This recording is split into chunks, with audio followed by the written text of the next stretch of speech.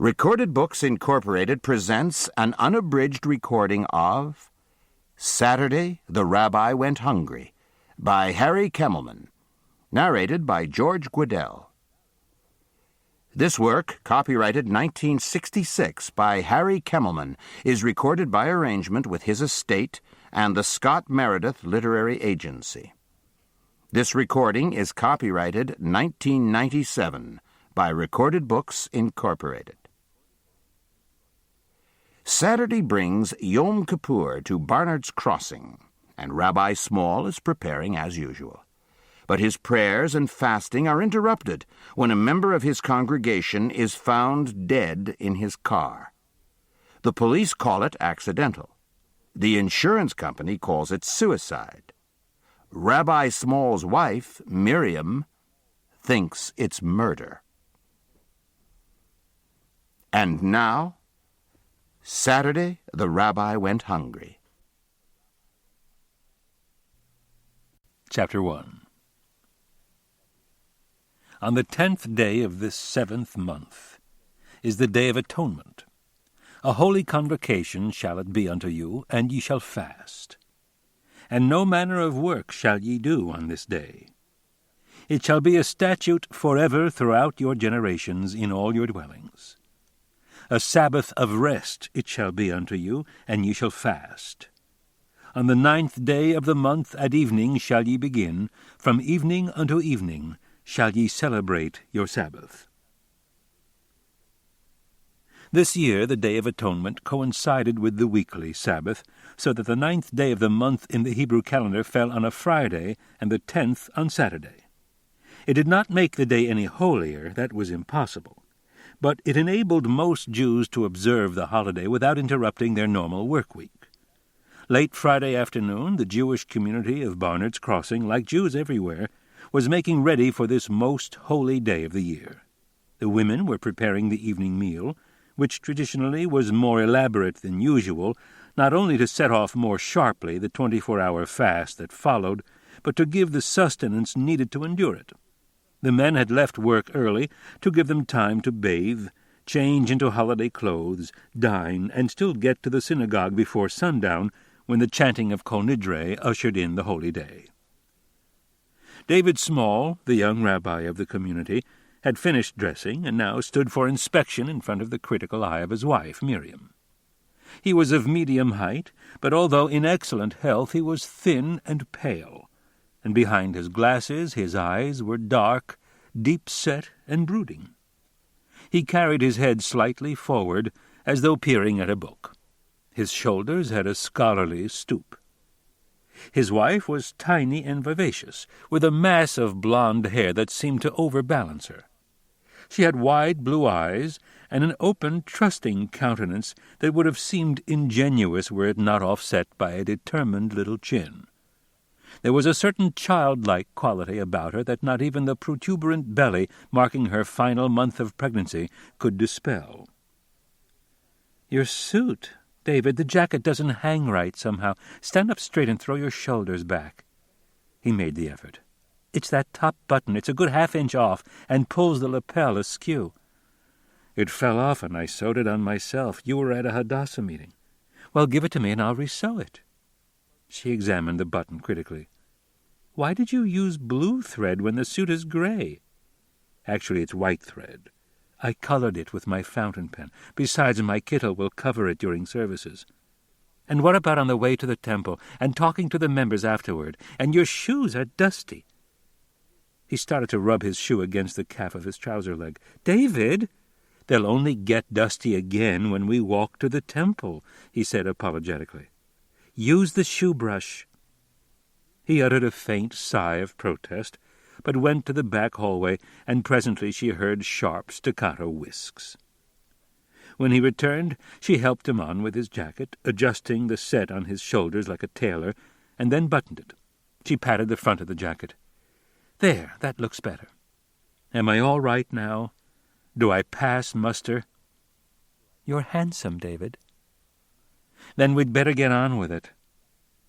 From his wallet he extracted 2 $1 bills and gave her one and kept one for himself. Automatically, he started to return the wallet to his back pocket, then thought better of it, and went inside and put it away in his bureau drawer. He did not carry money on the Sabbath. He came back with a prayer book in hand. Flipping the pages with index and second fingers, he found the place and handed her the open book. He pointed. "There's the prayer." She read the Hebrew passage that explained that this money was for charity in partial atonement for her sins. Then she folded the bill and inserted it in the opening of the blue tin charity box that she kept on a shelf in the kitchen. "Is $1 enough, David? It's just a token." He slipped in his own folded bill. "You know, my grandfather, who lived with us a few years before he died, used for his offering a live rooster, which I understood was given to the poor. According to the custom, a man would use a rooster and a woman a hen. You, now in your condition, would be expected to use a hen and an egg." "You're joking." "No, seriously." "And what would happen to the egg?" "Oh, I suppose we'd eat it." "It sounds cannibalistic." "Now that you mention it, my folks used money, of course, usually in some multiple of 18. My father would accumulate coins for the purpose, dimes, as I recall, and he and my mother each would use 18. As a youngster, I was given 18 pennies. "Why 18? "Because in Hebrew the 2 letters in the alphabet that represent the numerals 8 and 10 spell chai, which means life. A bit of Kabbalistic nonsense, really. Come to think of it, today is the 18th of September, which gives it even added significance. I should have arranged to get some coins. I've got a bunch of pennies, David." "I think the poor would appreciate $1 more than 18 cents. We'll let it go this time and try to remember next year, but now, if we don't want to be late, we'd better eat." They sat down, and he pronounced a blessing. The telephone rang. The rabbi, who was nearer, picked up the instrument. From the receiver came a loud voice. "Rabbi, Rabbi Small, this is Stanley. You know, Stanley Doble from the temple." Stanley was the temple janitor and general maintenance man, and although he saw the rabbi almost every day, he still found it necessary to identify himself as Stanley Doble from the temple, like some heraldic title, whenever he phoned. Although he had an instinctive knowledge of all things electrical and mechanical, apparently he considered the phone wire a hollow tube through which he had to shout to be heard. "I'm sorry to bother you, Rabbi, but the public address system is on the blink." "What's the matter with it?" "It don't work right. It don't work right at all. It howls." "Maybe by tonight it will straighten itself out," suggested the rabbi, who regarded all mechanical devices as a mystery. They got out of order owing to some perversity and might right themselves if left alone. Then, hopefully, "Maybe a minor adjustment?" "I checked the wiring. I couldn't find anything. I think it's the microphone. I think maybe it's broken." "Is there anyone you can call for service? How about the company that installed it?" "It's a Boston outfit." The rabbi glanced at his watch. "Then there's no sense in calling at this hour. What about someone in Lynn or Salem?" "It's pretty late, Rabbi. Most places are closed by now." "Well, I'll just have to talk a little louder then. Perhaps you had better call the cantor and tell him." "Okay, Rabbi. Sorry to bother you, but I thought you'd like to know." The rabbi returned to his soup, which his wife had set before him. He just started on it when the phone rang again. It was Mrs. Robinson, president of the sisterhood. "Oh, Rabbi, Sue Robinson." Her voice had a breathless quality, as though she had sighted him at a distance and caught up with him only at the corner. "Forgive me for interrupting your pre-Holy Day meditations, but it's frightfully important. You were going to make an announcement on the floral decorations, weren't you?" She sounded accusing. "Of course. Just a minute." He opened his prayer book to a sheet of paper he had inserted. "I have it right here, floral decorations, courtesy of the sisterhood." "Well, there's a change. Do you have a pencil and paper handy? I'll hold on." "All right." "Rose Bloom. No, you had better make that Mr. and Mrs. Ira Bloom, in memory of her father, David Isaac Lavin." "Lavin?" "That's right. She pronounces it Lavin, Lavin, with a long A. She insists that's nearer the original Hebrew than if she spelled it the usual way with an E. Is that right, Rabbi?" "Yes, I suppose it is." "Well, of course, if you say so, but it still sounds effective to me. Anyway, floral decorations, courtesy of Mr. and Mrs. Ira Bloom. You don't want to make a mistake on the names, Rabbi," she said sharply.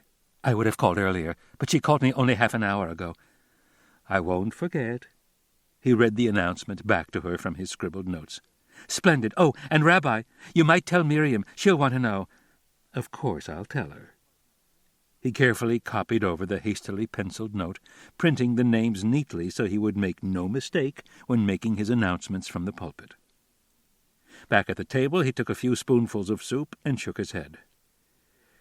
"I don't think I care for any more," he said apologetically.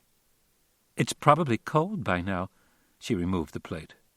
The phone rang again. It was a Mrs. Rossoff. "Tell me, Rabbi," she said, and tried to keep her voice calm, "I don't like to disturb you at this time, but how much does the Torah weigh? You know, the scroll." "Why, I don't know, Mrs. Rossoff. The scrolls are of different sizes, so I suppose they would vary quite a bit in weight. Is it important? I imagine most of ours would be about 30 pounds apiece, but that would be only a guess." "Well, I think it's important, Rabbi. My husband got a notice last week that he was to have an honor for Yom Kippur. They said he would be Hagbah, and I just found out what it means. It means, Rabbi, that he is supposed to lift the scroll up by the handles way over his head. Is this the kind of honor you give to a man who had a heart attack not 3 years ago, and who to this day wouldn't think of going out into the street without his little bottle of nitroglycerin pills? Is this how you give out honors, Rabbi? You'd like to see my husband have a heart attack right there on the altar?" He tried to explain that the honors were distributed by the ritual committee and that he was sure they had no knowledge of Mr. Rossoff's condition. "But it's really nothing serious, Mrs. Rossoff, because Hagbah is one of a pair. There's Hagbah and Galila. Hagbah lifts the scroll, and Galila rolls it up and ties it. Your husband has only to say he would prefer the honor of rolling up the scroll instead of lifting it, and the other man can do the lifting. You don't know my husband. You think he'll admit he can't lift the scroll after you have announced he will? My big hero would rather take a chance on a heart attack." He assured her he would take care of it, and rather than rely on his memory immediately, dialed Mortimer Schwartz, president of the congregation, who announced the honors from the pulpit. "I'm glad you called, Rabbi," he said after he had taken the message. "I wanted to phone, but I hated to disturb you at this time. You heard about the public address system?" "Yes, Stanley told me." "It isn't as bad as he probably said it was. When you talk right into it, there's a low hum. But you can pretty much tune it out by turning down the volume. It's only when you don't talk into it directly that you get a kind of howl. So if you can remember to talk into it directly—" "I doubt if I could, Mr. Schwartz, but on the other hand, I don't think I really need it. I was thinking about tomorrow. The going will be a lot tougher. That's a full day's service, and on an empty stomach." "I'm sure we can manage. The hall has good natural acoustics." "Suppose I could get hold of a mechanic to work on it right after our service tonight." "Oh, I'm afraid that's out of the question," said the rabbi quickly. "Well, perhaps you're right. It would cost us an arm and a leg, and people might notice that there was a light on in the temple. You're sure you don't mind?" He returned to the table. "Mortimer Schwartz being solicitous," he remarked. "The effect of the Yom Kippur spirit, no doubt." He was halfway through his roast chicken when the phone rang again. Miriam started for it purposefully, but her husband waved her aside. "It's probably for me," he said. "It seems as though I've been on the phone all evening talking to people who don't want to disturb me." He lifted the receiver. "Rabbi Small." "Oh, Rabbi, how fortunate to find you in. This is Mrs. Drury Linscott. I am not of your faith, but both my husband and I have the highest opinion of your people. As a matter of fact, my husband's principal assistant, a man in whom he has the highest confidence, is a full-blooded Jew." She waited for him to be duly grateful. "I see," he murmured. "Now, my husband reports that Morton, that's my husband's assistant, Morton Zoll, do you know him?" I don't think so." A very fine man, and really quite dependable. Well, my husband claims that Morton told him that starting at sundown tonight he is not supposed to eat or drink, not even water, until sunset tomorrow. Now, I find that hard to believe, and I am sure that Mr. Linscott must have misunderstood. No, it's quite true, Mrs. Linscott. We fast from sunset to sunset. Indeed. And he must not do work of any kind during that time? Quite true. Oh. The rabbi waited. Very well, then. And she hung up. The rabbi looked quizzically at the instrument and then gently replaced it on its cradle. What was that all about? Asked Miriam. He reported the conversation. I'll answer the phone from now on, she said. Almost immediately it rang again. She waved him away and picked up the receiver. She cupped her hand over the mouthpiece. It's Cantor Zimbler, she whispered. I better take it. The cantor sounded frantic. Rabbi, have you heard about the public address system? Stanley called me, and I came right over to the temple. I'm calling from there now. I just tested it, and it's terrible. I started singing my Hineni Heoni Mimas, and it sounded like an old-fashioned phonograph with a dull needle. If I turned my head the least bit, it went, awoo, awoo, like a fire alarm. What are we going to do, Rabbi? The rabbi smiled. He wondered if the cantor had put on his robes and tall white yarmulke to make the test. He was a short, fat man with a little black mustache and goatee who looked like the chef in a spaghetti advertisement. They shared the same enrobing room, and the cantor insisted on affixing a full-length mirror to the door. Only the year before last he had served in an Orthodox congregation, and in applying for his present job he sent along with his resume one of the posters he used in advertising special concerts. There he had referred to himself as Yossele Zimbler. Since then he had had new ones printed up in which he called himself the Reverend Joseph Zimbler. With a voice like yours, Cantor, I shouldn't think you'd need a public address system. You think not, Rabbi? No question of it. Besides, you are Orthodox in outlook, aren't you? So I shouldn't think you would want to use a public address system at all. As I understand it, it's an electric system where the circuit is made and broken by the inflections of your voice. So it's like turning the electric light on and off all through the service. Well, the cantor obviously was not convinced. That's why many of the Orthodox congregations don't use it at all during the Sabbath, and of course Yom Kippur is the Sabbath of Sabbaths. That's true, Rabbi, said the cantor slowly. Then, but we used it last Yom Kippur. That's because we are a conservative congregation, and the conservative synagogue permits it. But this year the holy day comes on the Sabbath, so this year it is the Sabbath of Sabbaths of Sabbaths. And he rotated his free hand in slow circles, Talmudic fashion, to indicate the ever-increasing sanctity of Sabbath piled on Sabbath. You could argue that if the rule applies for the Sabbath for the Orthodox synagogue, then it should apply for us conservatives on Yom Kippur. And on a third-degree Sabbath, such as we're having this year, it ought to apply even to Reform congregations. The cantor's chuckle told him he was won over. The rabbi returned to the table. His wife shook her head with a smile. That was a terrible pilpul. You're probably right, the rabbi said wryly.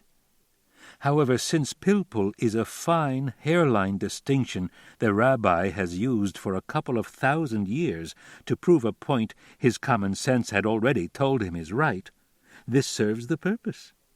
And in the present case I have converted into a blessing something that has to be tolerated anyway. It made him feel pious and devout instead of aggrieved. He laughed. They're like children, so many of these cantors. Maybe that's why they always call themselves by their diminutives, Yossele, Motele, Itzikel. Maybe if I call you Dovidel, I can exercise enough authority to keep you at the table until you finish your meal. Remember, there's a long fast ahead. The telephone did not ring again, and he was able to drink his coffee in peace. Miriam cleared away and washed the dishes and got dressed. You're sure you don't mind the walk? he asked solicitously. "Of course not. The doctor wants me to get plenty of exercise. But let's start now to avoid any more idiot calls." It was 6:30, and although the sun was not due to set for another hour, the service started 15 minutes earlier. It was only a 20-minute walk to the temple, but tonight it was well to get there early. They were on their way out the door when the telephone rang. "Let it ring, David." And wonder all evening who it was? Don't worry, I'll cut it short. "Rabbi." The voice was low and hoarse and urgent. "This is Ben Gorowski. I've got a favor to ask of you. Could you stop at my house before going to the temple? It's awfully important. It's my father. He's very sick." "But we're just leaving to walk to temple and haven't much time, and your house is not en route." "Rabbi, you've got to come. It's a matter of life and death. I'm sending a car for you, and I can drive you to the temple afterward. It's all right to ride over, isn't it? It's only after services that you don't want to ride. Don't worry. You'll get there the same time you would if you walked." "Well, he's already started out. He'll be over your place in minutes." Chapter 2. Hugh Lanigan, chief of police of Barnard's Crossing, pulled back his chair and, plumping himself down on its leather seat, swiveled around to face his visitor. He was a stocky man, with a pleasant Irish face and snow-white hair. "What can I do for you, Padre?" he said genially. The man in the visitor's chair was young, not more than 35. He was tall, with broad shoulders and a deep chest. A pillar of neck supported a handsome, craggy face surmounted by blond, curly hair that was just beginning to thin out in 2 peaks above the forehead. In spite of the clerical collar and black silk rabat, he looked more like a football player than an Anglican minister. And indeed, Peter Dodge had been an All-American guard on the Wabash varsity and played professionally for several seasons before the call to enter the ministry. "I am Peter Dodge, assistant to Dr. Sturgis at St. Andrew's," he said in a deep baritone. Lanigan nodded. "I've come to lodge a complaint against a couple of your men." "Oh, who are they?" "I don't know their names." "Badge numbers?" "I don't know those either, but they were the 2 men riding the patrol car Wednesday night." Lanigan glanced at a chart on the wall. "That would be Loomis and Derry. They're both good men. What do they do?" "There was a fracas of some sort at Bill's Cafe over near the Salem line." "I know where it is." "Of course. Well, there was some sort of trouble, and Bill, the proprietor, asked some of the participants to leave. They did so without argument, but I gather they hung around outside, and when customers drove up, urged them not to go in. They made nuisances of themselves, but I'm sure there was nothing vicious in it. It was all quite good-natured, without animosity." "Even though they were urging customers to stay away?" I spoke to the proprietor, and he assured me he did not take the matter seriously. "Oh, then you weren't there at the time?" "No, I came along some time afterward." "In the course of your regular evening walk?"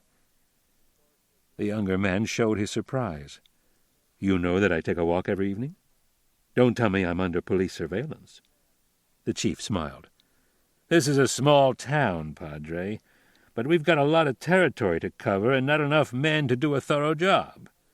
Other towns are the same way. If you want to cover the area with foot patrolmen, you need a lot more men than the town is willing to pay for. And cruising cars or motorcycles miss a lot. So we use a combination of the two and take up the slack by trying to know things before they happen. You're new here. Couple of months?" Dodge nodded. "And I suppose you come from a big city," he hesitated, "from the Midwest, judging by your accent. South Bend. Well, that's a pretty big city. People who live in cities usually aren't aware of their police until they actually need them. The police are a service they expect will function when they need them the same way they expect water when they turn on the tap, or electricity when they flip a switch. But in small towns like this, police are still people. They're neighbors and friends, and you know them the way you do any other neighbor. It's part of our job to know what's going on. We see a man walking along the street after dark, and the patrolman on the beat will make a point of speaking to him." He looked at the young minister quizzically. "Weren't you ever approached by a policeman?" "Oh, shortly after I came, but he only asked if he could help me. I suppose he thought I was looking for a street number." "And you explained that you always take a walk after dinner?" "Oh." "You start out from Mrs. Oliphant's, where you board, and you go up Oak Street, just beyond Colonial Village, and then you swing down Main Street over to the Salem line, and then along the waterfront and home." "So that's how it's done?" "That's how it's done." "And if instead of this collar I had been wearing, well, ordinary clothes?" "Then he would have been just as polite, but probably he would have asked a few more questions. And maybe if you had explained you were just walking to the bus station, he might have suggested you wait for the cruising car to give you a lift." "I see." "Now, my guess is that you came by Bill's place about 8:30 and found the boys standing around full of indignation and asked them—" "One of them goes to our church. And according to him, and the others agreed, your 2 policemen were abusive and unnecessarily rough." "There were 2 Negro lads in the group. Your men were especially abusive to them." It crossed Lanigan's mind idly that his own pastor, Father O'Shaughnessy, would have referred to them as colored boys, but doubted Dodge would understand no offense was intended. "Your complaint, then, is that my men were unnecessarily rough? Did they hit them? Did they use their clubs?" "I want to make it clear, first of all, that the cruising car was not called. It just happened by." "Yeah, we check Bill's place 2 or 3 times a night." "Which would indicate that nothing very serious had happened there." "All right." "I'm mostly concerned about the particular abuse that was meted out to the Negro lads. This isn't Alabama, I hope." "So that's it. You're connected with the civil rights movement, aren't you?" "I certainly am." "All right. Now, what happened to the colored boys that upset you?" "Well, for one thing, I protest their having been singled out. They were pushed, and one of them fell. Your men were vituperative, and as public servants, I don't think—" "Maybe that's the point, Padre. I mean that they are public servants.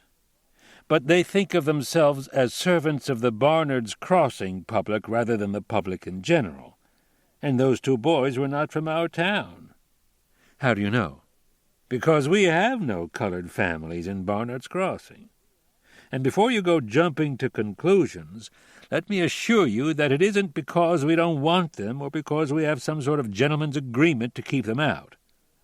It's just that real estate prices around here are high, and most Negroes can't afford it." He wondered whether it was worthwhile trying to explain to this outlander how things were in Barnard's Crossing. "You've got to understand the situation here, Padre. Ed Loomis, and I guess it must have been Ed, has no prejudice against blacks or against any other ethnic group. We don't have much of that kind of thing in this town. The spirit of the town is live and let live. And after you've been here a while, you'll realize it. It was settled by people who left Salem because they didn't want the theocracy there telling them what they could do and couldn't do. And for a long time we had neither church nor minister here. They were a rough lot, but they were tolerant. And I'm inclined to believe that both traditions have carried down some to the present. The fact that my people, Irish Catholic, could settle here during colonial times will give you some idea of the spirit of tolerance that prevailed. Those 2 boys were from Salem, and I suppose there is a kind of prejudice against outsiders, and that would include anyone not born here. They call them foreigners. But I assure you that Ed Loomis meant nothing personal. If it's wrong for Barnard's Crossing police to shoo out-of-towners a little more forcefully than they would local youngsters, at least it's understandable." "So you condone it?" "I don't condone it, but I understand it." "I don't think it's enough. Mr. Braddock, the chairman of the Board of Selectmen, is a member of our church, and I intend to speak to him about it." Lanigan pursed his lips. Then he glanced at the clock on the wall and leaned back in his swivel chair far enough to see down the connecting corridor to the sergeant's desk. "Will you contact the patrol car, Joe?" he called out. "See that they get right down to the temple to help with the traffic.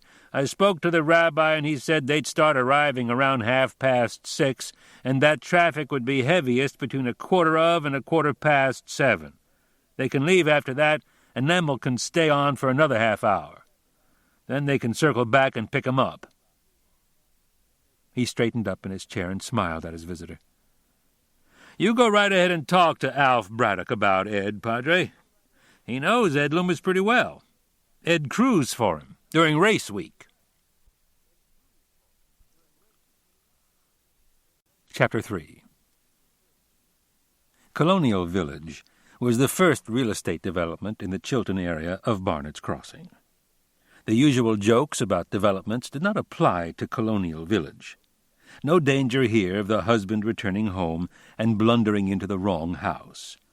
Although all floor plans were identical, Colonial Village had 3 different exteriors, and no 2 adjoining houses were built in the same style. There was no confusing the moderne, with its flush door and 3 small diagonal panes of glass, with the Cape Cod, which had a white-panelled door flanked by 2 long, narrow windows, or either with the Renaissance, which had a massive-looking door hung on 2 wrought-iron hinges generously studded with hammered iron nails, and a small square window set in a black iron frame. In each case, the porch light and railing leading to the front door carried out the motif. And inside, too, as the agent went to pains to point out, light fixtures and hardware matched perfectly.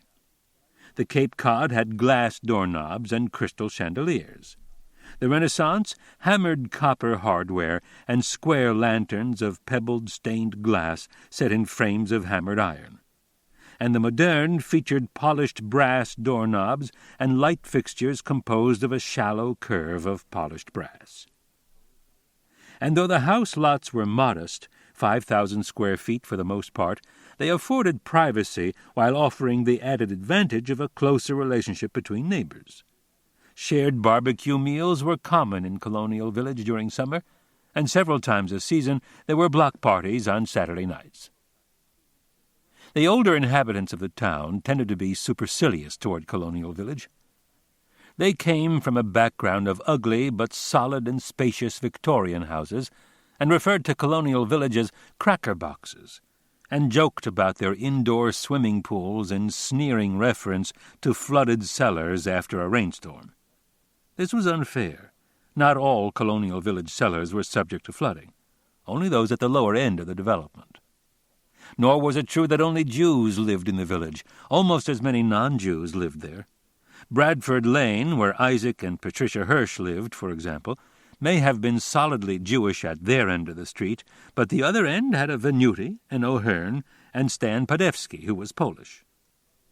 Right now, on the eve of Yom Kippur, there was a bustle of activity in many Colonial Village households as families got ready for temple. The Hirsch home, however, was relatively quiet. Patricia Hirsch, a tall, statuesque woman in her 30s, with red hair and freckles and bright blue eyes, had already had her supper and cleared away the dishes. She frequently ate alone, since there was no telling when her husband would get home from the lab. Normally she did not mind, but tonight she had promised to babysit across the street for Liz Marcus so she could go to the Kol Nidre service. Her husband's tardiness was annoying, especially since Pat had told him to be sure to get home early. His place was laid in the tiny dining area, set off from the rest of the living room by a 2-tier painted bookcase. Renaissance had a wrought-iron railing, and Moderne had a low wall of glass brick. She glanced at the clock, and was considering calling the lab to see if he'd started out when she heard his key in the lock. In contrast to his attractive young wife, Isaac Hirsch was short, fat, and 50. He had a fringe of grizzled iron-gray hair around a bald head and a short, bristly mustache under his bulbous, red-veined nose. She bent forward to kiss him perfunctorily, then said, "I told you I was going to babysit for Liz Marcus. I promised to be over early." "You have plenty of time, baby. They don't start services until after 7, maybe not till 1:15, just before sundown." "How would you know?" she said. "You haven't gone in years." "Some things you don't forget, baby." "Well, if you can't forget it, why don't you go?" He shrugged his shoulders and sat down at the table. "I mean, it's like Christmas, isn't it? I don't go to church, and we never did much back home, but I always feel I've got to celebrate Christmas. When Ma and Pa were alive, I always made a point of trying to get back to South Bend." She began serving his dinner. "It's like that, isn't it?" He considered. Yes, for some it's like that, but for most it's like anything religious, a kind of superstition. And I just don't happen to be superstitious. She sat down opposite him and watched him eat. He spoke between mouthfuls. There are some Jews who let on to be awfully proud of being Jews, although they had nothing to do with it, and it certainly wasn't of their own choosing. And there are some that are sorry they were born Jews. It's the same feeling, really, just turned inside out. He waved his spoon at her. Nothing so much resembles a hollow as a swelling. So they do what they can to change it, poor buggers. She took the plate away and brought him another.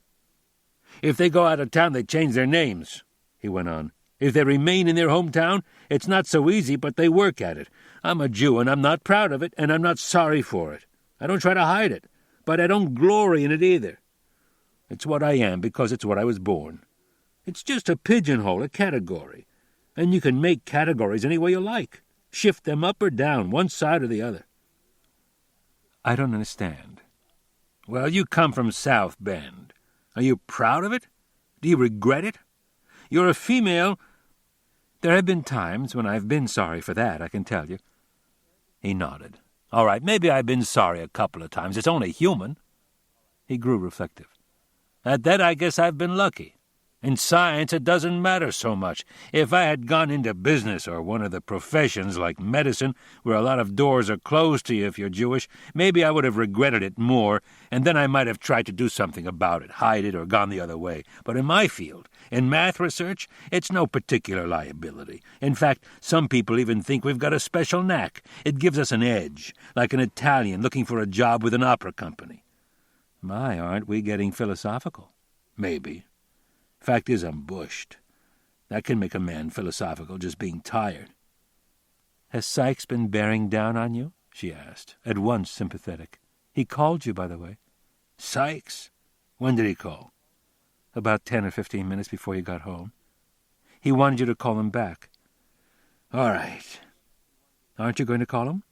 No. I'll run up later and see him at the lab. That's probably what he wanted. But you're tired, she protested.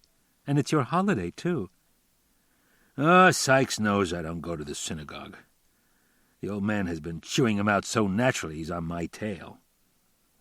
Is something wrong, Ike? She asked anxiously. He shrugged his shoulders. The usual headaches. You get an idea, and it looks good, so you work on it, and then it turns out sour. That happens all the time in research, doesn't it? Sure, and for the boys in pure research at the universities, it doesn't make any difference.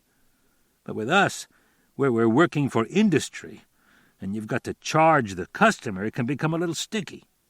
This job was for Goraltronics, and they're not easy people to work for at any time. Right now, for some reason, they seem jumpier than ever, and it rubs off on everyone else down the line. Well, let the big boys worry. I'm just one of the peasants. I do my work and draw my pay. Then you'll be working late? Maybe a couple of hours. Why? Peter Dodge called earlier to say he might drop by. To see me? Or to see you? She colored. Oh, Ike. He laughed at her embarrassment. I'm just kidding, baby. Come here. She came over, and he put his arm around her and nuzzled her thigh while massaging her buttock with his hand. He's just friendly because we're from the same hometown, she said defensively. The phone rang, and she left him to answer it, saying over her shoulder, That's probably Sykes again wondering why he didn't call back. But it was the petulant, metallic voice of Liz Marcus. Hey, Pat, I thought you promised to get here early. Turning to her husband, she said, Gotta go, dear. Try not to let him keep you there too late. Right, baby. From the door, she pursed her lips in a token kiss.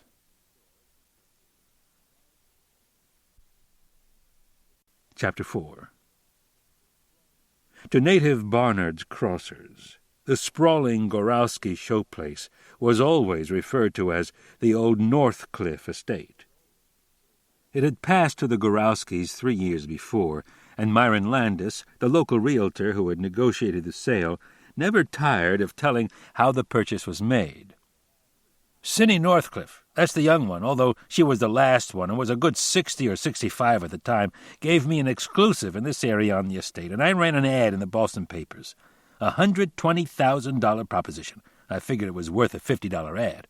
So the next day, in come these two characters, an old geezer with a beard, and this fella, his son, maybe 50 years old or so. And the old guy says, he does the talking, and he's got an accent you can hardly understand him. "You the agent, the Northcliffe place?" So I says, "Yes, sir." And then he says, "So how much they asking?" And I say, $120,000. So then he gives his son a nod, and they go over to the corner of the room and they argue a little. I could hear what they're saying, but it's not in English, so it don't do me any good. So then they come back to the desk, and the young man writes out a check, and he gives it to the old man to sign. And the old man, he takes off his glasses, and he puts on another pair, and he reads over the check, his head moving from side to side, and his lips moving like he's spelling it out. Then he takes out a fountain pen, one of those old-fashioned kind that you fill, and he shakes it a couple of times, and then writes his name like he has to draw each letter. Then he hands it to me, and it's a check for $100,000, signed by a Moses Gorowski. So I say, "This is for $100,000. The price is $120,000. Which is a kind of crazy thing to say because, of course, you don't buy property that way, without even showing the place or answering questions. To say nothing of arranging financing, a mortgage, a second mortgage. I mean, I never sold property like that before. A check for $5,000 or even $1,000 as a binder or even an option, that would be normal, you understand. So he says, "You get in touch with your seller. Say you got a check for $100,000. I can have certify if you want." So naturally I got in touch with Miss Northcliffe, and she says to go ahead. I told her, "Miss Northcliffe, where they offer 100, I'm sure they'll go the other 20. And you know what she says? She says, "Landis, you're a damn fool, and you don't know the first thing about business. Take his offer." And that's how it went. It was a large gray stone mansion, set well back from the street by a few acres of lawn, and encircled by a high iron fence. The rear of the house faced the sea, in fact was part of the sea wall, and as the car approached the front gate, Rabbi Small and Miriam could hear the pounding of the surf against the wall and feel the chill ocean air. The car circled the driveway and stopped at the front door. The chauffeur jumped out and opened the door for them. Almost immediately they were joined by Ben Gorowski, a tall, heavy man, swarthy, with bluish jowls and heavy black eyebrows. He grasped the rabbi's hand and wrung it gratefully. "Thank you, Rabbi, thank you. I would have come for you myself, but I didn't like to leave my father." He turned to the chauffeur. "You can go now, but leave the car here. I'll drive them back." To his guests he explained, "All the servants except the housekeeper have tonight and tomorrow off. My father's idea, that they mustn't work because they are of our household. But I'll drive you to the temple myself. Don't worry, you'll get there in time." "How is he?" asked the rabbi. "Not good. The doctor just left about half an hour ago. We had Hamilton Jones. You've heard of him, I'm sure. The biggest man in the field, professor at Harvard." "Your father's conscious?" "Oh, sure. Sometimes he dozes off for a little, but he's conscious all right." "Was this something sudden? It seems to me I saw him only recently at the Minyan." "That's right, Tuesday. Tuesday he went to the Minyan. Then Wednesday he's a little out of sorts, and Thursday he runs a little fever and he's coughing, and then today, when it keeps up, I figure I better bring in somebody. It's a strep infection, the doctor says, and you know how it is. He's an old man. At his age, any little cold, it can become serious." They paused in the ornate foyer. "Do you mind waiting here, Mrs. Small?" asked Gorowski. "The housekeeper is upstairs." "Certainly, Mr. Gorowski. I'll be all right. Don't mind me." "This way, Rabbi." He led him to the wide marble staircase, which had a thick-piled red carpet running down the middle. "When did he ask for me?" the rabbi asked. "Oh, he didn't ask for you, Rabbi. It was my idea." Suddenly Gorowski seemed embarrassed. "You see, he won't take his medicine." The rabbi stopped and looked at him incredulously. Gorowski, too, stopped. "You don't understand. The doctor said he had to take his medicine every 4 hours all through the night. We even have to wake him up to give it to him. I told the doctor I didn't like to wake him up, and he said if I wanted my father to live, I'd wake him up. They have no heart, these doctors. To him, my father is just a case. This is what I tell you to do. Do it or don't do it. That's your business." "And you want me to give him his medicine?" Gorowski seemed desperate to make the rabbi understand.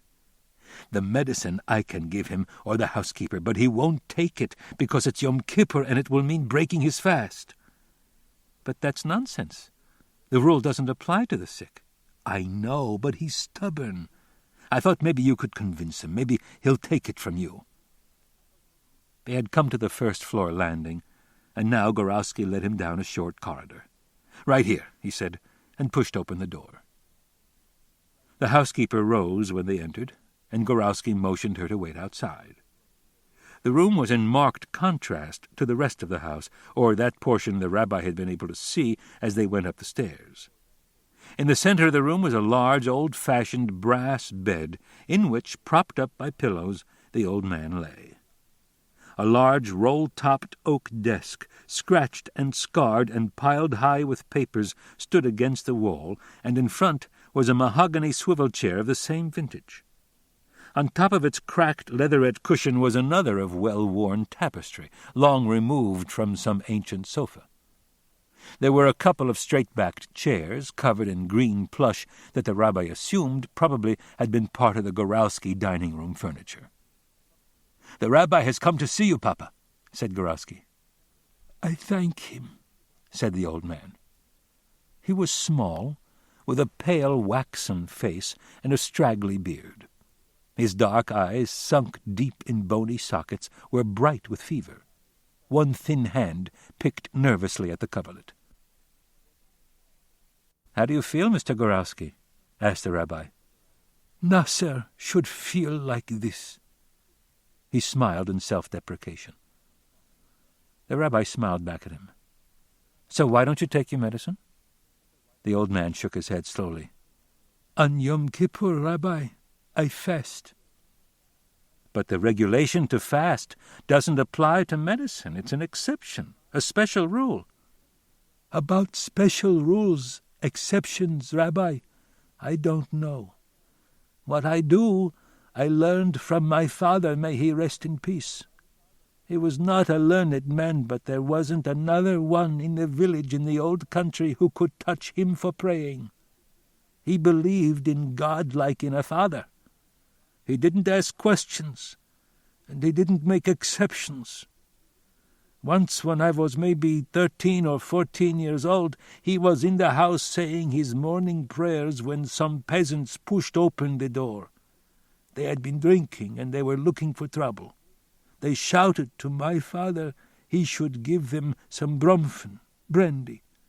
My mother and I, we were frightened, and she hugged me, but my father didn't look at them, and he didn't even skip a word in his prayer. One of them came up to him, and my mother screamed, but my father went on praying.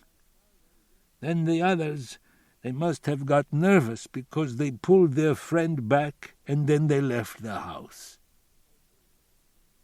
His son, obviously, had heard the story many times, for he made a grimace of impatience, but his father did not notice and went on. "My father worked hard, and he always managed to feed us and clothe us. And with me it's the same way. I always obeyed the rules, and God always took care of me. Sometimes I worked harder, and sometimes there was trouble. But looking back, it was more good than bad. So what I'm told to do, I do. And this must be what God wants, because he gave me a good wife who lived till she was full of years, and good sons, and in my old age he even made me rich." "Do you think that the regulations to pray, to keep the Sabbath, to fast on Yom Kippur, do you think these are good luck charms?" the Rabbi said. "God also gave you a mind to reason with, and to use to protect the life he entrusted to your care." The old man shrugged his shoulders. "In fact, if you are sick, the regulation specifically states that you must not fast. And it's not an exception either. It's a general principle that is basic to our religion." "So who says I'm sick? A doctor says I'm sick. That makes me sick?" "All day he goes on like that," said Ben admiringly. "A mind like a steel trap." To his father he said, "Look, Papa, I asked Dr. Bloom who we should get, and he tells me Dr. Hamilton Jones is the best there is. So we get Hamilton Jones. He's not just any doctor. He's a professor from Harvard College." "Mr. Gorowski," said the rabbi earnestly, "man was created in God's image. So to disregard the health of the body that was entrusted to our care, God's image, Mr. Gorowski, this is a serious sin. It is Chilul Hashem, an affront to the Almighty." "Look, Rabbi, I'm an old man. For 75 years at least, 75 years I can give you a guarantee. I fasted on Yom Kippur. So this Yom Kippur you think I'm going to eat?" "But medicine is not eating, Mr. Gorowski." "When I take in my mouth and I swallow, by me this is eating." "You can't beat him," Ben Gorowski murmured in the rabbi's ear. "Do you realize, Mr. Gorowski," said the rabbi seriously, "that if, God forbid, you should die because you refused medication, it could be considered suicide?" The old man grinned. The rabbi realized that the old man was enjoying this, that he was deriving a perverse sort of pleasure from debating with a young rabbi. David Small wanted to smile, but he made one last effort and managed to sound somber and portentous. "Think, Mr. Gorowski, if I should judge you a suicide, you would not receive formal burial. There would be no eulogy over your grave. There would be no public mourning. No Kaddish would be recited in your memory. According to strict interpretation of the law, you might be buried in a corner off to one side of the cemetery. You couldn't even be placed beside your dear wife. And your children and grandchildren would be shamed." The old man held up a thin, blue-veined hand. "Look, Rabbi, in all my life I never did anybody any harm. I never cheated. I never bore false witness. 50 years I'm in business for myself, and show me one person who can say I took from him a penny. So I'm sure God will take care of me and not let me die tonight." The rabbi couldn't resist the gambit. "If you are on such good terms with the Almighty, Mr. Gorowski, then why did he let you get sick in the first place?" The old man smiled, as though his opponent had fallen into the trap he had set. "Such a question! If he didn't let me get sick, so how could he make me well?" "He can stop you like that every time," said the son. "Don't worry, Rabbi," said the old man. "I'm not going to die tonight. Benjamin, sending the woman. You better go now. You'll be late for Kol Nidre." He closed his eyes in dismissal. As the two men walked down the stairs, the rabbi said, "I'm afraid I wasn't of much help." He looked at his host curiously. "But I would have thought he would listen to you." "When does a parent ever listen to a child, Rabbi?" asked Gorowski bitterly. "To him I'm just a boy. He's proud when other people say nice things about me. Last year I was written up in Time magazine, and he carried the clipping in his wallet and pulled it out and showed it to people whenever my name was mentioned. And if it wasn't mentioned, he'd bring it up himself. 'Did you read about my son Benjamin?' But when it comes to taking my advice, that's another story. In matters of business, at least, he listens, but when it's his own personal health, talk to the wall." "Has he been well all along?" "He's never sick. He doesn't see a doctor from one year to the next. That's the trouble. He thinks he is indestructible, and when something like this happens, he won't do anything about it." "He must be pretty old." 84, said Gorowski proudly.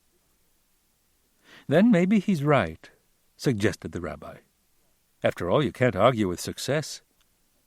If at his age he is well and never sees a doctor, then he's probably learned instinctively how to take care of himself." "Maybe, Rabbi, maybe. Well, thanks anyway for trying. I'll drive you and Mrs. Small to the temple now." "Aren't you coming to services?" "No. I think tonight, to be on the safe side, I better hang around here." Chapter 5. A light panel truck bearing the sign Jackson's Liquor Mart drove up to the Levinsons across the street from the Hirsch house. The driver got out and stood at the front door with a small parcel under his arm. He pushed the doorbell and waited. He rang again, his fingers drumming a nervous tattoo on the aluminum cover of his voucher book. Just then he saw Isaac Hirsch leave his house and start for his car. He hailed him and walked over. "You live in that house, mister?" "That's right." "You know," he peered at the name on the package, "Charles Levinson?" "Sure, that's his house right there." "Yeah, I know." Suddenly the driver was exasperated. "Look, this is my last delivery today, and I'm running late, and tomorrow all my deliveries are on the other side of town. There's no one home, and I hate to leave this where anyone can get at it, if you know what I mean. Would you mind taking this and giving it to Mr. Levinson when you see him tomorrow?" "Why not?" "Fine. Sign here." Tweaking the belly of the toy troll suspended from the rear-view mirror, Hirsch set it dancing on its elastic. "Wasn't that a gurgle we heard, Herr Einstein?" The little figure with its wild mop of hair seemed to nod in agreement. "This needs looking into, I should say." And suiting the action to the word, he carefully opened the package and extracted a bottle. A fifth of vodka, no less, and of the right brand. He held the enclosed card under the dashboard light and read, "To Charlie Levinson for a happy birthday." Very touching, don't you think, Einstein, old friend? I am strongly tempted to drink a toast to our friend and neighbor, Charlie Levinson. But first, let us consider. It's been 6 months since we've had a drink. What's that you say? Nearer 8 months? Well, perhaps you're right. Either way, it's a long time between drinks. On the one hand, it's a shame to spoil the record, but on the other hand, only a lout would refuse to drink good old Charlie's health. Did I hear you say something? You say I don't know when to stop once I begin? You've got a point there, old friend. But how do we know unless we test ourselves every now and then? After all, we didn't ask for this. We didn't go looking for it. We were just minding our business, setting out for the lab, and this comes along out of the blue, you might say. Now, I'd call that an omen. And on this night particularly. And suppose we do overdo it a little. What's the harm? Tomorrow is Saturday, and we can sleep as late as we like. You say Levinson will miss his bottle? Why, that's the beauty of the thing, old friend. Charlie's off to Temple, and won't be home till late. Being it's Yom Kippur, he won't, or he shouldn't feel like taking a drink. Then tomorrow, before he gets back from services, all we have to do is buy another bottle, and he'll never know. I say we should vote on it. All in favor, say aye. All opposed, nay. The ayes have it. He unscrewed the cap and took an experimental nip. Just as I said, Einstein, old friend, it's the right brand. He took another drink and then recapped the bottle. Yes, sir, it seems to be clearing the cobwebs out of the brain, and tonight of all nights we need a clear head. He set the car in motion. Several times along the way, he stopped to toast Charlie's good health. Behind him, he heard the loud blare of an automobile horn. He swung his car to the right. The wheel grated against a road divider, and he swung left. Once again there was the blare of a horn, and a car swept around him and hung alongside for a moment as the driver cursed at him. You know what, Einstein? Traffic here on Route 128 is moving just a little too fast for us. The old brain is clear as a bell, but the reflexes are a bit slow. What say we stop for a while? There's a turnout ahead, just a couple of 100 yards before we get to the lab where we can let things kind of catch up. He pulled to a stop. He fumbled clumsily with the wrapper of the bottle. Then, in annoyance, he ripped off the wrapping paper and cardboard box, and with a lordly gesture threw them out the window. The big trick is to time yourself. You time yourself, and there's no problem. He turned off the motor and headlights. Better wait half an hour or so, grab a little shut-eye maybe, and then go on to the lab. You mark my words, Einstein, old friend. If past experience is any guide, when I wake up, the old brain will be ticking like a regular computer. Chapter 6. The Smalls arrived at the temple just in time. The rabbi left Miriam to make her way through the front door, where stragglers were still coming in, and hurried to a side door that led to the vestry and the narrow staircase to the enrobing room adjoining the altar. The room had become something of a catch-all for old prayer books, florists' baskets used to decorate the altar, piles of cantorial music, and 2 coils of BX cable left by the electricians when the building was constructed some 3 years before. The rabbi hung up his topcoat and hat, and put on his skull cap and the white robe, which was the conservative compromise on the orthodox kittel, or grave vestment. Then, bracing against his locker, there was no chair, he changed from street shoes to white rubber-soled canvas shoes, a modern compromise on the ancient Mishnah ban against wearing shoes during the day of prayer. Lastly, he draped his silk prayer shawl over his shoulders, and after a glance in the mirror, opened the door that led to the altar.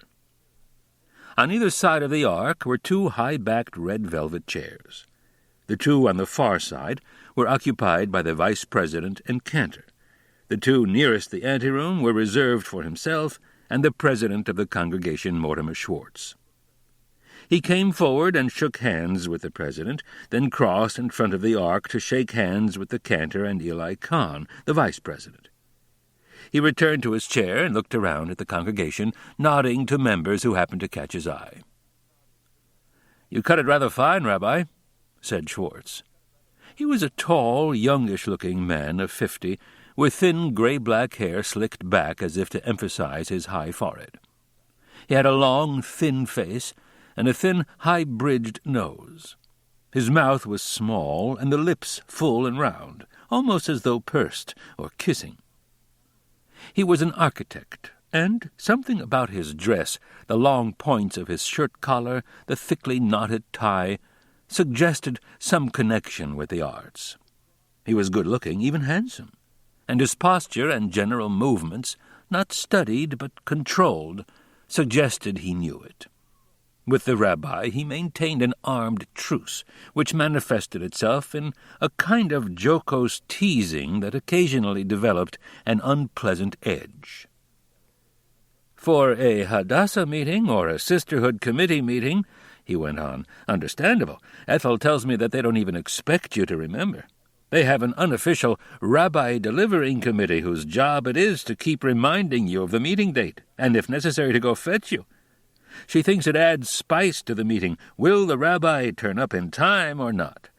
It's a convenient trait, since I suppose it enables you to miss an occasional meeting. But Kol Nidre, Rabbi, I wonder you were able to find a parking place." "Oh, Miriam and I plan to walk home. I'm a little old-fashioned about these things." "You walked? Why didn't you tell me, and I would have arranged to get you a ride?" "I did ride. As a matter of fact, I rode in style, in a Lincoln Continental, I believe. Just as I was leaving the house, Ben Goralski called and insisted I had to see his father. A matter of life and death, he said, so I couldn't very well refuse. Ben drove me down afterward." Schwartz sounded suddenly concerned. "Something's the matter with the old man? It sounds serious if they sent for you." The rabbi grinned. He wouldn't take his medicine. Schwartz frowned his disapproval of the rabbi's levity. In his relation with the rabbi, humor was a one-way street. "This is serious business. Tell me, is something really wrong?" "Any time a man that age gets sick, it's serious, I suppose, but I think he'll be all right." He went on briefly to describe his visit. The frown did not lift from the president's handsome face. If anything, it grew more pronounced. "You mean to say you threatened old man Goralski with a suicide's grave, Rabbi? You must have offended him." "I don't think so. I think he rather enjoyed fencing with me. He could see that I was more than half fooling." "I certainly hope so. Why this tremendous interest in Mr. Goralski?" He's a member, to be sure, but a relatively new one, and rather a cantankerous one at that. Yes, they're new. When was it they joined? About a year ago, wasn't it? When the old lady died and they bought the big center lot in the cemetery. But with their kind of money, they're important. Surely I don't have to tell you, Rabbi, that when you're running an organization like this, you need money. And if you don't have money, and what synagogue does, the next best thing is to have members who do.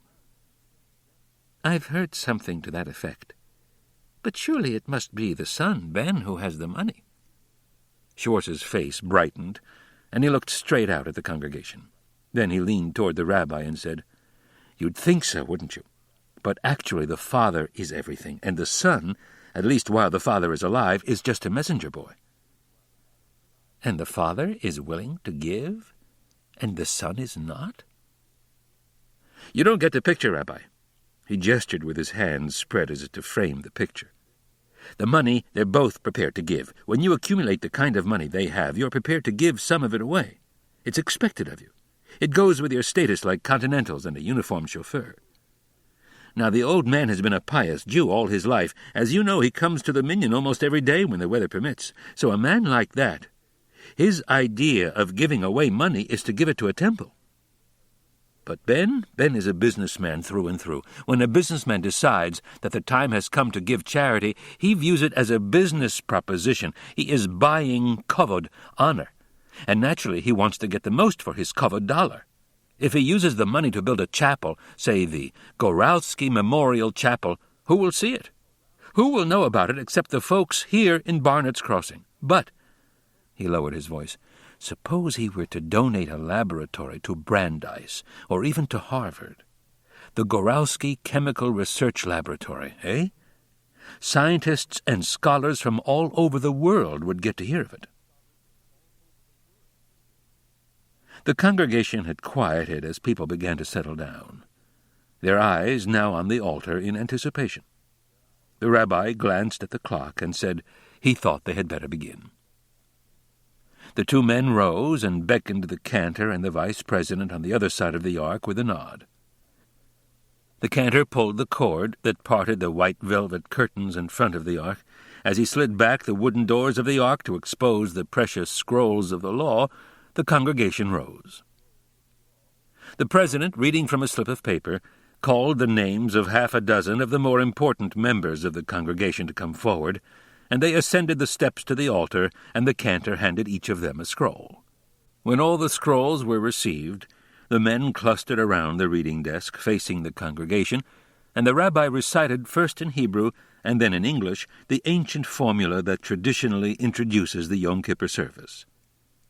"By the authority of the court on high, and by the authority of the court below, by permission of God and by permission of this holy congregation, we hold it lawful to pray with the transgressors." Then the cantor began the mournful yet uplifting chant of the Kol Nidre. 3 times he would chant the prayer, and by the time he had finished, the sun would have gone down, and the Day of Atonement, the Sabbath of Sabbaths, would have begun.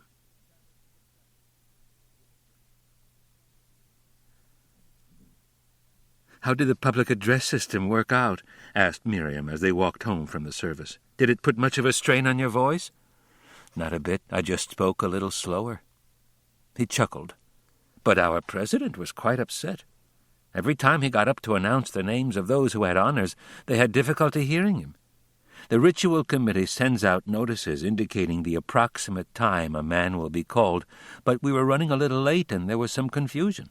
A Mr. Goldman, who sits well back, didn't hear his name, so Mr. Schwartz took the next name on the list, and that upset the whole schedule. Did you get that bit at the end when Marvin Brown was called?" "Yes, what happened?"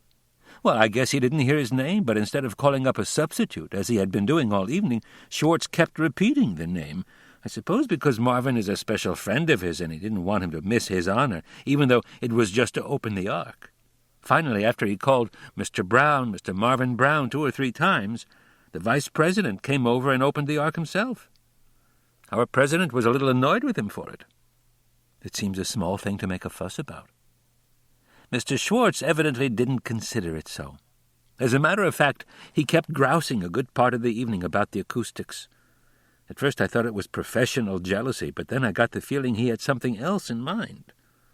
Especially when he said something about expecting us at his house tomorrow after we broke our fast.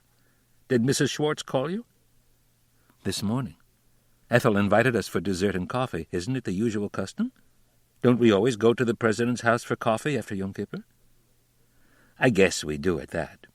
But somehow, when Mr. Wasserman and even Mr. Becker were present, I didn't think of it as a custom. I felt they asked us over, as they did on other occasions, because they wanted to see us. But I don't feel it's quite the same with Mortimer Schwartz. You know, in your present condition, we could easily duck it. There'll be a lot of other people there, David. We won't have to stay long. Ethel seemed particularly anxious for us to come. Maybe they're just trying to be nice and show they want to let bygones be bygones. The rabbi looked doubtful. You both seemed quite friendly up there on the platform. Naturally, we're not going to sit there and glare at each other. On the surface, everything is fine. We even joke with each other, although it's apt to be rather patronizing on his part, the way I would imagine he jokes with his junior draftsman. When I answer in kind, I get the feeling he regards it as an impertinence, although of course he wouldn't say so. She was troubled. Aren't you perhaps imagining a lot of this because he opposed renewing your contract when it came up before the board? I don't think so. There were others who opposed me, and when I was voted my 5-year contract, they came up to congratulate me. When my 5 years are up, they may oppose me again, but in the meantime, they will remain neutral and work with me. With Schwartz, on the other hand, I have the feeling that if he could get me out tomorrow, he would. But that's just the point, David. He can't. You have a 5-year contract that has 4 more years to go, and his term of office is only 1 year. You'll outlast him. It really isn't much of a contract, you know, he said. I don't understand. It's a service contract, which means they can't drop me as long as I behave myself. What constitutes proper behavior is up to them to decide, while nothing is said about their behavior. They can do all kinds of things against which I have no recourse. Suppose they decide to make some change in the ritual that I couldn't possibly live with. What happens then? The only thing I could do would be to resign. And you think Schwartz might do something like that? Just to get me out? No, but we could disagree about something, and he might use that as an excuse. And to give him his due, he'd probably feel it was for the good of the congregation. Chapter 7. Just before midnight, the call came in. Barnett's Crossing Police Department, the man at the desk said. Sergeant Jeffers. Yes, I see. Do you want to give me the name again? Hirsh. No C. Mrs. Isaac Hirsh. He repeated as he wrote. Bradford Lane. That's in Colonial Village, isn't it? Now, what time did he leave? Well, then, what time did you call the lab? I see. Can you give me a description of the car and the license number? Any marks on the car?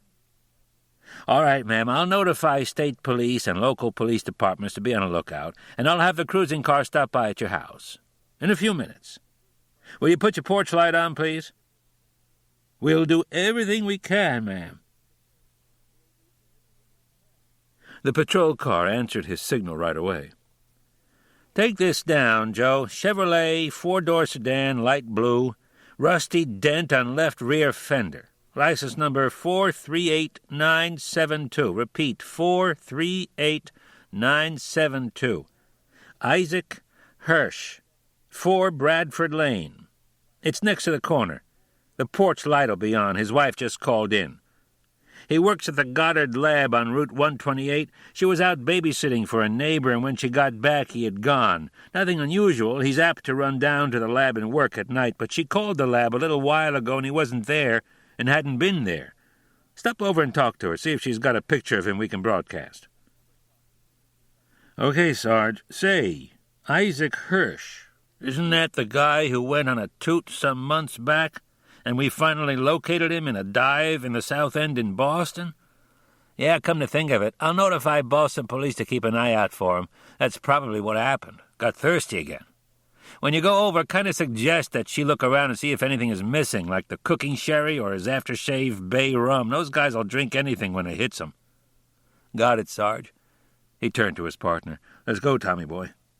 What is it, a missing drunk? Why don't we stop at a couple of places downtown first? The forecastle and the Sea and Sand, and see if he's there. Not that kind of drunk, Tommy. He's some hot-shot scientist. He don't drink except every now and then he goes on a big toot that lasts for days, even weeks.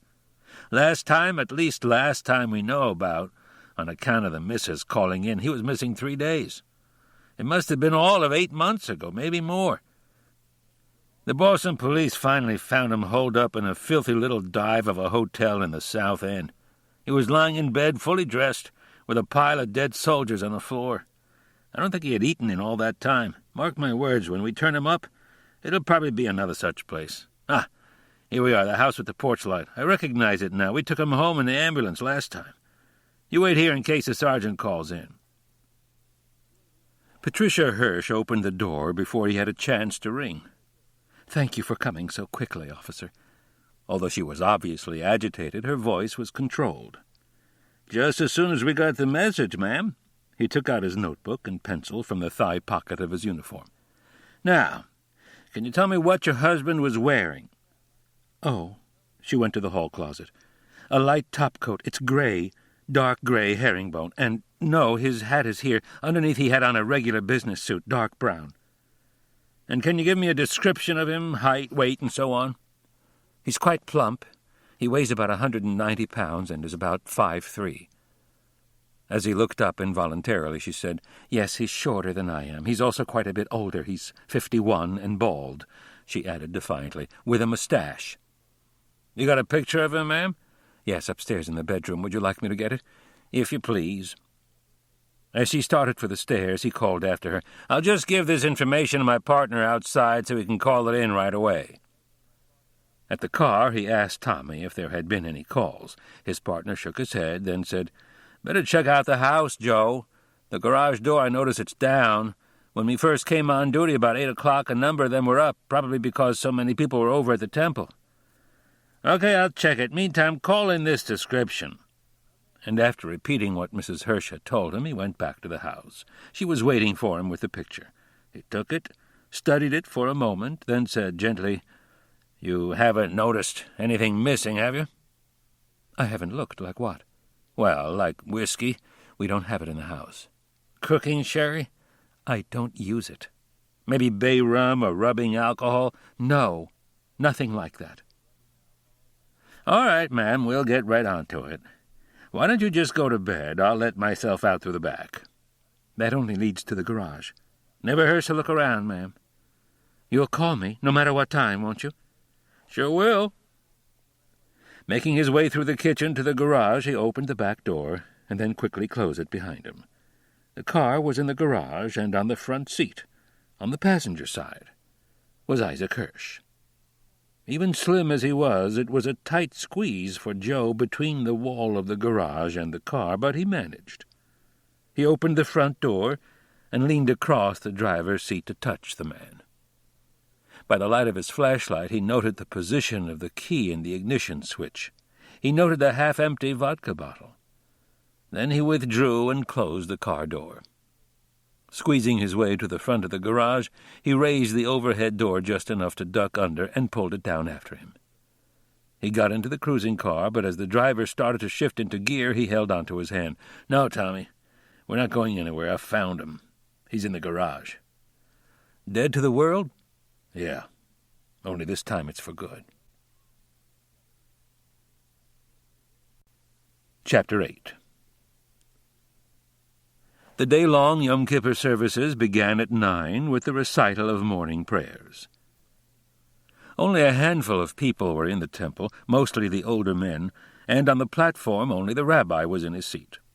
Even the cantor had not yet arrived, since it was customary to have someone else lead the morning service to give him a measure of relief. The honor usually went to Jacob Wasserman, the first president of the temple and the man who more than anyone else had organized the congregation.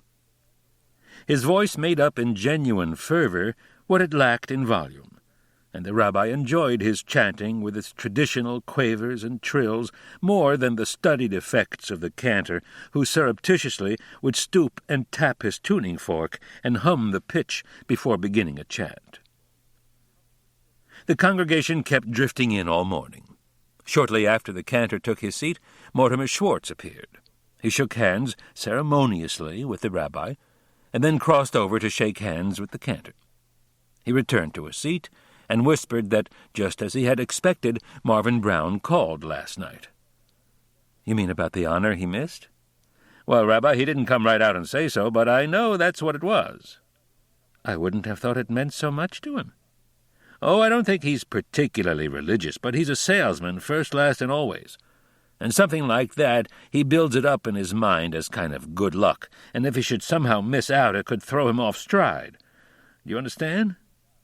"I can understand how he might feel that way," said the rabbi. "Well, I don't mind saying I felt Eli Kahn kind of jumped the gun by going ahead and opening the ark when Marvin didn't come down right away. Nothing terrible would have happened if we'd waited a few minutes. Anyway, today I'm going to be extra careful. I'll call out these names good and loud, and we'll wait until we're sure the person is not in the temple before picking a substitute." By 10:15, when the scrolls were removed from the ark for the reading, the sanctuary was full. Some chose to regard this point in the service as a recess, and while a few left, most remained. For the memorial service for the dead that followed, the Yizkor service, the sanctuary filled up again. Many came just for this portion, out of a sense of respect for departed members of their immediate family. Traditionally, it was considered bad luck for anyone whose parents were alive to be present, but the rabbi, like most conservative rabbis, felt this to be idle superstition. He began by explaining that it was proper for all to attend, that since those who had died in the Nazi Holocaust were going to be memorialized, everyone could consider himself bereaved.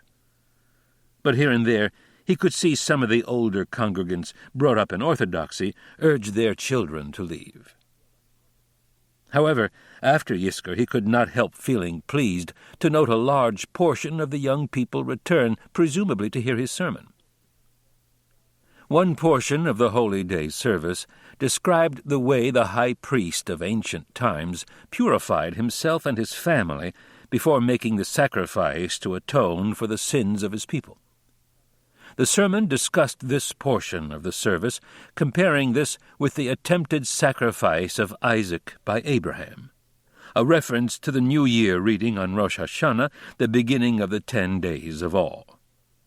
With many a rabbinic allusion, he explained that the sacrifice of Isaac was a stern injunction against the human sacrifice that was universally practiced at the time, and then went on to show how the whole concept of sacrifice and atonement had gradually changed from sacrificing a live scapegoat to the modern attitude toward prayer, which meant begging forgiveness from the Lord for sins committed against him as well as from individuals for sins committed against them. As in all his sermons, the tone and style was instructional and informal, like a college lecture. He himself thought of his sermons as theses in which he attempted to explain seeming contradictions in the law, rather than as exhortations. He knew some members of the congregation, including the president, grew restive during his discourse, and would have preferred a more oratorical, hortative style. But he felt his type of sermon was more in keeping with his basic function of teacher, implicit in the word rabbi. The service continued. The day wore on. People came and left, some to go home for a nap, or perhaps even a hurried snack, while outside boys and girls stood about in their new clothes, laughing and flirting. The very young played on the temple grounds, their high, shrill voices sometimes disturbing the decorum inside, requiring one of the ushers to go out and lecture them for making noise while the service was in progress. At 4 o'clock it became apparent that they were proceeding too rapidly, and the service was in danger of ending before sunset. The rabbi approached the reading desk. "We're running ahead of time, Cantor Zimbler. Can you slow it down?" The cantor shrugged his shoulders. "What do you want me to do, Rabbi? Hold the notes longer?" The rabbi smiled. Then, "I guess we'd better have a recess." He announced that the congregation was praying with such fervor that they were outrunning the sun. "So we'll have a half-hour break." There was a murmur of grateful laughter from the congregation, but only a few left, since those present at that hour represented the hard core of worshippers who came with the intention of remaining through the day. But they appreciated the respite and engaged their neighbors in a few minutes' conversation before returning to the concluding portion, which ended with the blowing of the shofar. The president stretched on his throne-like chair and turned to the rabbi. "You know, apropos of your sermon, it occurs to me I made a sacrifice of my own.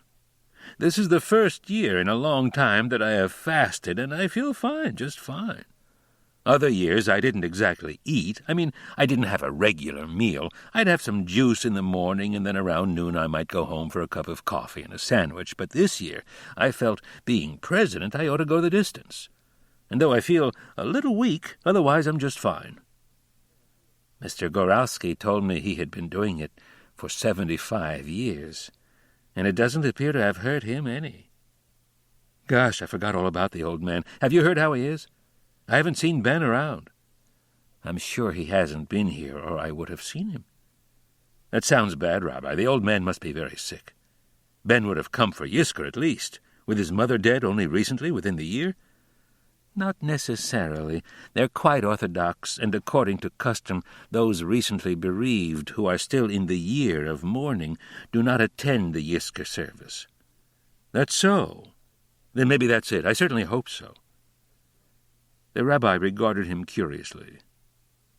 "Are you really so sure of getting a large contribution from Mr. Goralski?" "I've talked to the old man. Informally, you know," Schwartz said smugly. "No definite promise, of course, but I can tell he's receptive to the idea." "And how big a contribution do you hope for?" Schwartz looked at him in some surprise. "I told you about it last night, Rabbi. A memorial chapel." "You mentioned it, but I thought it was just by way of example." "You mean he really is interested in building a Goralski memorial chapel? What kind of money would be involved?" "Oh, $100,000 to $150,000. The rabbi pursed his lips in a soundless whistle. "They're in electronics?" "That's right, electronics and transistors. They've got a big new plant on Route 128. They're loaded. Right now, I understand, they're planning to merge with some big outfit out west, and their stock has been going up like a skyrocket. It's doubled in the last couple of weeks. And they started in the poultry business." "The poultry business?" "The absolute truth. My grandmother used to buy fresh-killed chickens from their store in Chelsea, and the old man himself used to wait on her in a blood-smeared white apron and a straw hat. Then they got a little ahead of themselves and began to gamble in futures and made quite a bit of money. So they had spare money when a chance came to invest in a transistor company, and they were on their way. They bought out their partner, the man who started the business, and after that they really began to expand. They were lucky enough to go public right at the boom, and the rest is financial history. Maybe you saw the write-up on Ben Goralski in Time magazine." The rabbi shook his head. "A column and a half, plus picture. I tried to put him on the board, but he said he was too busy." He sounded gloomy. "And do you think if you got him on the board, he might be inclined to favor a chapel over a chemistry lab?" "At least it would get him interested in our organization and its problems." "But do we need a chapel? It seems to me we have plenty of room right now." Schwartz looked at him. "Rabbi, A growing organization never has plenty of room. If it's enough for today, then it's not enough for tomorrow. Besides, next to the high school, our sanctuary is the biggest auditorium in town. Once or twice in the past, we've been asked for the loan of our facilities by outside organizations. Now, how does it sit with you to have a secular organization like Kiwanis, say, transacting their business right here in front of the Holy Ark? Well, but suppose we had a small chapel built right onto the wall behind us. A small jewel of a chapel that you could tell was a chapel and not a barracks or a light and power company office building. You don't like this building? Schwartz smiled condescendingly. Remember, Rabbi, I'm an architect by profession. Look, are you and Miriam coming over tonight after you break your fast? Ethel is expecting you. If Miriam is up to it. Good. I'll show you something that will knock your eye out. From where she was sitting, Miriam signaled her husband with a nod. He left the pulpit and joined her as she made her way out of the sanctuary. Something wrong, dear? I feel a little done in. I guess I've got used to napping in the afternoon. Alice Fine is going home, and I thought I'd get a ride with her. You'll make yourself some tea, won't you? Or perhaps a glass of warm milk would be even better. I think you should eat something. You sure you're all right? Believe me, David, I feel fine. Anything wrong? Asked Schwartz when the rabbi returned to the pulpit. He told him Miriam felt a little tired. Well, it's understandable. I hope she's not fasting. She was, but she promised to eat something. The sun began to set, and many of those who had left earlier returned to take part in the final congregational confession of sins. We have trespassed, we have been faithless, and to ask once again for forgiveness. Our God and God of our fathers, pardon our iniquities on this day of atonement. Accept, O Lord our God, thy people Israel and their prayer. The sun set as they began to read responsively the Avinu Malkeinu, Our Father, our King. Then, in a voice of fervor and exultation, they declaimed, Hear, O Israel, the Lord our God, the Lord is one, followed by, Blessed be his name, whose glorious kingdom is forever and ever, recited 3 times. Then 7 times the cantor and the congregation exclaimed, The Lord, he is God, each time louder and more passionately, the last time climaxed by a long blast, eerie, piercing and exultant of the shofar, the ram's horn, signifying the end of the long day of atonement and the 10 days of awe. The mourner's Kaddish remained to be said, and a benediction by the rabbi, but the members of the congregation were already folding their prayer shawls and shaking hands with their neighbors and wishing them a healthy and happy New Year. The rabbi shook hands with Mortimer Schwartz, with the cantor, and with the vice president. See you tonight, Rabbi? Asked Schwartz. If Miriam feels well enough. Chapter 9. Reluctantly, Jordan Marcus went to the telephone, but before picking up the instrument he made one more appeal. I tell you, Liz, I still don't think we ought to get mixed up in this. We're new members, for one thing. So? His wife said. You paid your dues, didn't you? You know damn well I did, and don't think that $100 didn't hurt plenty, plus $50 on top of that for 2 tickets. So? So what did you want to do on the high holidays, go to the movies? You didn't even have to show your tickets. We could have just walked in, and when you got in, you'd be invisible? The Levinsons, the Baylesses, they wouldn't see you, and wouldn't know you're not a member? We could have gone to my folks' place in Chelsea. It would have cost me $10 apiece for the tickets, and I would have saved myself $130. And next year, when Monty has to start religious school, you take him to Chelsea 3 days a week, I suppose?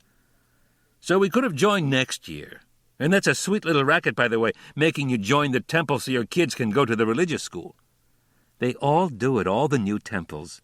I guess they got to. Besides, what's the difference if we join this year or next year? $130 difference. You want everybody to know you only joined at the last minute because you had to? You want everybody to think we're cheap? Well, by God, I'd just as soon. I'm getting sick and tired of worrying about whether people think I'm cheap. I put in wall-to-wall broadloom for almost $1,000 so people wouldn't think I was cheap. I swapped the Chevy for a Pontiac so people wouldn't think I was cheap. And when Henry Bayless suggests going to the checkerboard for a bite after the movie, I got to say, fine, swell idea, because if I mention someplace where you can get a hamburger and coffee for under $1, that means I'm cheap. So, that's gracious living. You're in Barnard's Crossing now. When in Rome, you got to do like the Romans. We got a responsibility to the kids, and that's why you joined the temple. But now that you're a member in good standing, you got rights like anybody else. So stop stalling and call the rabbi. But Liz, he's just got back from the temple. He's probably at dinner and must be starved. Besides, there's more involved than you realize. The bylaws say you gotta be a bona fide member to be buried in the cemetery. Now you want me to ask the rabbi to forget the bylaws and make an exception for a friend of mine whose wife isn't even Jewish? That's what I mean, I'm a new member. To ask a favor like this, you gotta be one of the big shots. If it were a relative of mine, that's one thing. But this guy, Hirsch, I hardly knew him. Maybe all the time we've been living here I've said hello to him 3 times. I say we shouldn't get involved. But we are involved. Patricia Hirsch was right here in this house taking care of your kids while her husband was dying in his garage not 100 feet away. Besides, didn't we tell her to have him buried by Jewish law? You did, I didn't. As a matter of fact, seems to me she was already planning to anyway before we even got there. You just said, the way I remember, you thought it was a wonderful idea and we could talk to the rabbi. And she said that this Dr. Sykes, her husband's boss, was going to make all the arrangements. He planned to call the rabbi himself. If he's going to, why do we have to? You keep forgetting I am practically her best friend around here, and she was babysitting for us. It was all I could do to get you to go over to see her when we heard. He had indeed been reluctant. He dreaded the weeping, the depressing conversation he associated with a house of mourning. But it turned out to be not so bad. Except for the Levinsons across the street, the others present had all been Gentiles. Dr. Sykes, Hirsch's section head, seemed to be in charge. At least he had come to the door and introduced them around. There was someone in a gray suit and Roman collar, the Reverend Peter Dodge, who seemed to know the family because he and Hirsch were both active in the civil rights movement. The McCarthys, who lived down the street, were just going when they came in. Liz ran over and threw her arms around Mrs. Hirsch, and both of them had been teary for a minute, but then Mrs. Hirsch got control of herself. When the question of a Jewish ceremony came up, Dodge had even got her to smile when, after saying he knew Rabbi Small well, they were both in a ministers' association, he added, "But I don't think it would be proper for me to ask him to officiate at the burial, Pat, not when we're business competitors, so to speak." And that's when Dr. Sykes said he was going to arrange everything. Once outside, Jordan told his wife he had to hand it to her. "I was afraid we'd be stuck there all morning." "When I saw what the situation was, I wasn't going to hang around," she answered primly. "This Dodge fellow. Pat knew him from South Bend, where she came from. You notice he called her by her first name? He's not married. You notice how he was looking at her?" "How was he looking at her?" "You know, kind of hungry." "Oh, Jesus. You dames, all you got on your minds. The guy isn't even buried yet, and you're already trying to marry her off." As he dialed, he rehearsed in his mind what he would say to the rabbi. "Rabbi Small? Oh, Mrs. Small, am I disturbing your dinner?" "Is that the rabbi's wife?" Liz took the instrument from him. "Mrs. Small, this is Liz Marcus. I sat right behind you at the Hadassah meeting, and you asked me about taking off your hat when the film began. Well, a very good friend of ours. She's not Jewish, but she's got a real Jewish heart." "The Marcuses," Miriam explained as she returned to the table. "They're recent members." "Yes, I know. Jordan Marcus?" "That's right. They called about an Isaac Hirsch who died last night. As a matter of fact, that's the second call. A Dr. Sykes called just after I got back from the temple. He wanted to see you about this same Isaac Hirsch. I made an appointment for him for tomorrow. Do we know an Isaac Hirsch?" He's not a member of the congregation. I don't think we even have an Isaac." He smiled. "Too bad, because around here it's an old Yankee name. Isn't the town clerk Isaac Broadhurst?" He nodded at her middle. "How about Isaac for the coming small?" "You know, we decided on Jonathan," she said with determination. "I know, but it has been bothering me. It suggests David. Now, I'm David, and it might give the young man the idea that we were pals, friends, contemporaries, David and Jonathan. I'm afraid the young man might presume." "Well, Isaac is out of the question," she said again. "Your uncle is named Isaac, and your family would never agree to another Isaac Small while he is still living." "I suppose not. I'm inclined to believe the Christians are a little smarter than we in the matter of names. When they can't decide what to call a child, they can always use Junior, and then Second and Third. David Small the Third. Now there's a name for you." "It could be a girl, you know." The rabbi appeared to consider. Then he shook his head. "I'm afraid not. My mother is a strong-minded woman. She has decided that the first one will be a boy. I don't think she'd countenance the change.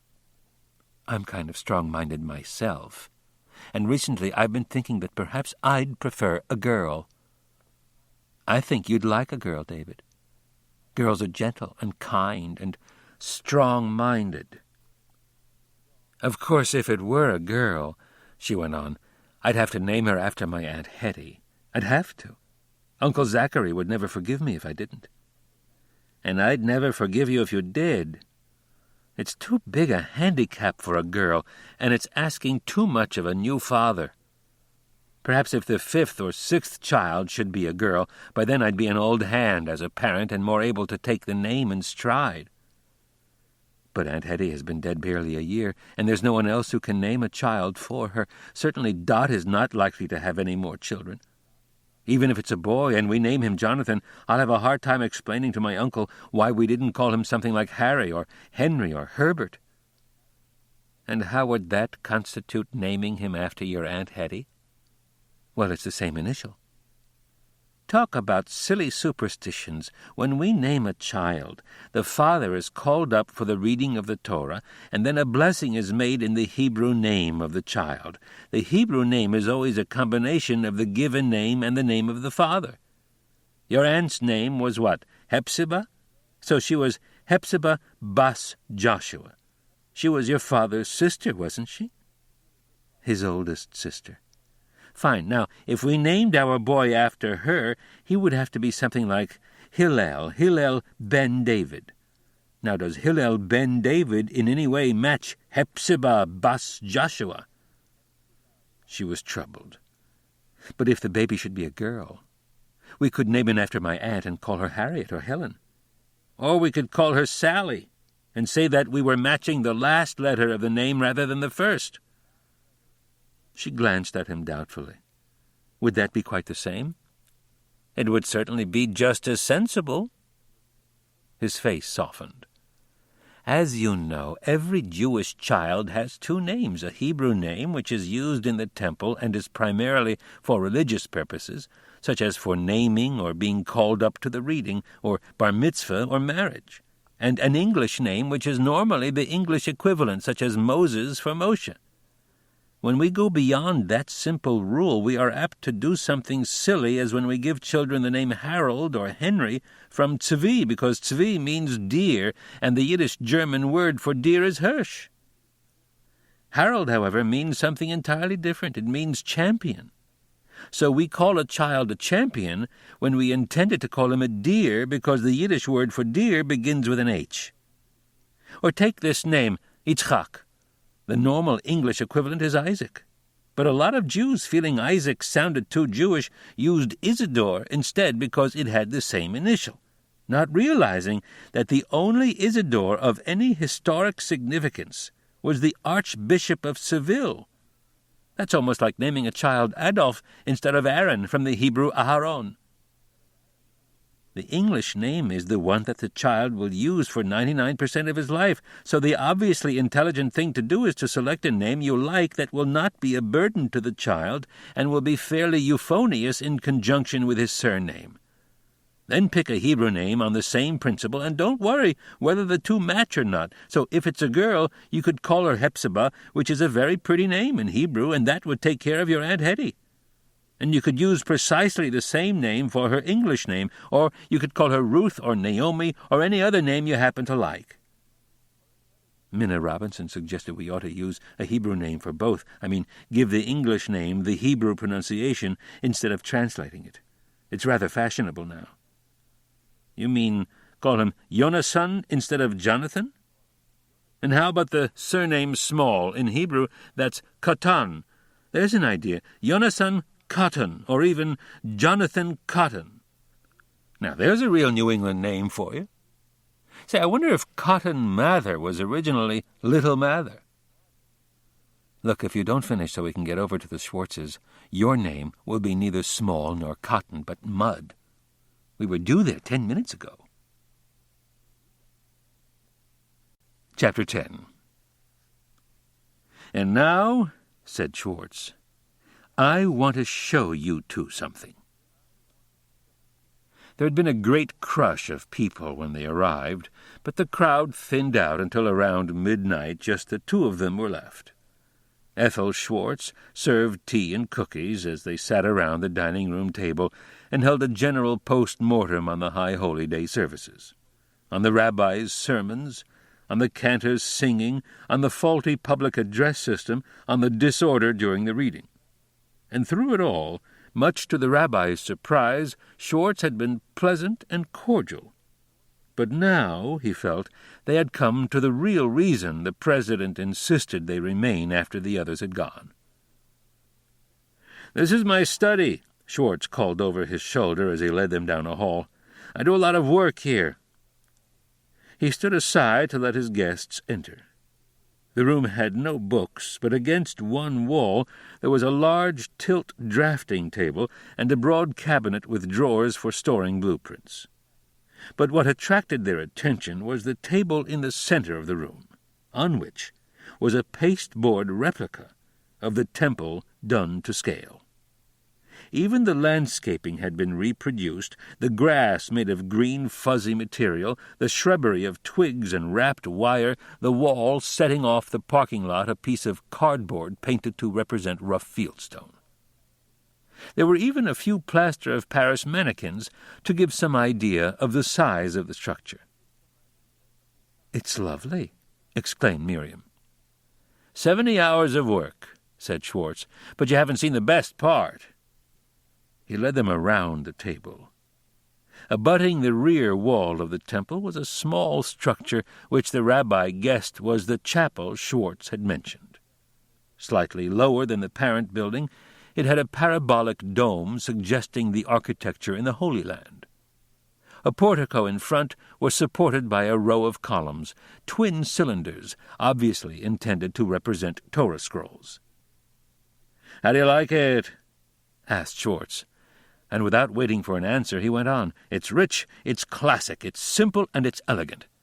How about using the scrolls as supporting columns? Could anything be more natural, more right?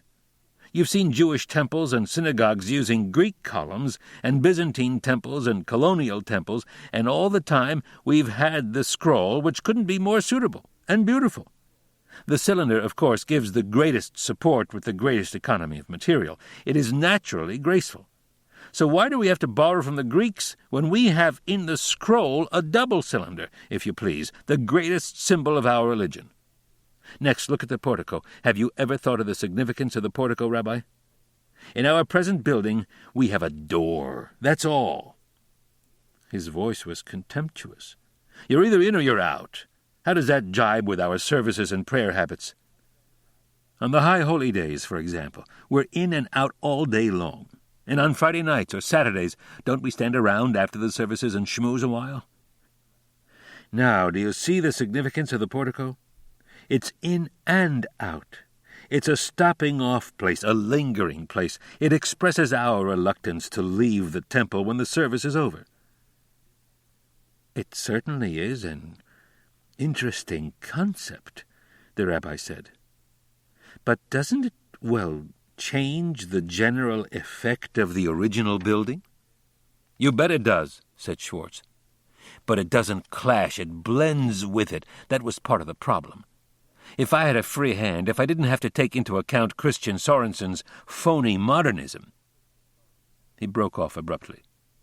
"You know, when the temple was first organized and they selected committees, I was a little surprised not to be put on the building committee. Surprised and, frankly, a little annoyed. After all, I was the only member of the congregation who was a practicing architect. Once I even mentioned it casually to Jake Wasserman, and he said he suggested my name, but the committee said we'd be putting up a permanent building in the not-too-distant future, and since I would probably be called on to submit a design, how would it look if I were on the committee that made the final selection? Fair enough. So then they decide to build. I couldn't very well submit a design out of the blue, so to speak. After all, I'm not a youngster just out of college. I'm an established architect.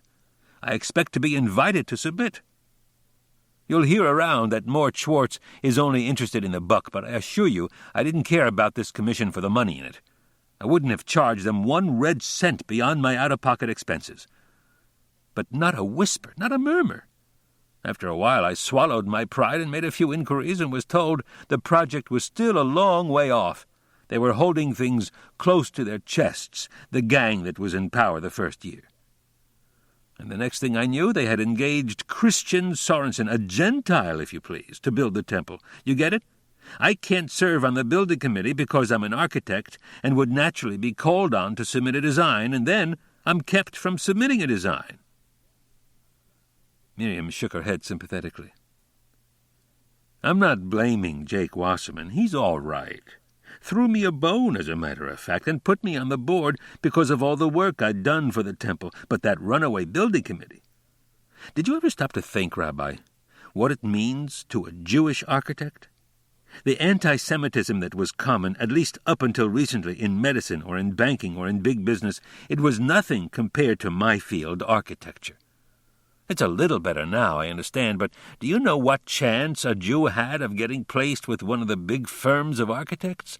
Just exactly 0. And it wouldn't make any difference if he were top man in his class, yes, and was willing to start as a draftsman."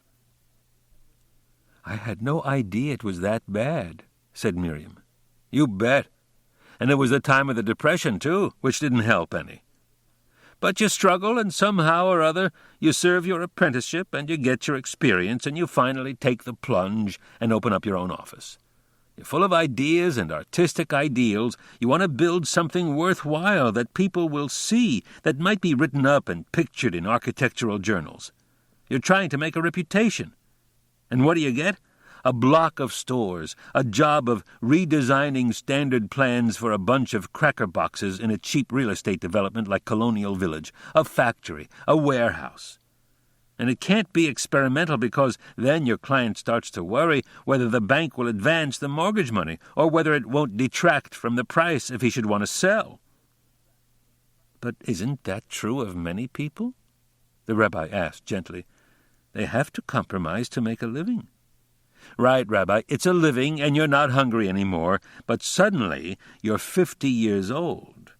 You're not a youngster anymore, and you've drawn a lot of plans in your time, and you're not satisfied. And then your chance comes along. Your own community is going to build a temple. In the trade journals, you've seen pictures of big new projects, some of them designed by people you went to school with and didn't think much of. Now, at last, you've got a chance to show what you can do. And what happens? They bring in a phony, and because he's associated with a well-known firm that has built a couple of churches, he gets the job. Well, but now I'm president of the temple, and that makes me chairman ex officio of the building committee, and I will not be denied." And he slammed his hand down on the table. The rabbi was embarrassed by the president's emotion. "But a building like that, I would imagine, would cost a lot of money." "Old man Gorowski will provide it. I'm sure of it. I've spoken to him, I've described and explained my design, and he likes the idea. And do we really need it? How can you talk that way, Rabbi? It isn't a matter of mere need. This is a thing of the Spirit. For a community to build an edifice like this is an act of religious dedication. Visit the great cathedrals of Europe and ask yourself how many were actually needed. Ethel and I went to Europe last summer with the Wolves. Took the grand tour, and believe you me, it was an eye-opener. And you know what really got me? Me, a believing Jew and president of a temple at that. The churches, the cathedrals. And not just because of the architecture, although naturally that interested me. It was something else. You'd come into some church like Santa Croce in Firenze, that's Florence, and on the walls there are Giotto frescoes, and the ceilings are painted beams, and the walls are lined with tombs of famous artists and scientists, Michelangelo, Rossini, Galileo. Charlie Wolfe said to me, and he's only a dress manufacturer, Mort, that was to me a religious experience. And I felt the same way, and Ethel did too, didn't you? Oh, I did, Rabbi. I felt, how shall I put it, spiritually uplifted. So I thought, why them and not us? Why can't I, build a temple that will give our people some of that same feeling, that same uplift, as Ethel says? That's something that's been missing in our temples. The old ones are nothing, and the new ones are like Sorensen's phony designs. Sometimes, the rabbi said slowly, we tend to confuse aesthetic with religious experiences. I'm afraid, Ethel, said Schwartz with a bitter smile, our rabbi is not too enthusiastic about our project. The rabbi colored. It would be hypocritical of me if I were to say I had no interest in the appearance and size of the synagogue where I was serving. The physical plant is a rough indication of the size and importance of the community, and naturally, as a young man not without ambition, I prefer to be associated with a large, growing, vigorous community rather than one on the decline. When friends of mine, former classmates at the seminary, come to visit me, I am not unmindful of their appreciation of our synagogue, with all that implies. But size for the sake of size, when there is no need? Not even in the foreseeable future? Barnard's Crossing is a small community, and even at Kol Nidre, when temples and synagogues are traditionally crowded, we have empty seats. And that is only one night in the year. That you want to perform an act of spiritual dedication does you great credit, Mr. Schwartz, but it is only fair to point out that what you propose is not in the general direction of our tradition. Those churches, full of marvelous statues and paintings, to the worshippers they are holy. The ground on which they stand is hallowed ground. But this is not our way. We are subject to the commandment, Thou shalt not make unto thyself any graven image. Our synagogues and temples, the piles of masonry, are not in themselves holy. Only the words that are said there. For a long time we got along very well, housing the Ark of the Lord in only a tent. I'm not interested in sermons, Rabbi, said Schwartz coldly. Are you trying to tell me that you plan to tout Goralski off the project? I certainly have no intention of seeking him out, but if he were to ask my opinion, I would have to be candid with him. You'd say you were opposed to it? The rabbi temporized. It would depend on what he asked. And what do you mean by that? If he were to ask if I had any objection to the new chapel, I would tell him, of course, that adding it to the main structure is not contrary to either our doctrine or our tradition. He shrugged. If, however, he were to ask if I thought it necessary, I could not in all conscience say I did. And if he were to ask if I thought it was a worthy project, a worthy use of the money, I would have to tell him that I could think of dozens of uses to which the money could be better put.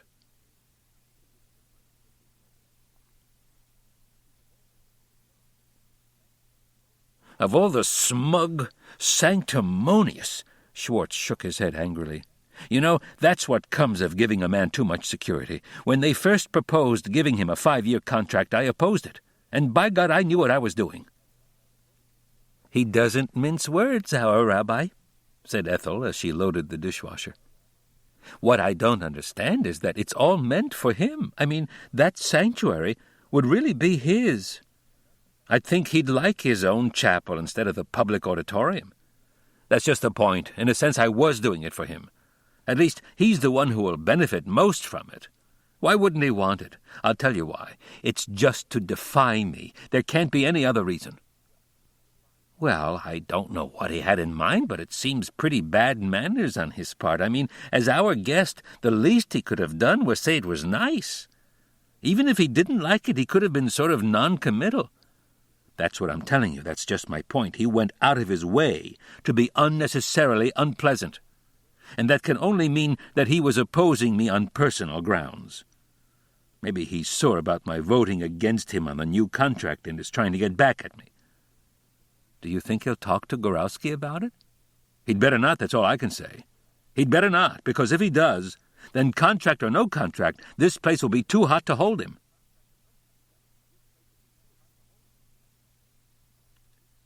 It wouldn't have hurt to show some enthusiasm, David. He was trying so hard to be nice and friendly. The least you could have done was to compliment him on the design. "Honestly, Miriam, I tried, but the words stuck in my throat. I kept thinking how ridiculous the temple would look with that, what did he call it, rich, simple, elegant, classic monstrosity, along with his schmoozing gallery, and the words wouldn't come out. Sorensen's design may not be much, but it is simple, and it has an austere grace that Schwartz wants to spoil just so he can show he can build something besides a supermarket. We need a chapel about as much as we need a bowling alley. We don't need the extra space, and when the sanctuary is used for secular purposes, there's no reason we can't put a simple screen in front of the ark as they do in other synagogues. Don't you see, he wasn't interested in improving the temple, only in advertising himself. All I see is that he was trying to be friendly, and you turned him down. I couldn't buy his friendship on that basis. I don't think for a moment that Gorowski would ask my opinion, but if he did, I couldn't give him a false impression just to curry favor with Schwartz." He could see she was still unconvinced. "Look, Miriam, as the rabbi of the congregation, a sort of public figure, I have to be nice to all kinds of people. I have to pretend an interest in things that truthfully don't interest me at all. I have to busy myself with matters that aren't worth the time I spend on them, and I do it. No matter how much I resent it, I do it. I do it because in some small way they help the congregation or the community. But if I gushed all over Schwartz about how wonderful his design was and how wonderful it would be for the congregation to have a little jewel of a chapel which could never be profaned by anything mundane or secular, and if I assured him that I would back him to the hilt in dealing with Gorowski, then I'd be doing it just to get in good with him, to make my job more secure, and that I couldn't do. I don't think the design is really so bad," she said tentatively. "By itself, no. It's a little fancy for my taste, but well within the range of acceptability if it stood alone. But when you slap it up against the wall of our present structure, don't you see what the effect would be? The two buildings don't blend, they clash. And because our present structure is simple with clean lines, and the proposed building is ornate and fancy, he's hoping that people will make the comparison. What he's saying, in effect, is, see what you would have got if you had engaged me originally?" Still she did not answer. Her silence made him uncomfortable. "What is it, Miriam? What's troubling you? Are you worried about what Schwartz can do?" "Oh, David, you know I've gone along with you in every important decision. After you got your degree, when you turned down that job in Chicago that paid so much money because you didn't like the kind of congregation it seemed to be, I didn't say a word, although we were living on my salary as a typist.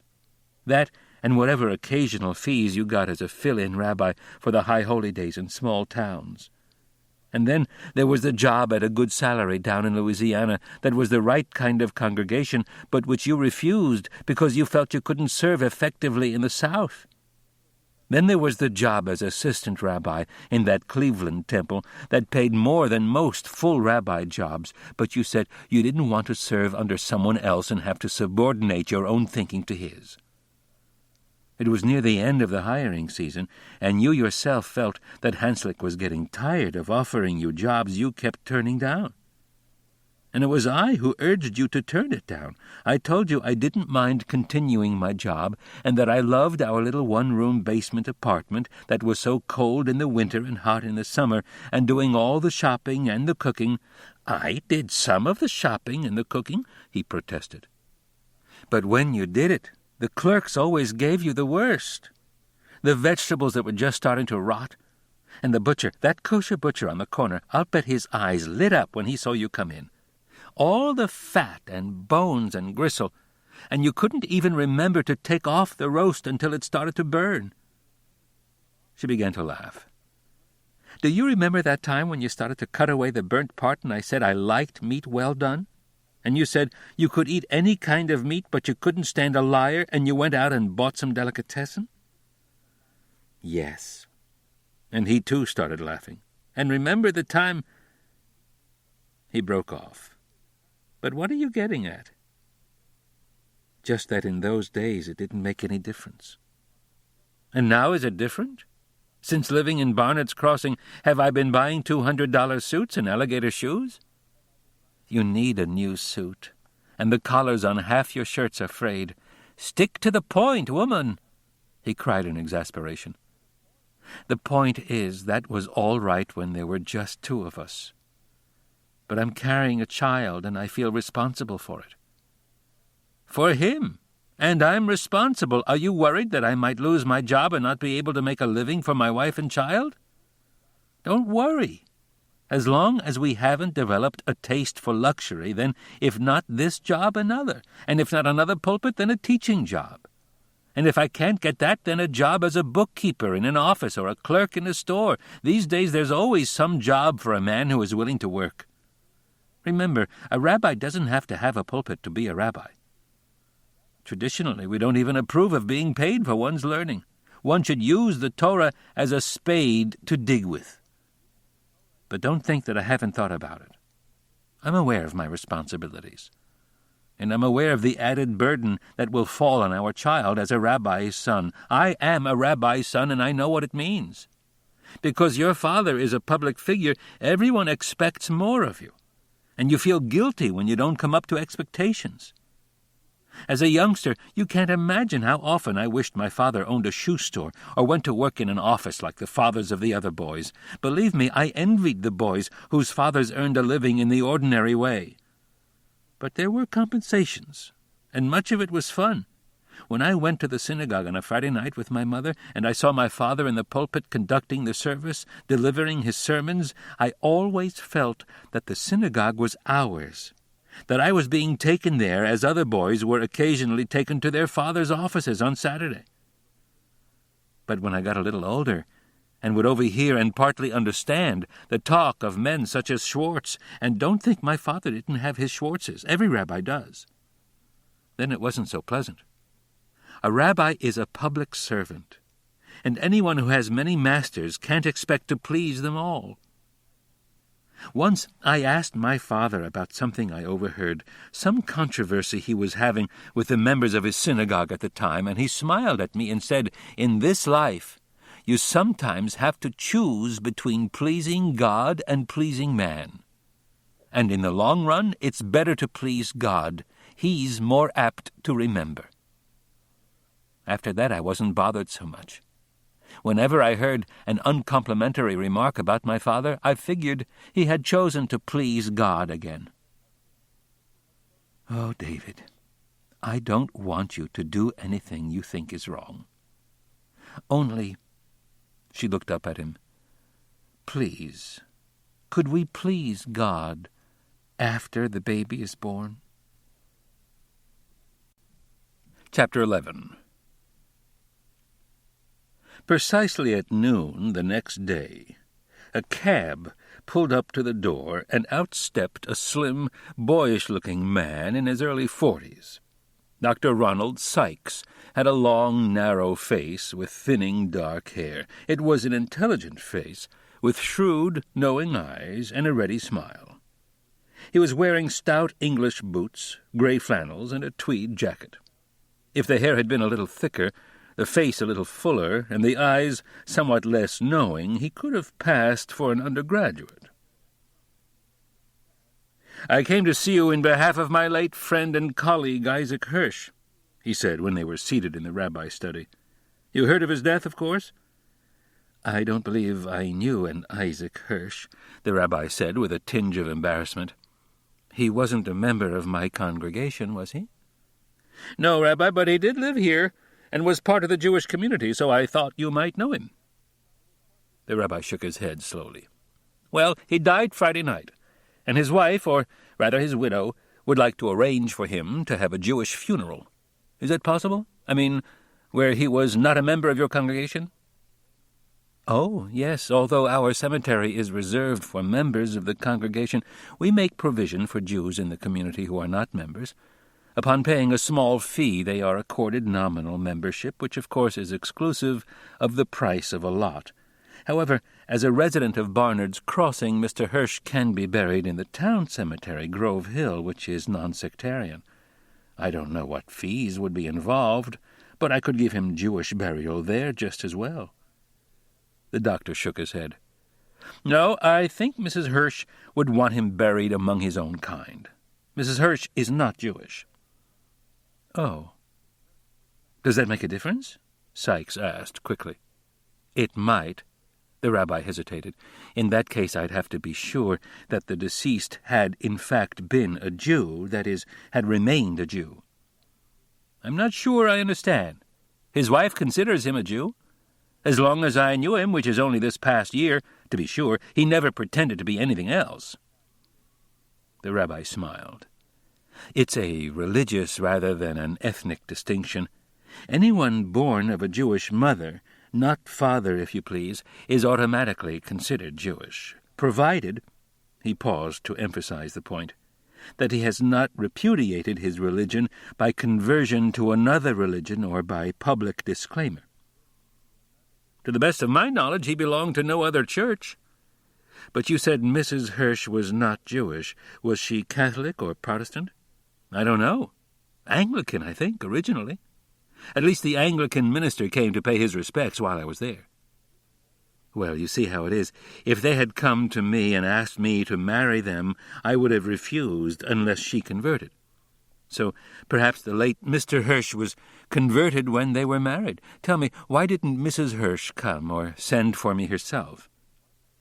"The shock of her husband's death, Rabbi. As a matter of fact, she's been kept under mild sedation. So as his section head, his boss, you might say, she naturally turned to me to make the arrangements. And as for his religious status, I can only say I very much doubt if he would have undergone even nominal conversion to marry. He never cared much for all this mumbo-jumbo." He checked himself. "I'm sorry, Rabbi, but those were his words. I was quoting him." He had a sudden thought. "His name, Isaac, is essentially Jewish. He didn't change that, so wouldn't that indicate how he felt?" The Rabbi smiled. "You must have noticed when Mrs. Small opened the door that we are expecting a child, so our interest in names is more than just academic. We were just talking about that and decided the name Isaac these days is as likely to be pure Yankee." Sykes spread his hands in token of defeat. "Well, all I can say is that I feel he had no religious affiliations. Poor devil, he would have been better off if he had. He might have been alive today if he, like the rest of the Jews, had gone to temple Friday night." "Then his death was unexpected?" "He was found dead in his garage Friday night. Patricia Hirsch notified me the next day, and I came right over." "Heart attack?" "Carbon monoxide poisoning." "Oh." The rabbi, who had been lounging back in his chair, now leaned forward. His face became thoughtful, and his fingers drummed a soft tattoo on the desk. "You're thinking of suicide, Rabbi? Would that make a difference?" "It might." "I suppose it could be suicide," said Sykes slowly. "Although there was no note, and if he were going to take his own life, you'd think he'd have left some word for his wife. He was very fond of her. The police officially called it accidental death. You see, he had been drinking heavily." "You mean he was drunk?" "Must have been. He had gone through half a bottle of vodka, about a pint, in a pretty short time. He probably blacked out, and the motor kept running." "He was a heavy drinker?" "He was an alcoholic, Rabbi, but as long as he had been with us, he was all right. It's not that they drink much, only that when they start, they can't stop." "And this did not interfere with his work? By the way, what was his work?" "He was a mathematician in my unit at the Goddard Research and Development Laboratory." The rabbi nodded thoughtfully. "Our people don't run to alcoholism. I am rather surprised that, considering this affliction, that you hired him." "Well, there aren't too many mathematicians kicking around, at least not of the stature of Isaac Hirsch. It may help to explain our attitude, and perhaps his problem, when I tell you that he was on the original Manhattan Project and worked with Fermi. When we dropped the bomb on Hiroshima, it raised hell with a lot of men there." "In that case, he must have been well along in years." "Early 50s, I should say. He got his Ph.D. from MIT in 1935. I got mine same place in 43, in case you're wondering." "And yet you are the head of the unit, and he was your subordinate?" "Just that I got there first. I went to Goddard as soon as I got my degree." "Tell me, what did you call him?" "Eh? Oh, you mean, how did I address him?" He flushed. "Mostly I'd call him Doctor. You see, he was quite a bit older than I, but sometimes when we were just sitting around talking, what was the expression he used? Schmoozing. That's Yiddish, I guess. He used a lot of Yiddish words from time to time. Well, then he would sometimes call me Ronald or Ron, and I'd call him Ike. Most of the time it was Doctor, though, because there are always technicians around, and you use first names indiscriminately, and after a while the technicians start calling you by your first name, and there goes the discipline. At least, that's our director's idea. He's an old army man." "I see." He thought for a moment. "It would help if I could visit Mrs. Hirsch. Would it be all right if I dropped over this afternoon?" "I'm sure that'll be fine." "Then perhaps you had better make your arrangements for the cemetery plot. You would have to see the chairman of our cemetery committee. If you like, I'll call Mr. Brown. Do you know him? Marvin Brown, insurance business?" Sykes shook his head. "If he can see me now, I'd go right over there. Would you mind calling me a cab?" "Of course." The rabbi started out the door and then hesitated. "Oh, and by the way, if money is a consideration to the widow, and I suppose it is, a plain, undecorated pine box is most correct according to our traditions."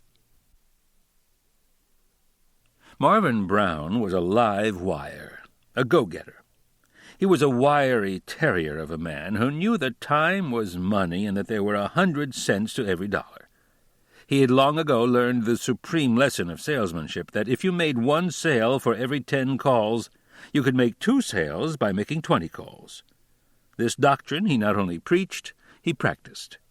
Over the years his wife had learned to adjust to his pace. She planned her evening meal for 6 o'clock, knowing that Marv might not get to it until 9, and then he might tell her he had grabbed a bite somewhere and wasn't hungry. "How do you stand it, Mitzi?" her friends would ask. "It would drive me up a wall if my husband didn't get home at a regular time for his meals. And how does he stand it? Marvin's no youngster, you know. He ought to begin taking it easy." And it worried Mitzi every now and then, because Marv was almost 40, and it seemed to her he was working harder than ever. He had been a member of the $1 Million Club for 4 years running now, and although nearly every year his sales earned him a trip to Florida or Mexico or Puerto Rico, even on his vacations he wouldn't relax. Every day he played golf and went for a swim, and then he would see people around the hotel and talk business.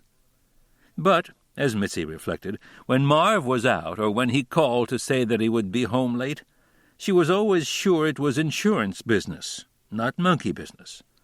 As a matter of fact, not only insurance business kept him busy, there was also the temple, and the Parent-Teacher Association, of which he was vice president, and the community fund, of which he was a district leader. When she protested that with all his own work it was foolish of him to take on more, he pointed out it was really all insurance business. It meant that many more contacts. And the insurance business was all a matter of contacts. But she knew better. She knew he did these things because he liked to be active. He liked to race around. And she had to admit it seemed to be good for him. Honest, she would say to her friends, the children hardly know their father. The only time they can count on seeing him is Sunday morning when he takes them to Sunday school. The rest of the time they're usually in bed asleep when he gets home. But secretly she was pleased. He was her man, and he was working night and day to make a good living for her. Just how good was attested by the winter trips, her mink stole, and the shiny black Lincoln they had finally worked up to. Marvin Brown's success was not due simply to his many contacts. He never went to see a prospective client cold. As he never tired of saying to the salesmen in his office, "Before you go to see your prospect, find out all you can about him." So when his wife told him that a Dr. Sykes would be calling on him and that the appointment had been arranged by the rabbi, he immediately phoned to find out what it was all about. "He's acting for the widow of Isaac Hirsch, who died Friday night," said the rabbi. "Did you say Isaac Hirsch? My God, I sold him a policy less than a year ago." "Really? A life insurance policy? Do you remember for how much?" "Not offhand. I think it was about $25,000, but I could look it up. Why?"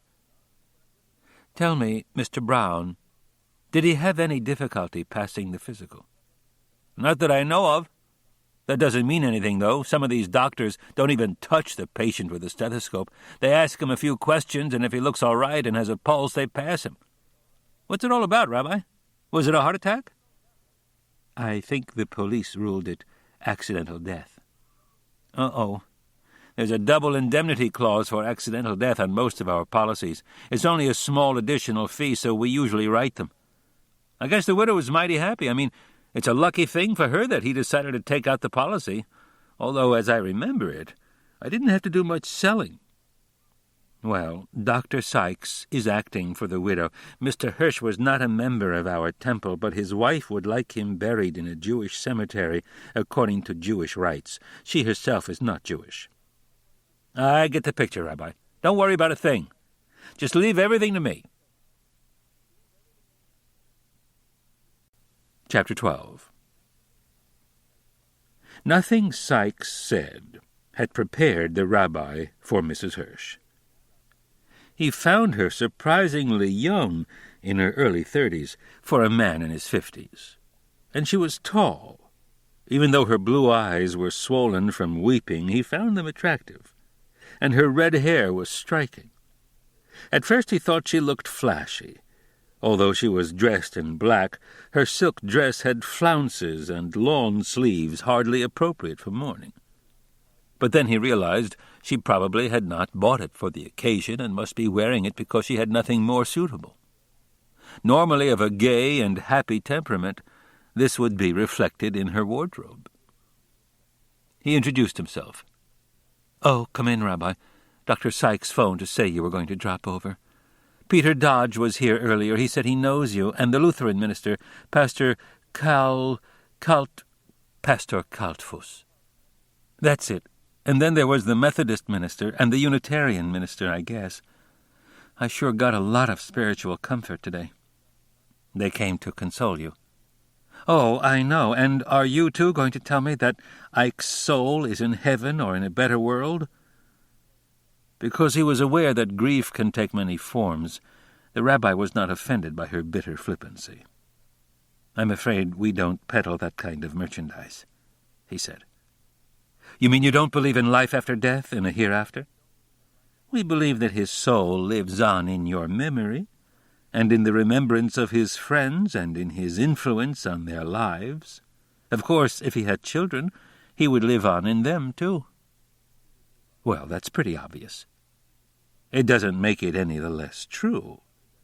He paused, reluctant to broach the real reason for his visit. No matter how much experience he had with death, he still had not acquired the professional touch. But she helped him out. "Dr. Sykes said you wanted to ask me some questions about my husband." He nodded gratefully. "Burial is a ritual, Mrs. Hirsch, and I must be sure that your husband was a Jew according to our law. And since he married out of the faith, does that make him any less a Jew? Not that in itself, but the circumstances might. Tell me, who officiated at your wedding?" "We were married by a justice of the peace. Do you want to see the license?" He smiled. "I'll take your word for it." Impulsively she said, "Forgive me, Rabbi, I've been bitchy, haven't I?" "A little. And now you're trying to shock me." She smiled. "All right, let's start again. Ask me any questions at all." He settled back in his chair. "All right. Why do you want to give him a Jewish burial?" "Because Ike was a Jew. He never thought of himself as anything else. And yet he never practiced our religion, I understand." "Well, he always said there were two ways of being a Jew. You could be one by practicing the religion or just by being born and thinking of yourself as Jew. Was he wrong?" "No," said the rabbi cautiously. "But a Jewish funeral is a religious ceremony. Would he have wanted that?" "I know it can be done by a funeral director, but what connection would he have with Ike? No, this is what he would have wanted. We never discussed it, of course. For himself, he probably wouldn't have cared, but out of respect for my feelings, I think he would have wanted some kind of ceremony. And what could have any meaning for him except a Jewish ceremony?" "I see. All right, I'll perform the service. It's customary to say a few words at the grave. But I didn't know your husband, so you'll have to tell me about him. He was quite a bit older, wasn't he? Were you happy together?" 20 years, but we were happy." She thought a moment. "He was good to me, and I was good for him. As for his being so much older, well, I had had enough of the other before I met him. He needed me, and I needed him. Yes, I think we had a good marriage." The rabbi hesitated and then took the plunge. "I understand his death was due indirectly to his drinking. Didn't it bother you, his drinking, I mean?" "It really bugs you people, doesn't it?" "Well, it bothered Ike a lot, too. Of course it made things hard sometimes. He lost jobs because of it. And sometimes we had to move, and that's not easy, making new arrangements and finding a new place to live. But it didn't frighten me the way it might some. He was never ugly when he was drunk. And that's what counts, more weak and silly-like and would cry like a child. But never ugly, and never nasty to me. And it didn't really bother me. My father was a heavy drinker, and my mother was no teetotaler. So I was kind of used to it. Later on, when he got worse and began to black out, that was frightening, but I was frightened for him because there was no knowing what might happen to him." "And did that happen often?" She shook her head. "The last couple or 3 years he never touched a drop, except once or twice when he got started and couldn't stop. I mean, he didn't drink regularly. He was on the wagon, but whenever he fell off, it was all the way. The last time was months and months ago. Except for Friday night." "Yes, I forgot about that." She closed her eyes, and the rabbi was afraid she was going to break down. But she opened her eyes and even managed a smile. He rose as if to signify he had finished. Then he thought of something. "Could you tell when one of these spells was coming on?" She shook her head. "Can you account for his suddenly starting to drink? Was something bothering him?" Again she shook her head. "I guess he was always bothered about something. That's why people drink, I suppose. I would try to comfort him, make him feel I was always there and would always understand. Perhaps you were better for him than he was for you," suggested the rabbi gently. "We were good for each other," she said emphatically. "I told you he was always kind to me. Look, Rabbi, I was no innocent when I met Ike. I had been around. He was the first man I had known who was nice to me, with no strings attached. And I was good to him. I took care of him like a mother. And yet he drank. That started before I met him. And I'm not sorry," she added defiantly, "because that's how I met him." So? He had holed up at this little hotel where I was working on the cigar counter in the lobby. If he hadn't been on a bender, how could the likes of me have met a man like him? And you feel you got the best of the bargain? It was the best kind of bargain there is, Rabbi, where both parties feel they've got the best of it.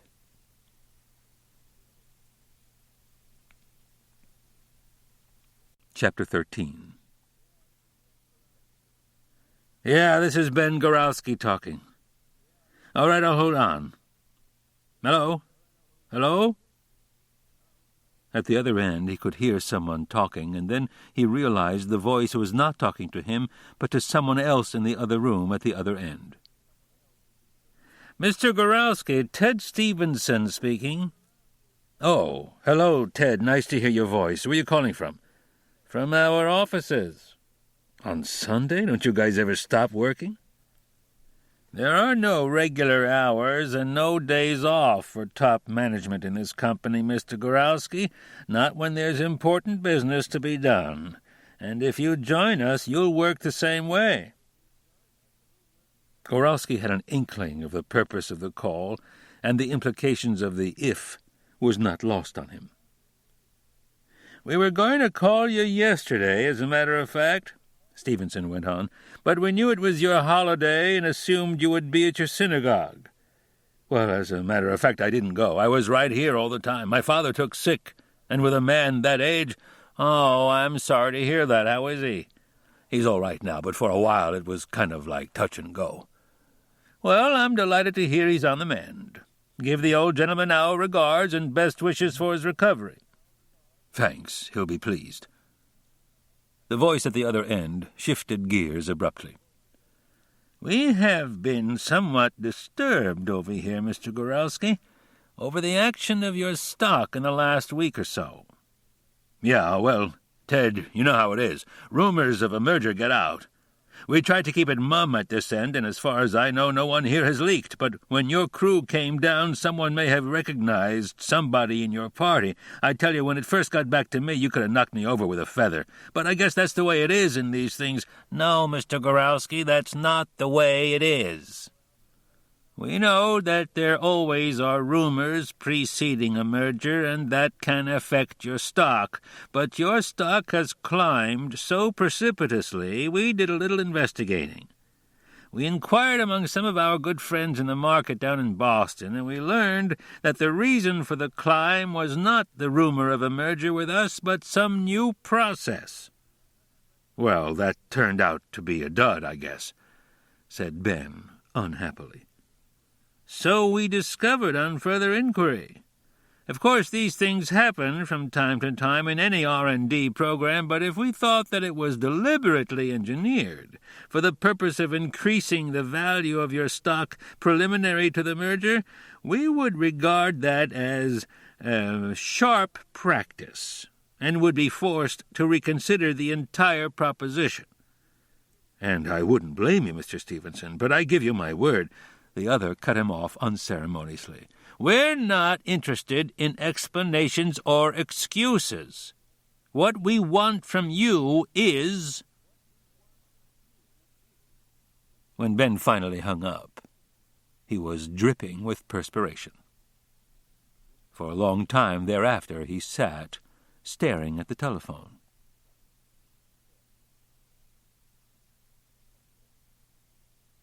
Chapter 14. The rabbi had intended to go right home after seeing Mrs. Hirsch, but once outside and behind the wheel of his car, he found himself driving in the opposite direction, downtown, and presently he was caught in the maze of narrow, crooked streets of Old Town. After 2 turns he got lost, and turned up one street and down another in the hope of finding himself on familiar ground. But each time he thought he spotted a house he knew, the road curved another way. Perched on a hill tantalizingly close, he could see the town hall, which was on familiar territory, yet none of the streets seemed to lead toward it. All the while he caught kaleidoscopic glimpses of lovely old-fashioned gardens hidden behind charming weather-beaten houses, most of them with a golden eagle over the door-lintel, interesting shops of handcrafters and artists, and most fascinating of all, the ship chandler's shop with its windows stuffed with fascinating gear, brass compasses, coils of nylon rope, bells, curiously shaped nautical fittings of mysterious function, and, incongruously, a pair of stout rubber boots. Suddenly he found himself on an extremely narrow street which had cars parked on both sides and traffic going in both directions. He slowed down to worm his way through, and his car stalled. Horns blared behind him as he twisted the key viciously. The only response was the high-pitched whine of the starting motor. As he pumped the gas pedal in vexation, a voice at his side said, "You've probably flooded it, Rabbi." He looked up and was tremendously relieved to see Hugh Lanigan. The local chief of police was wearing a sport shirt and chinos, and under his arm he had the Sunday paper. "Here, let me try it." The rabbi set the brake and moved over so that the other could get in. Whether because those behind recognized the chief, or they realized the offending driver was in genuine difficulty, the blaring horns stopped. The chief pressed the accelerator all the way to the floor, turned the key, and, miraculously, the motor caught. He grinned at the rabbi. "How about a drink at our place?" "I'd love one. You drive." "All right." Effortlessly, Lanigan threaded the maze between oncoming and parked cars, and when he reached his house, he ran the right wheels up on the sidewalk to obstruct as little of the road as possible. Opening the gate of his white picket fence, he marched the rabbi up the walk and short flight of steps that led to the veranda. He shouted through the screen door, "We got some company, Gladys." "Coming," his wife shouted back from inside, and a moment later appeared at the door. She was dressed in slacks and sweater, and looked as though she had just finished helping her husband with the lawn. But her white hair was carefully combed, and her makeup was fresh.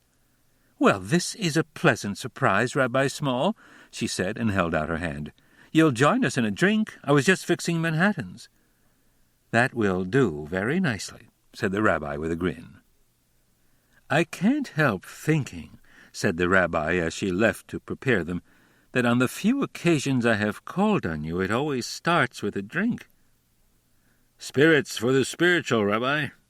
"Yes, but when you dropped in on me, I always offered you tea." "At the rate I was coming around, it was just as well," said Lanigan. "Besides, I was usually on business, and I don't drink during business hours." "Tell me, were you ever drunk?" The chief stared at him. "Why, of course. Haven't you ever been?" The rabbi shook his head. "And didn't Mrs. Lanigan mind?" Chief Lanigan laughed. "Gladys has been kind of high herself on occasion. No, why would she mind? It isn't as though I've ever been really blind drunk. Always it's been on some special occasion where it's kind of expected. Why? What are you getting at?" "I have just been to see Mrs. Hirsch." "Aha. And I'm just trying to understand. Her husband was an alcoholic, and that's something I haven't had much experience with. We Jews don't run to alcoholism." "That's true, you don't. I wonder why." The rabbi shrugged his shoulders. "I don't know. The Chinese and the Italians also have low incidences of alcoholism, yet none of us are teetotalers. As far as Jews are concerned, all our holidays and celebrations involve drinking. At the Passover feast, everyone is expected to drink at least 4 glasses of wine. Even the young children partake. It's sweet, but the alcoholic content is there nonetheless. You can get drunk on it, but I can't remember any Passover when anyone did. Maybe the very fact that we do not forbid it enables us to enjoy it in moderation. For us, it doesn't carry the joys of forbidden fruits. In France, I understand they drink wine as freely as water, but they have a lot of alcoholism there. That's true. I don't suppose there's any single explanation. There are certain similarities among the 3 groups that do encourage speculation. All have a strong family tradition that might provide a sense of security other people may look for in alcohol. The Chinese especially feel about their elders somewhat as we do. You know, we have a saying that other people boast of the beauty of their women, we boast of our old men. Well, that might apply to the Italians, too. Respect for elders, I mean, although they seem to lean more toward the mother than the father. But how does that help? Simply that the embarrassment of being seen drunk might act as a deterrent in societies where elders are greatly revered. Possible, Lanigan said judiciously. But there's another explanation. And here we share a similarity with the Chinese. Their religion, like ours, emphasizes ethics, morals, and good behavior. And like us, they attach less importance to faith than you Christians. This helps to keep us from being guilt-ridden. What's faith got to do with it? In Christianity, it's the key to salvation. And faith is not easy to maintain at all times. To believe is to question. The very act of affirming implies a doubt. I don't get it. We don't have that much control of our minds. Thoughts come unbidden, unpleasant thoughts, awful thoughts, and if you believed that doubt could lead to damnation, you'd be apt to feel guilty a good part of the time. And one place you might find solace would be in alcohol. Lanigan smiled easily. Yes, but any mature, intelligent person knows how the mind works and discounts it. Any intelligent, mature person, yes. But how about the immature? I see. So you think one reason Jews don't become alcoholics is because they don't have guilt feelings? It's a theory. I'm just speculating idly while waiting for a drink. Gladys, Lanigan bawled, what are you doing in there? The rabbi is dying of thirst. Coming. She appeared with a tray of glasses and a pitcher. You can replenish your glass whenever you've a mind to, Rabbi. And how about Isaac Hirsch? Asked Lanigan as he raised his glass in silent toast to his guest. As I understand it, he didn't have any interest in the Jewish religion, let alone the Christian. But he may have felt guilt. At least so thinks his superior, a Dr. Sykes. He suggested he may have become an alcoholic because of the work he did on the bomb dropped on Hiroshima. That's so. And how are you involved? Was Hirsch a member of your congregation? No, but his widow thought he should be buried in our cemetery. I think I'm beginning to see. You're wondering if it really was an accident, or if it was suicide. You people have the same attitude toward suicide that we have? I mean, as far as burial is concerned? Not quite. In a sense, our practice is similar to yours. The suicide is not publicly mourned. No eulogy is said, and he is supposed to be buried off to one side, rather than in the main part of the cemetery. But your church is a large authoritarian organization. And what difference would that make? Just that there's a sort of hierarchy, a chain of command that tends to keep the rules of the church uniform. And you are your own boss, is that it? Something like that. At least no religious body passes on my decision. So if the rabbi is easygoing and soft-hearted, he still has his own integrity to live up to, said the rabbi firmly. But apart from that, The philosophical basis for our disapproval of suicide is somewhat different from yours, and that in itself permits greater flexibility. How so? Well, the attitude of your church is that each and every one of us was put on this earth to fulfill some divine purpose, and life is essentially a test to determine an individual's eventual destination, heaven or hell or purgatory. So the man who takes his own life is in a sense dodging the test and flouting God's will. For us, on the other hand, life on this earth is the sum total of man's destiny. But we hold that man was created in God's image, and hence to destroy himself is to commit a sort of sacrilege by destroying God's image. At the same time, we do not condemn the man who is driven to suicide by reason of insanity or by great pain, grief, or mental anguish. In the Old Testament, there are several suicides whose memories we still honor. Samson, for one. He pulled down the pillars of the Philistine temple, you remember. That could be defended on the grounds that it not only killed him, but large numbers of Philistines who were the enemy. In a sense, then, his could be regarded as death on the battlefield. King Saul is another example, a more clear-cut case, perhaps. After the death of his sons in battle, and realizing he was likely to be captured by the enemy, he asked his armor-bearer to run him through with his sword. When he refused, Saul thrust the sword into his bosom with his own hand. Here it has been argued that the suicide was justified on the ground that if he had been captured, the enemy would have made a mockery of him, which would have brought great shame and dishonor to the Jewish nation. Then, too, there was the certainty his men would have tried to recapture him, and that many would have died as a result, so his death could be regarded as a sacrifice to save the lives of his people. Martyrdom is really a form of suicide, even though the actual blow is not dealt by one's own hand. And starting with Hannah and her 7 sons, all of whom died rather than bow down to Greek idols as recorded in Maccabees of the Apocrypha, we have had a long record of martyrdom. It is referred to, in fact, as Kiddush Hashem, the sanctification of the name. Not all the rabbis were in agreement on the matter. Maimonides, for example, held that it was justifiable to pay lip service to false gods to save one's life. But the general consensus was that there were worse things than suicide, that where a man had to choose between killing himself and killing another, suicide was preferable. So, too, with the woman forced to transgress the commandment, "Thou shalt not commit adultery." Rather than permit herself to be ravished, a woman should commit suicide.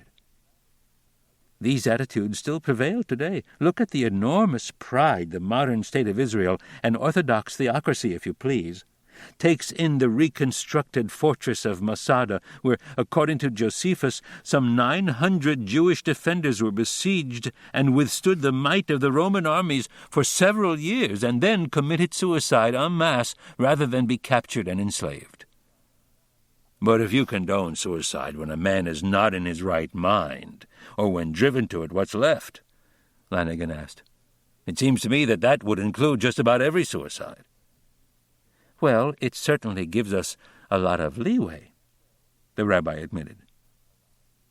But I don't think you'd find many rabbis who would approve of the Japanese practice of harakiri, where it is considered proper to take one's life because of some fancied dishonor to one's house or loss of face. Nor would we condone the old Indian practice of sati, where a wife, to show her loyalty, throws herself on her husband's funeral pyre. How about those Buddhist monks who set fire to themselves in Vietnam? We've even had a couple such cases here. The rabbi nodded thoughtfully.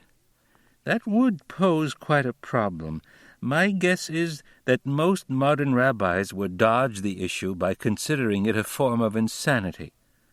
On the other hand, a stickler for the rules might treat it as a bona fide suicide on the grounds that it presumed a sound mind and was being done knowingly, out of philosophical conviction.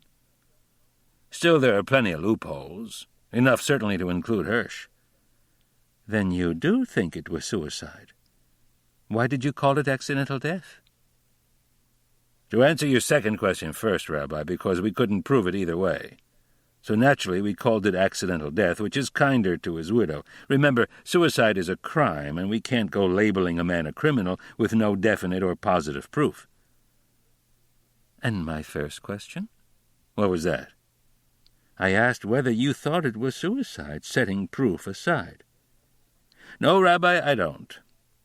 You tell someone that a man was found dead of carbon monoxide in his garage, and the first thing that comes to mind is suicide. But actually, there are plenty of accidental deaths from carbon monoxide. It's pretty tricky stuff. A few years back, a couple of kids parked their car, a leaky old rat trap of a jalopy, right up here near Highland Park. They were just planning on a little fancy necking, but it was midwinter and cold, so they kept the motor running to stay warm. The stuff seeped through the car, and we found them both dead. It happens all the time.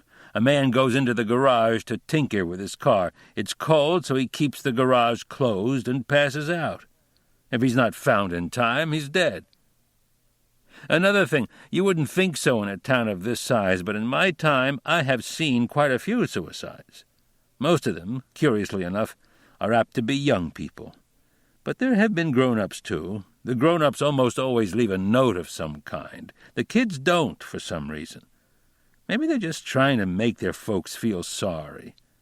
You know that poem by Edwin Arlington Robinson, Rabbi, Richard Cory, about this young fellow who had everything and then for some reason put a bullet through his brain?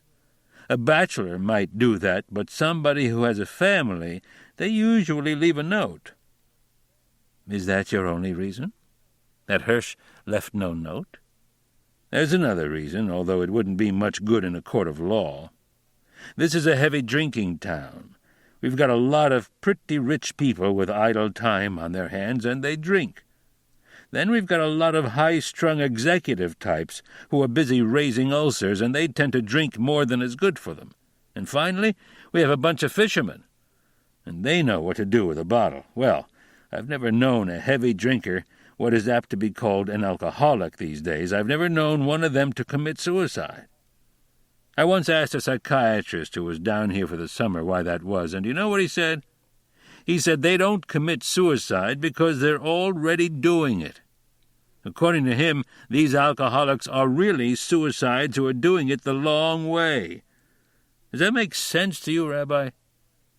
Why, yes, I can understand that. But how about legal proof? Anything? Well, except for the absence of the note and the fact Hirsch was drunk, there's nothing definite. It's the drinking that tips the scales with me. A man taking his life usually does so with a clear head. My experience is that in that last final step, he's not thinking about chickening out, because he has thought it through and made up his mind that this is the logical, the only thing to do. Now, you look at the facts leading up to his drunk, and they certainly don't seem the pattern of a man determined to commit suicide. In fact, it seems all a grotesque accident.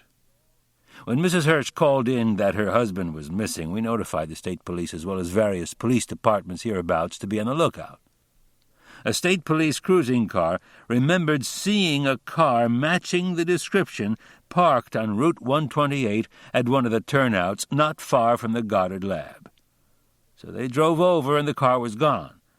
But they found a ball of rumpled paper and cardboard, the wrapper from a vodka bottle. It had a gift card enclosed and was addressed to a party who lives right across the street from Hirsch. A little routine police work showed that the bottle had been delivered after the Levinsons, that was the party, had gone off to the temple. The driver asked Hirsch if he would sign for it and give it to the Levinsons, and Hirsch agreed. I see. Now, he wouldn't have taken the wrapper off just to look at the bottle. He must have taken an experimental drink or two. In fact, why else would he have pulled up at the turnoff? He must have started for the lab and stopped at the turnoff for a drink, then decided to go home and do a good job of it. As a matter of fact, it might explain his drinking in the first place. He wouldn't go out and buy a bottle. He was trying to keep off the stuff. But receiving a bottle out of the blue, you might say. Getting it on the eve of the holy day, too. well, I can see where he might regard it as almost foreordained. I doubt if even a devout believer, and I don't suppose Hirsch was, would think of a bottle of vodka as having been sent by the Almighty, said the rabbi with a smile. But in any case, in your view, the weight of the evidence is on the side of accidental death. Well, that's the way it seemed to us. But keep in mind we naturally preferred that finding to suicide. Of course, the insurance company is likely to look at the picture a little differently. Oh, have they made inquiries? No, not yet, Lanigan said. But they will. They will. Chapter 15.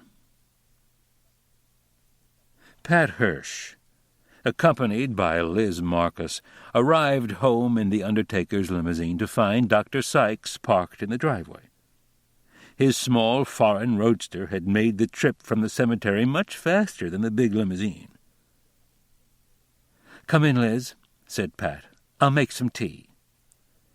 "Thanks, but I don't think I'd better. Joe is taking care of the kids, and he'll be wanting to get back to the office."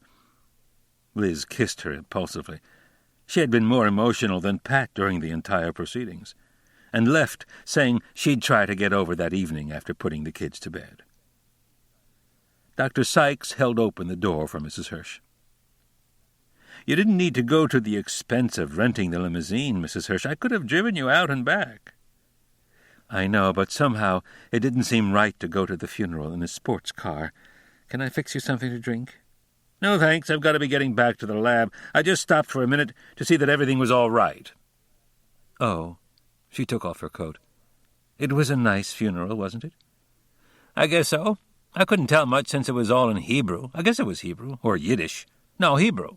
Yiddish is a kind of German, and with all the scientific reading I do, I would have caught a word here and there." She fished in her purse. "The rabbi gave me this little booklet. It has the prayers with the English translation on the opposite page, so I could follow the service, you know. But I was kind of upset and just put it in my purse." He looked over her shoulder as she leafed through the pages. "It doesn't say much about death," she remarked. "Just praises God. Oh, here's a section. 'O God, who art full of compassion, grant perfect rest beneath the shelter of thy divine presence. We beseech thee, shelter him evermore under the cover of thy wings.' It says, El Mole Rachamim. What do you suppose it means?" "That's just a transliteration of the Hebrew. That must have been what the cantor chanted. You remember in the middle he said Ike's name? Here, you see, there's a dash where you supply the name of the deceased." "Oh, yes. Didn't he have a lovely voice?" "It was kind of eerie, all that twisting and turning in a minor key." "Yes, but it reminded me of Ike somehow. You know, he used to sing like that sometimes. Not sing exactly, but kind of hum. Sometimes when he was trying to work something out in his head, he would walk up and down the room and hum that way to himself. Poor Ike. He was alone so much of the time. He had no family, no friends. He had cut himself off from his own kind." He was afraid she was going to break down. "There were a lot more people there than I expected would be," he said to change the subject. She brightened. "Yes, weren't there? Of course, I knew Liz Marcus was going to come, but the Levinsons and Aaron and Molly Drake, I wasn't sure they could make it. They've been good friends. That little thin man was Mr. Brown, the insurance agent. I was surprised he came." "He's also chairman of the cemetery committee. I guess he wanted to make sure everything went off all right." "Who were those 3 people standing together behind the rabbi?"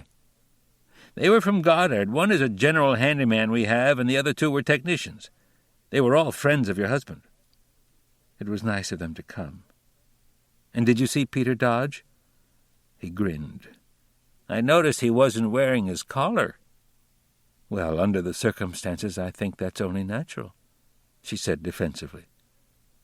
"Who was that tall, heavy man who kept pretty much to himself?" He looked at her in surprise. Didn't you know?" She shook her head. "That's the great Mr. Goralski, Mr. Benjamin Goralski, financial genius, president of Goraltronics." "What a shame I didn't know," she said. "I would have thanked him for coming today, a busy man like that. He left right after it was over, though." "Yes, his mother is buried there, and I guess he wanted to visit her grave. It's a very nice cemetery, don't you think? I could have liked it. A big field on a hill out in the country and all." "There were only about 2 or 3 graves."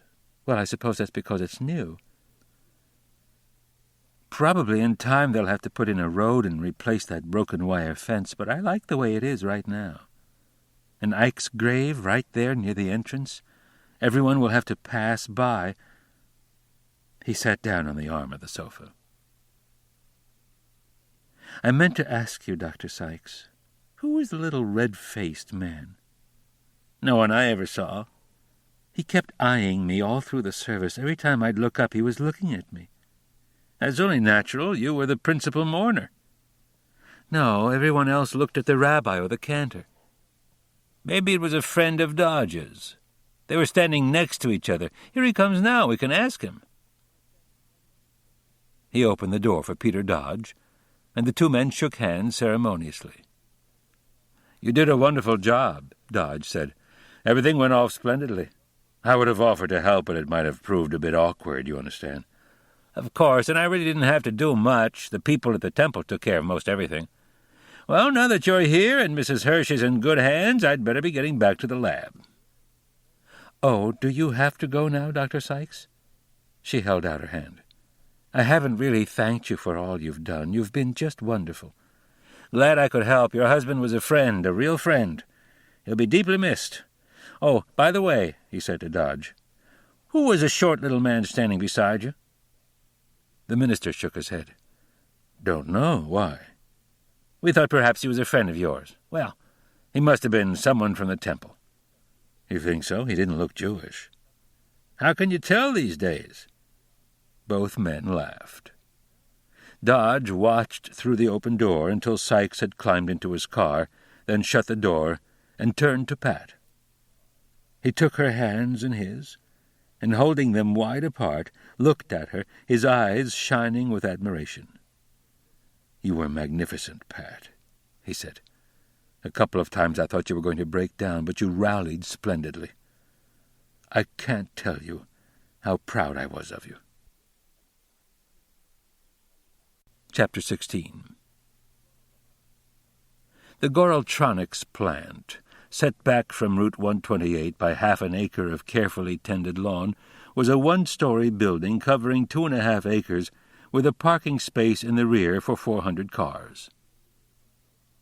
Seated in his modern office with discreet gray carpeting, the president of the corporation, Mr. Benjamin Goralski, glanced at the calling card and snapped the corner of it with his thumb. "Investigator," he read aloud. "That's a detective. I saw you at the funeral. You don't look much like a detective, Mr. Beam."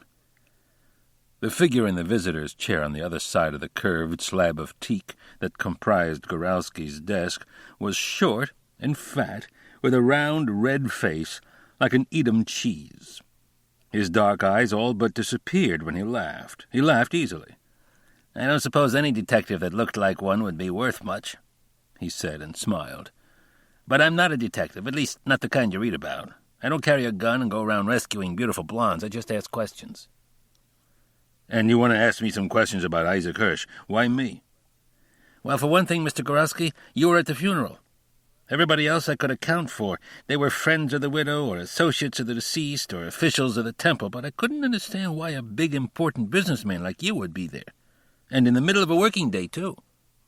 "It's what we call a mitzvah, a blessing or a good deed to go to a funeral. The rabbi announced it at the minyan. That's our regular service this morning. He asked as many as could to go.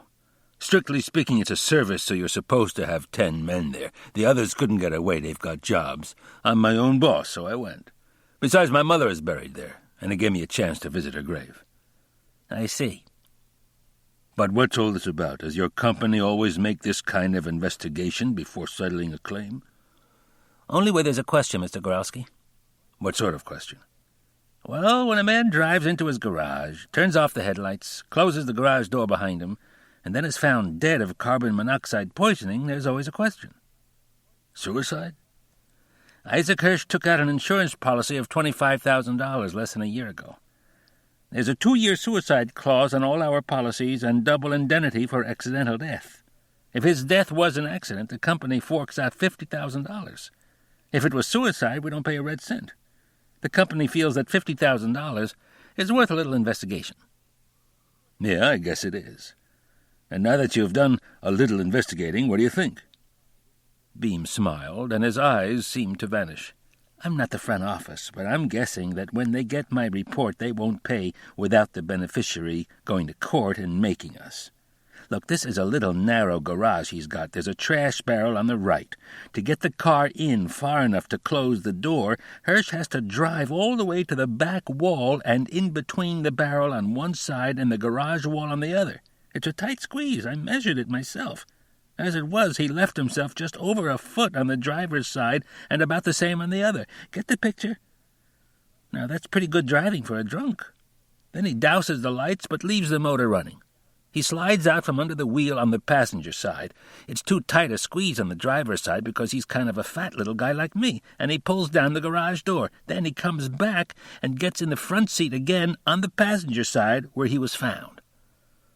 Now, when you consider that most people shut off the motor almost automatically when they get into the garage, and that he didn't forget to turn off the car lights or shut the garage door, that's kind of hard to see as an accident. If he was so boozed up that he didn't remember to shut off the motor, how come he was able to drive so straight and true? And how come he was able to remember to turn off the car lights and pull down the garage door behind him? So why did the police call it accidental death? The police? The guy is a citizen. He's got an important job with the Goddard Lab, which is kind of a big outfit around here. What are they going to do? Make trouble? I figure before they'd call it suicide, they'd practically expect him to make out a written statement stating his intentions and then have it witnessed by a notary. I see. So, what do you want from me? Anything at all, Mr. Kurowski. Anything you can tell me. The inter-office communicator buzzed. Kurowski pressed a button. Yeah. Mr. Stevenson of Halvertson Enterprises is here to see you, came from the box on the desk. I'll be right out. He turned to Beam, visibly agitated. Sorry, Mr. Beam, this is important. There's nothing I can tell you, nothing at all. Chapter 17. Is something wrong? Mrs. Hirsch asked Dr. Sykes. He had phoned from the lab to say he had important news she ought to know about at once. She led him into the living room, still unstraightened from the afternoon visitors. I wouldn't call it wrong exactly, Mrs. Hirsch, but I thought you ought to know. That fat little red-faced man who was at the funeral? You remember you said he was eyeing you all through the ceremony? Yes, I remember. Well, his name is Beam, Charles Beam. He was at the lab when I got back. He's an investigator for the insurance company that sold your husband his policy. What was he doing at the funeral? Good question.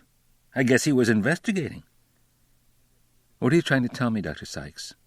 What is there to investigate? That policy your husband took out, like all policies written these days, had a suicide clause. It also had an accidental death clause. I knew that. Very well, if it was suicide, they pay nothing. If it was an accident, they pay $50,000. That's a lot of money.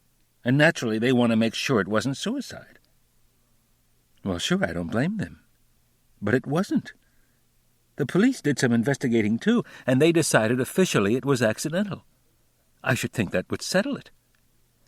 I'm afraid it isn't as easy as that. The police don't have to pay out any hard cash. They just have to come up with a cause of death for their records. Naturally, unless they have positive proof, they'll put down accidental death. It's kinder to the family. But why would I commit suicide? He'd have no reason. He liked living here. We were getting along fine. Sykes said nothing. They've got to prove that it was suicide, don't they? They can't just say they think it was suicide and refuse to pay, can they? No, of course not. Well?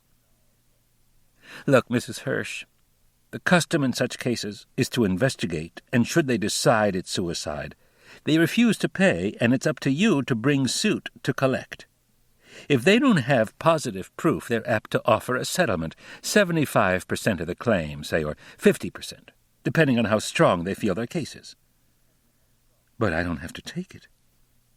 No, of course not, but you should have all the facts before you make up your mind one way or the other. What do you mean by that? That's why I came over. Choosing his words carefully, he said, I never was going to tell you this, Mrs. Hirsch, and I wouldn't now if you didn't need to know to help decide a very important question. But the fact is, your husband was going to be fired, and he knew it. Fired? But why? I thought he was doing well.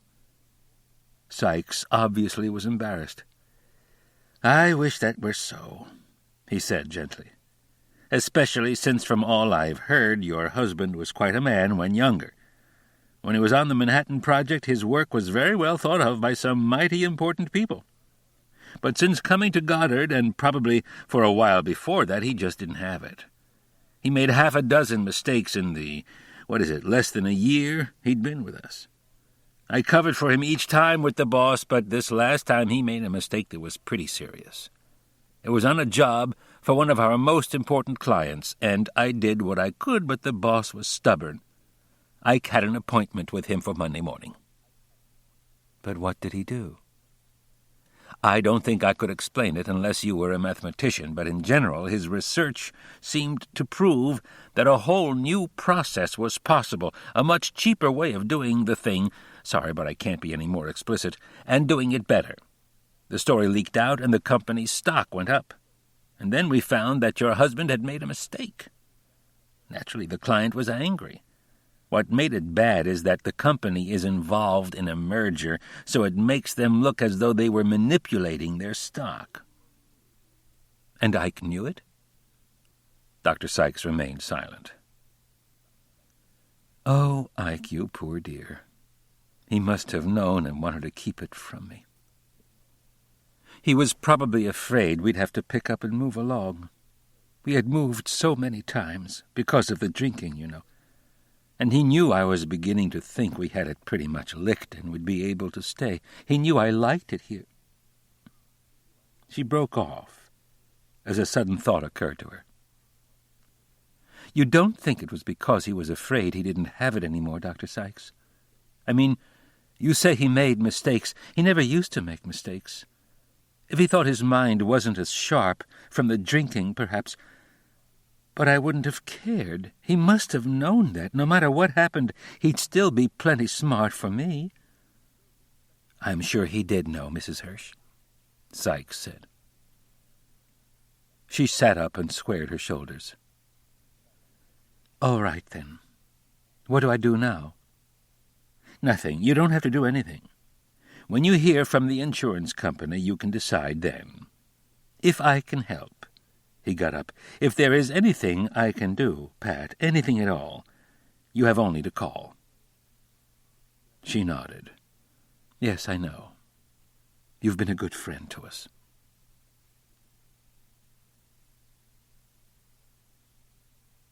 Chapter 18. Puzzle? What do you mean, puzzle? It's like treif. Not kosher, it's unclean. What are you saying, Mr. Gorowski? How can our cemetery be unclean? It's unclean because there's a suicide buried there. A suicide is supposed to be buried in a corner near the wall off to one side. You buried a suicide right in front, and that makes the whole place puzzle. We didn't bury any suicide, Ben. Who are you talking about? Look, Mr. Schwartz, don't pull that with me. Yesterday you people buried Isaac Hirsch in your cemetery. I was there, I saw it. Today the insurance investigator comes to see me, and there's no doubt the guy committed suicide. So I mention it to my father, and he gets terribly upset. Why should he be upset? Why? Because in case it slipped your mind, my mother is also buried there. All her life she was a good, pious woman. She kept a kosher house and observed every rule and regulation, and now she lies in ground that's been contaminated. And I shouldn't be concerned? And my father shouldn't be upset? Look, Ben, Mr. Goralski, I don't know anything about Isaac Hirsch. First, I've heard of the name. This is a matter the cemetery committee takes care of. I'm sure there's some explanation. Did the rabbi officiate at the burial? Of course he did, and he made a eulogy, and he made the blessings. Yet only a few days ago, on the eve of Yom Kippur, with my own ears I heard him threaten my father that if he didn't take his medicine and died, he would consider him a suicide and bury him in a corner without blessings or eulogy. Then along comes this Isaac Hirsch, who isn't even a member of the temple, and this is supposed to be a private cemetery for members only, and his wife isn't even Jewish, and the rabbi buries him with all the trimmings. You say there's an explanation. I guess there is. The explanation is that you guys wanted to sell a cemetery lot, and for the couple of $100 or whatever it runs, you didn't care what happened to anybody else who was buried there. I assure you, Ben, it was nothing like that. Marvin Brown, the chairman of our committee, would never do a thing like that. And our rabbi wouldn't either. There must be some mistake. You think my father doesn't know what's kosher and what ain't? Of course not, but that insurance investigator could be mistaken. How could he be mistaken? He laid it out for me, plain as day. This Hirsch goes into his garage and closes the door. Then he sits in his car swigging booze with the motor running. So, is it suicide or isn't it? Well, it certainly sounds that way, but look, if anything can be done, well, tell me, what do you want us to do? You can get him out of there. You mean exhume the body? Ben, we couldn't do that. You wouldn't want us to do that. It would create a scandal. We'd need the consent of the widow. The town would... Look, Schwartz. Goralski's tone was cold and dispassionate. You've been sweet-talking my father about building a chapel, and he's half committed himself to you. Personally, I think the congregation needs a new chapel about as much as they need a pogrom. But if the old man wants it, it's all right by me. But I'm telling you right here and now that if you don't take care of this cemetery business, any money you get out of us wouldn't even build a pup tent.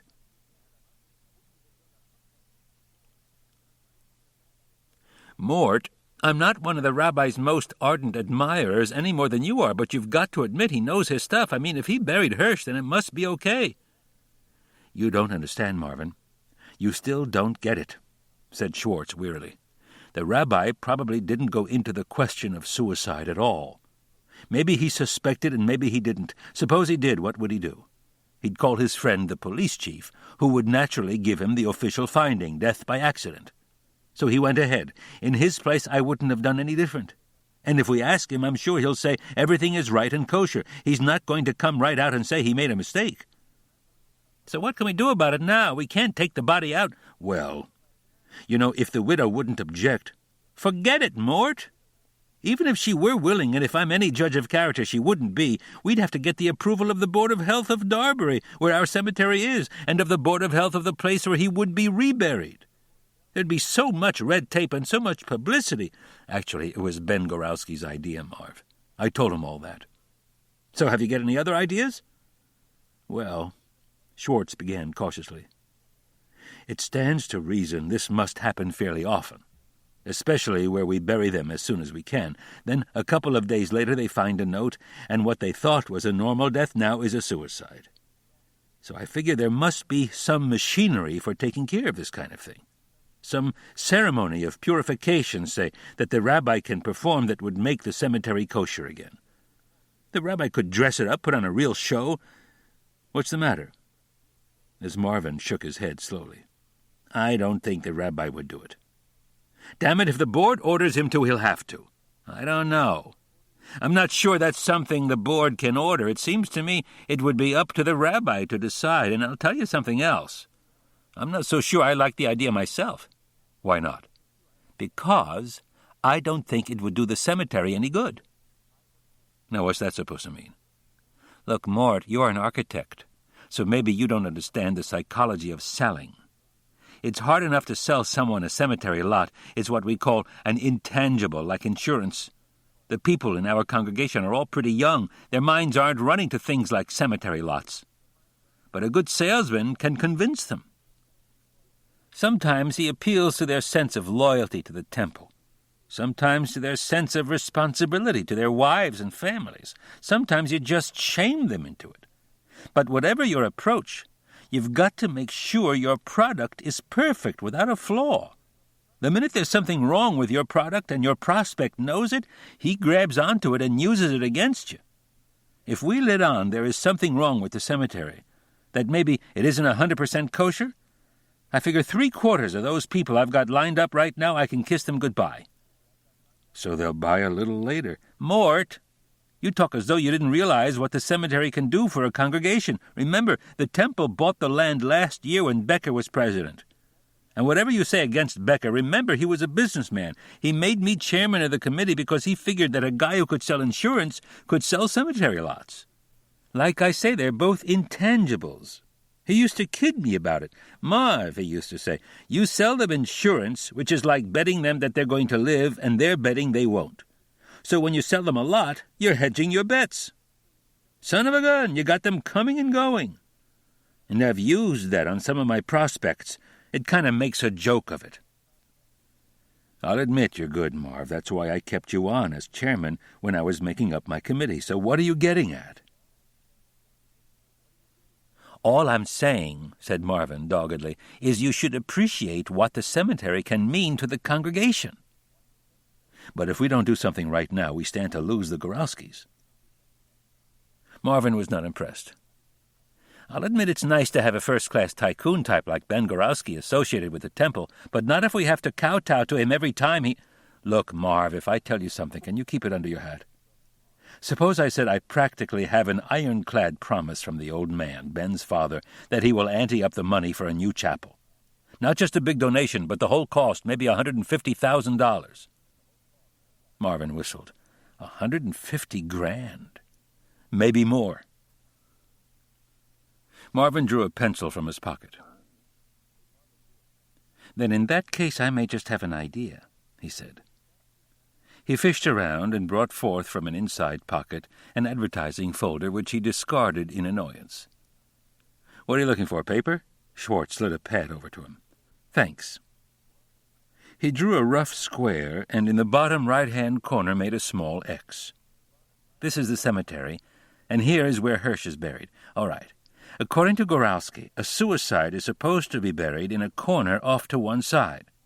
So we make a corner. He drew an oval inside the perimeter of the square. It enclosed the entire area except for the four corners. By building a circular road inside the cemetery, that leaves Hirsch's grave outside and in a corner. What do you think? Schwartz looked at the drawing in amazement.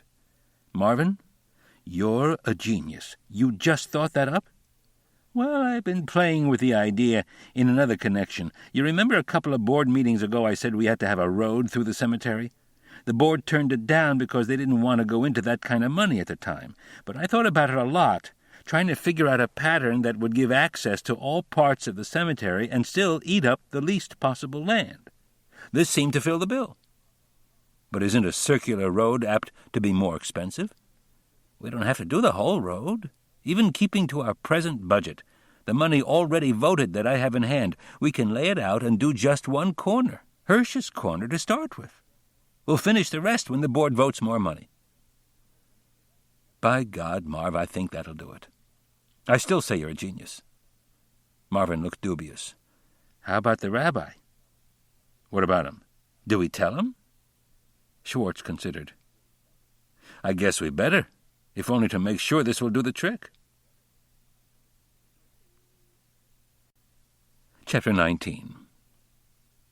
Surely you must be joking, exclaimed the rabbi.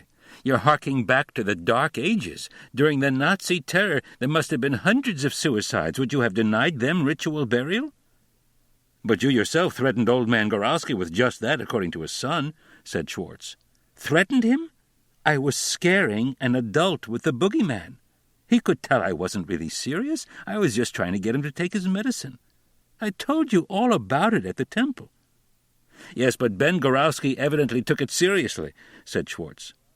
I doubt if he did at the time, said the rabbi. But in any case, on what grounds can you assume Hirsch was a suicide? The police verdict was accidental death. And I went to the trouble of discussing it personally with the chief of police, and he feels the evidence overwhelmingly favors that finding. Are we to be more callous in our dealings with the dead and bereaved than the civil authorities? Suppose it finally was decided that he was a suicide, asked Marvin. Decided by whom? Well, by a court of law. Even then, the chances are that he was either temporarily insane or suffering from a compulsion so extreme he was powerless to withstand it. So he wouldn't be accounted a suicide in the eyes of Jewish law. Yes, but if he was a suicide, just suppose he was, Marvin persisted, then wouldn't it be up to us or to you to do something about it? Why would anything have to be done about it? He was buried. That in itself is a cleansing action. The earth is the Lord's and the fullness thereof.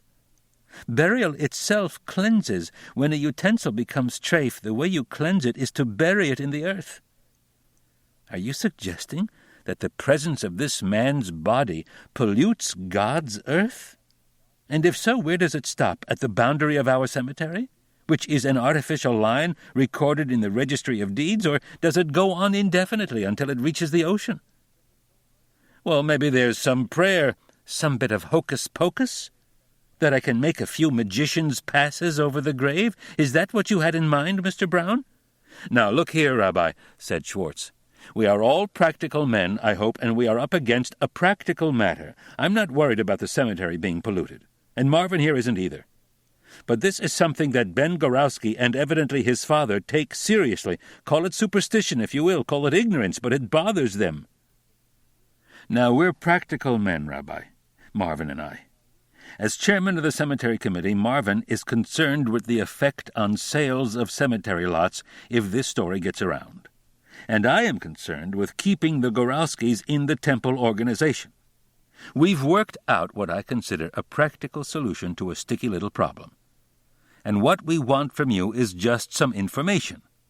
What we have in mind is to build a circular road inside the cemetery, like this. And he took out the sketch. Now here is where Hirsch is buried. If we keep him outside the road, and from now on sell lots only on the inside, will that satisfy the regulations? Actually, Hirsch stands to gain. Since we can't use the corner land, naturally we'd want to beautify it, put in some shrubbery, trees. What we want to know is whether that would do it. The rabbi rose from his chair. He looked at each of them in turn, as though unable to believe they were serious. "Is a man a dog?" he demanded, his fury all the more intense because he kept it controlled. "That you presume to toss his body from one place to another as suits you?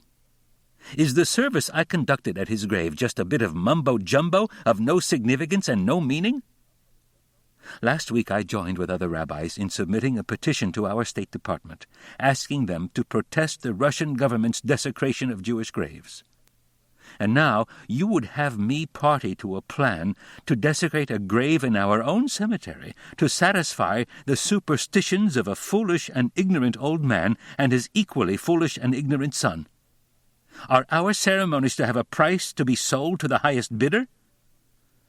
Just a minute, Rabbi. We're not desecrating any grave. We have no intention of molesting Hirsch's grave." The rabbi lowered his voice even further. "A woman not of our faith comes to us and asks us to bury her dead husband in our cemetery because he was Jewish. She regards it as her last act of loyalty and love to lay him to rest among his own people, and you propose to differentiate his grave from all the rest? And you don't consider this desecration? In good faith, she paid her money 3 or 4 times the price of a lot in the public cemetery, mind you, only to have her husband separated, markedly separated from the rest of the cemetery as a thing unclean?" "I'll bet I could get her to agree," said Marvin. "It's purely an administrative matter," said Schwartz. "You are a salesman, Mr. Brown, and a successful one," said the rabbi. "It's quite possible you could persuade a widow in her bereavement to consent to your plan. But you can't persuade me. And I consider it something more than just an administrative matter, Mr. Schwartz. I will not be a party to it." "Well, I'm sorry you feel this way, Rabbi," said Schwartz. I consider it a practical solution to a practical problem. I am concerned with the living rather than the dead. I am concerned with the effect on our congregation of having the Gorowskis as members rather than whether the grave of Isaac Hirsch, who was not even a member of our organization, is on one side of a road or another. I cannot approve, and I will so tell the board when the matter comes up." Schwartz smiled. "I'm sorry we don't have your approval, Rabbi. But I'm afraid we'll have to go ahead without it. And it won't come up before the board. This is a matter in which the cemetery committee has full authority." "Of course we'll take a vote of the committee," Marvin observed. "Vote or no vote, I forbid it." "Look, Rabbi, we didn't have to come to you in the first place. We just wanted everything above board. But you did come, and I forbid it." Schwartz shrugged his shoulders. He rose, and the two men left. The rabbi stood by his desk, angry and baffled.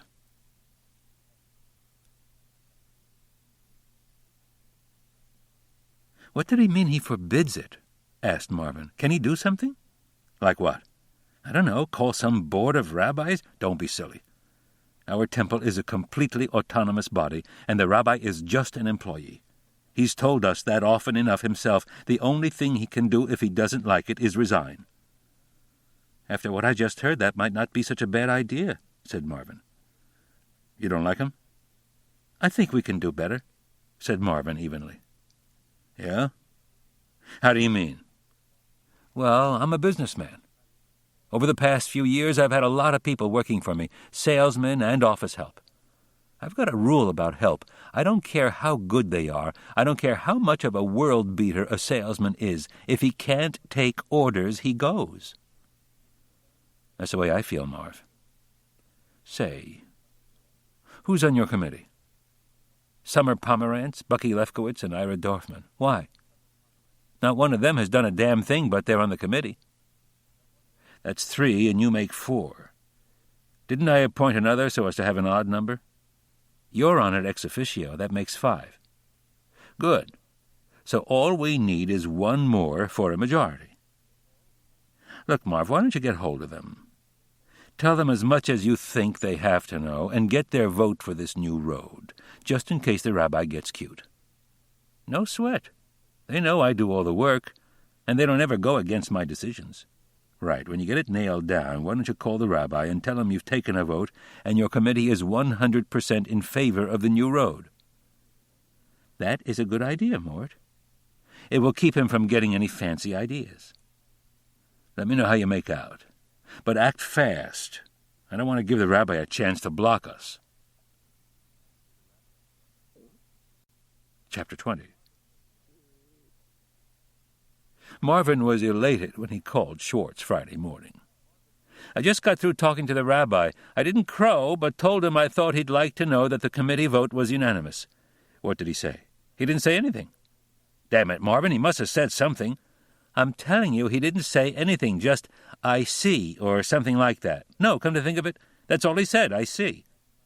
"Was he sore?" "I couldn't tell, but since he didn't say anything, I figure he knows he's beaten. So the thing for us to do is go ahead full steam." "I'm not so sure, Marv. I've had some second thoughts on the matter." "How do you mean?" "A thing like this, it could backfire on us. If he were to bring the matter before the board Sunday, and Wasserman and maybe Becker side with him, and between them they'd pull over a few more, yeah, you got a point there. What do you think we ought to do?" "What we need, Marv, is a consensus. Maybe I ought to talk to some of the members before the board meeting. What are you doing tomorrow night?"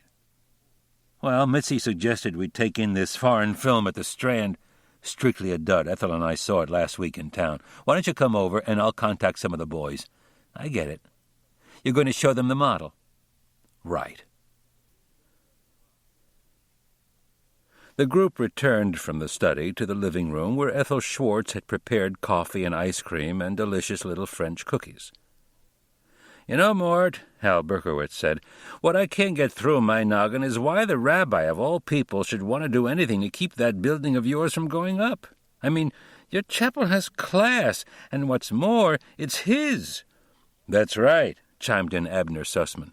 "It's his place of business, you might say. I was visiting my brother in Richmond Friday night, and the rabbi was over. Most of the time we were talking business, and I had been telling them how I remodeled my store. After dinner we all started out for services, and when we got to the temple, the rabbi says, 'How do you like my store?' What gets me," Berkowitz said, "our rabbi is supposed to be so traditional, and the building we got now looks like anything but a synagogue. Now Mort's scheme here makes it look like a real synagogue." "Seems to me you're both missing the point," said Nelson Bloomberg. "Here we've got a chance to make a giant step forward. We can make our temple a real showplace on the North Shore. I don't claim to have any great aesthetic appreciation, although in the dress business, let me tell you, you better develop a sense of style or you're in trouble. But to me, Mort's is the kind of building that would get talked about. The kind of building you might expect to see pictured in some magazine. To me, it represents progress. And what's standing in the way? A ghost. No, not even a ghost, a corpse. The dead body of this guy Hirsch, who wasn't even a member of the congregation. Here we have something that means progress for an entire community, something wholesome and alive, and the rabbi throws in a monkey wrench with a lot of ghoulish technicalities about graves and burials and death. It's just plain gruesome when you come right down to it." "Nels put the whole thing in a nutshell," said Nate Schatz. "We had a pretty awkward situation here. This idea of having the driveway so everybody is satisfied, Gorowski, the widow, the temple, that's the kind of thing the rabbi is supposed to dope out. And what happens? Marvin Mort figure it out, and the rabbi, instead of being grateful, says he forbids it. Either we like it or lump it. Well, I say the fat's in the fire, and we go ahead with the road. He can resign for all I care." "What's he ever done to you?" asked Jerry Feldman. "You sound angry." "I am. He acts as though he's too good for the likes of us. I see him at the board meetings, and sometimes he says hello and sometimes he doesn't. My wife gave a bridge and invited his wife, but when she got there, all she would take was tea. If he's too good to eat with us, he's too good to rabbi for us." "Well, I wouldn't condemn a man because he sticks to his principles," said Feldman. "If a man wants to eat kosher, especially if he's a rabbi, I see no harm in it. My mother always kept a kosher house with 2 sets of dishes and everything. When she'd come to my house, she wouldn't eat with us either. At the same time, I say maybe we can do better. Personally, I'd like to see a man who was a leader and looked like a leader. A man who would take hold and build this place up. A lot of people come into your store, Abner, and you must have heard them talking," said Schwartz. "How do you think people feel about him?" Sussman rotated his hand. "Comme ça. Some people say he keeps to himself a lot, and they don't like a rabbi to be so standoffish. Some say when they go to the temple on a Friday night, they like to hear a sermon, not just a casual talk like he thought it up on his way over. But don't think he hasn't friends. He has. A lot of people like the way he talks. Common sense and no bull. Like Jerry here, some object to the way he dresses, more like a bookkeeper making $75 a week. But that works for him, too. Brings out the motherly instincts, if you know what I mean. Of course, I see mostly women in my place, and they're always complaining about something. He's not interested in their work. Half the time when he's supposed to go to a sisterhood meeting, they're not even sure he'll show up. But you know women. If he were a big, handsome guy, he could do anything he liked, and they'd love it. On the other hand, there's no doubt they've got a lot of influence with their menfolk. How about those who are strong for him? Well, like I say, he's got his friends, but they're scattered, so I wouldn't say he has what you might call a following. I mean, he's not the kind of guy that goes out of his way to get a group behind him, and he hasn't exactly got what you'd call a magnetic personality, like some of these glad-handers. You know, my father was president of one temple and a big shot in another, so I know a little about rabbis. You take a smart rabbi, the first thing he does when he comes to a new place, he sort of gets the lay of the land, who's important and who isn't. Then he develops a party, a clique. Everybody knows they're the rabbi's friends, see? Then any time the rabbi wants something, he doesn't ask the board of directors himself personally. He whispers to one of his buddies who is damn important, some guy with plenty of dough who has kicked into the building fund or who can be tapped for a big contribution when you need it. Then this guy, he talks to the other friends of the rabbi, and when one of them gets up in the board meeting and says, "I think we should do thus and so," Why, somebody else seconds it quick as a wink, and before you can say good Shabbos, it's past. A rabbi like that, he runs the organization. I see. Now, our rabbi, he don't have any organization behind him. How about Wasserman and Becker and Doc Carter? Sussman shook his head. They're not an organization. Wasserman backs him because he picked him, and Becker because he helped out his partner when he got into that trouble a couple of years ago, so he feels obligated.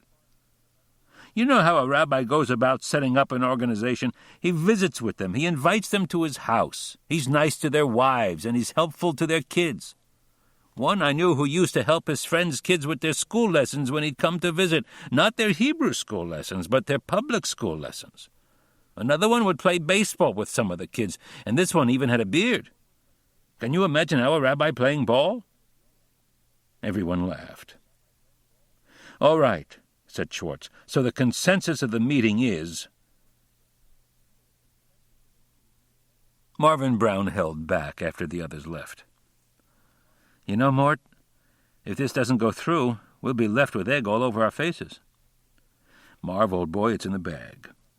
Nell Bloomberg gave it to us when he said the rabbi was fighting progress. That's our new theme song. The rabbi is against progress.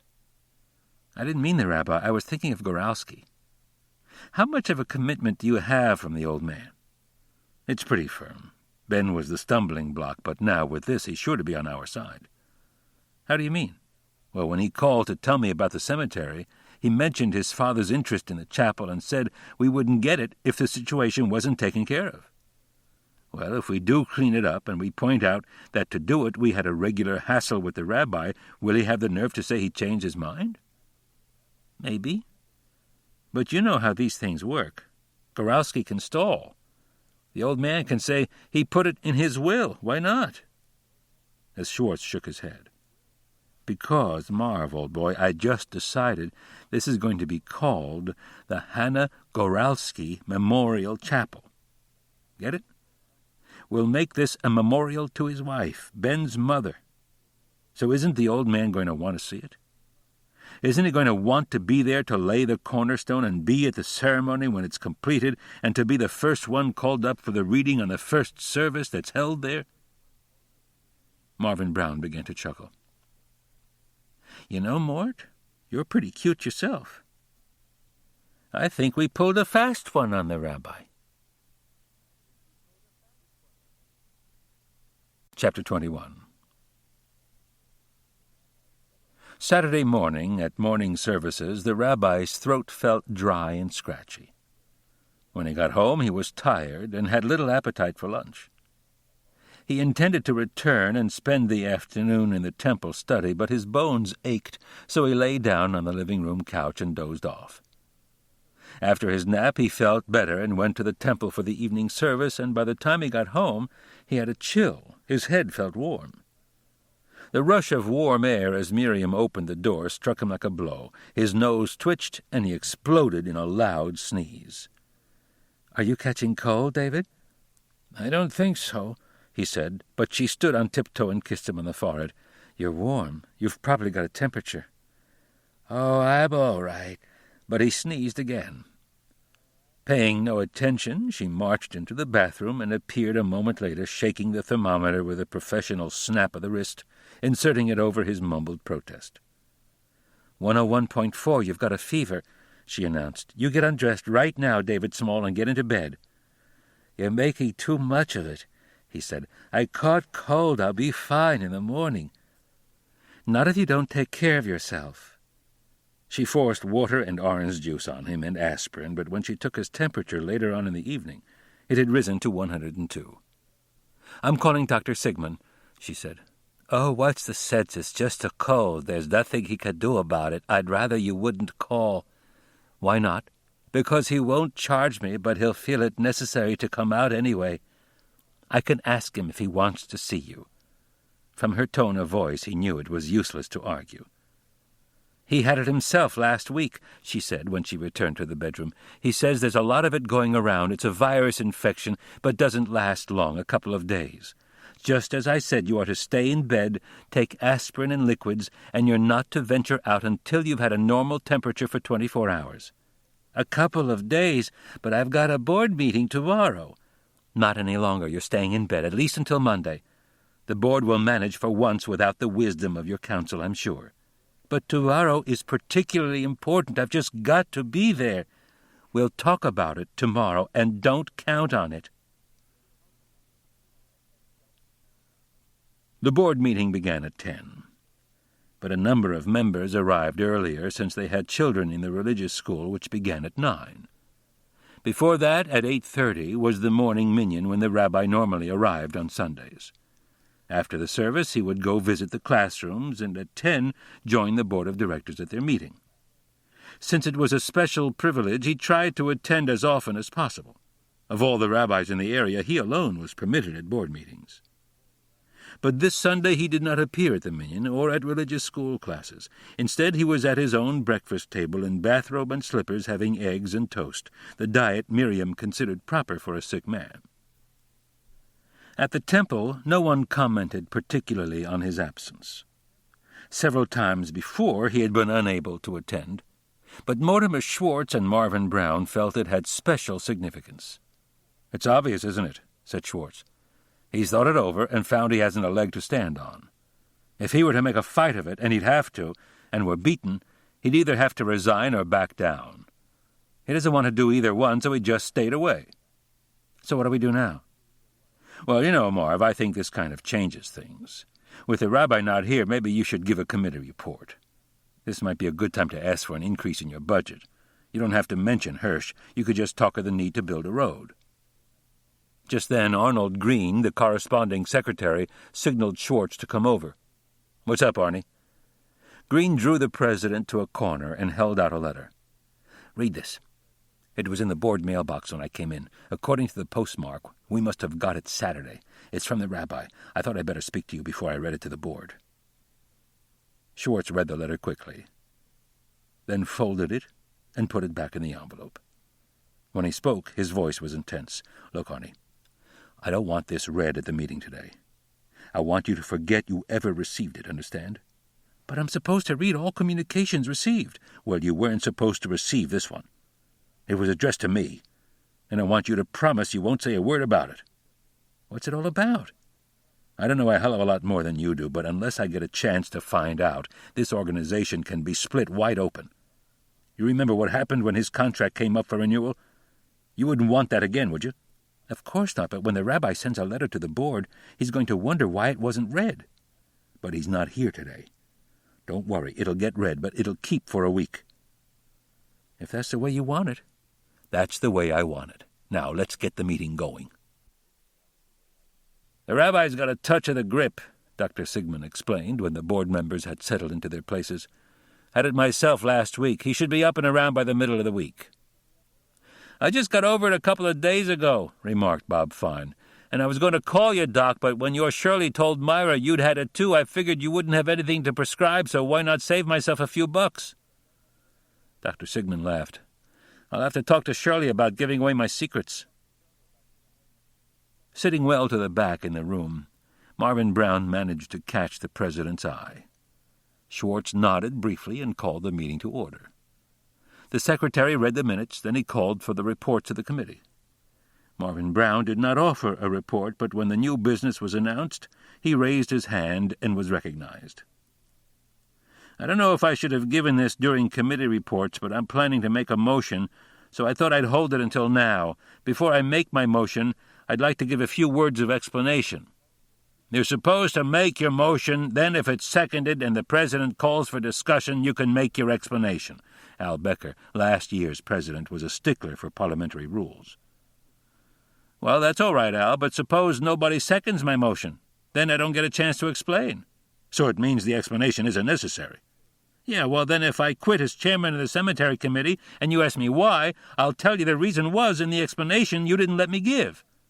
"Look, fellows, there's no sense getting sore about this," Schwartz interposed. "You're absolutely right about the correct procedure, Al, but it sounds as though Marv has a beef, and I think we ought to hear it. I can rule him out of order if, in my opinion, he's not talking to the point." "That's just the point," Becker objected. "How can you tell if he's talking to the point when he hasn't made a point yet?" "Oh, let him talk," I'm not trying to keep him from talking. I just say we ought to operate according to the rules. But you guys want to do it this way? Go ahead. All right, Marvin. Well, it's like this. I'm damn sick and tired of trying to sell what can't be sold. It's a thankless job. Now, I'm a salesman by profession, and a salesman depends on his confidence, and this assignment of the cemetery committee, I tell you, fellas, I'm losing my confidence. It seems to me that most of you don't have the slightest idea of how important the cemetery is to the congregation. Most of you take the attitude that it's some kind of joke. Oh, I don't mind you whistling a funeral march when I get up to give my report. I can take a joke as well as the next guy.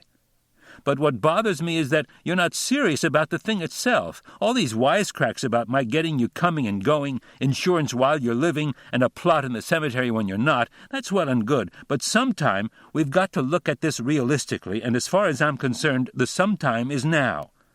So what do you want, Marv? I want you to think about what this cemetery can mean for a progressive organization like ours. This community is growing. Someday, and it's not far off, there's going to be another temple in Barnard's Crossing, maybe a couple of them. And their membership won't be made up entirely of newcomers to the area. Maybe one of the temples will be reform, and I'll bet there'll be a lot of our members who will feel like switching. But if they own a family plot with us, or if a member of their family is buried there, a husband, a wife, a father, a child, wouldn't that make them think twice before they leave us?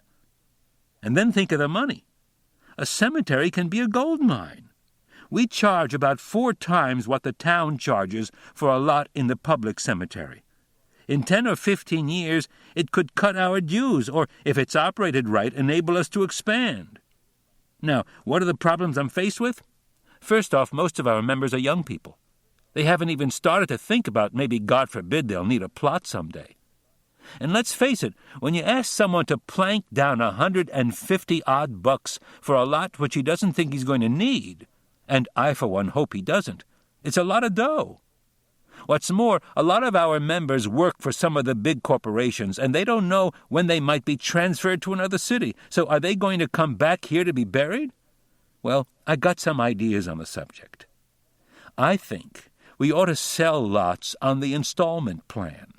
I'd like to see members pay as little as $10 a year, which could be billed with their membership dues. And I'm in favor of having a clause in the contract to the effect that they can sell the lot back to us any time they want without losing money. In that way, if they're transferred, they can always get their money back.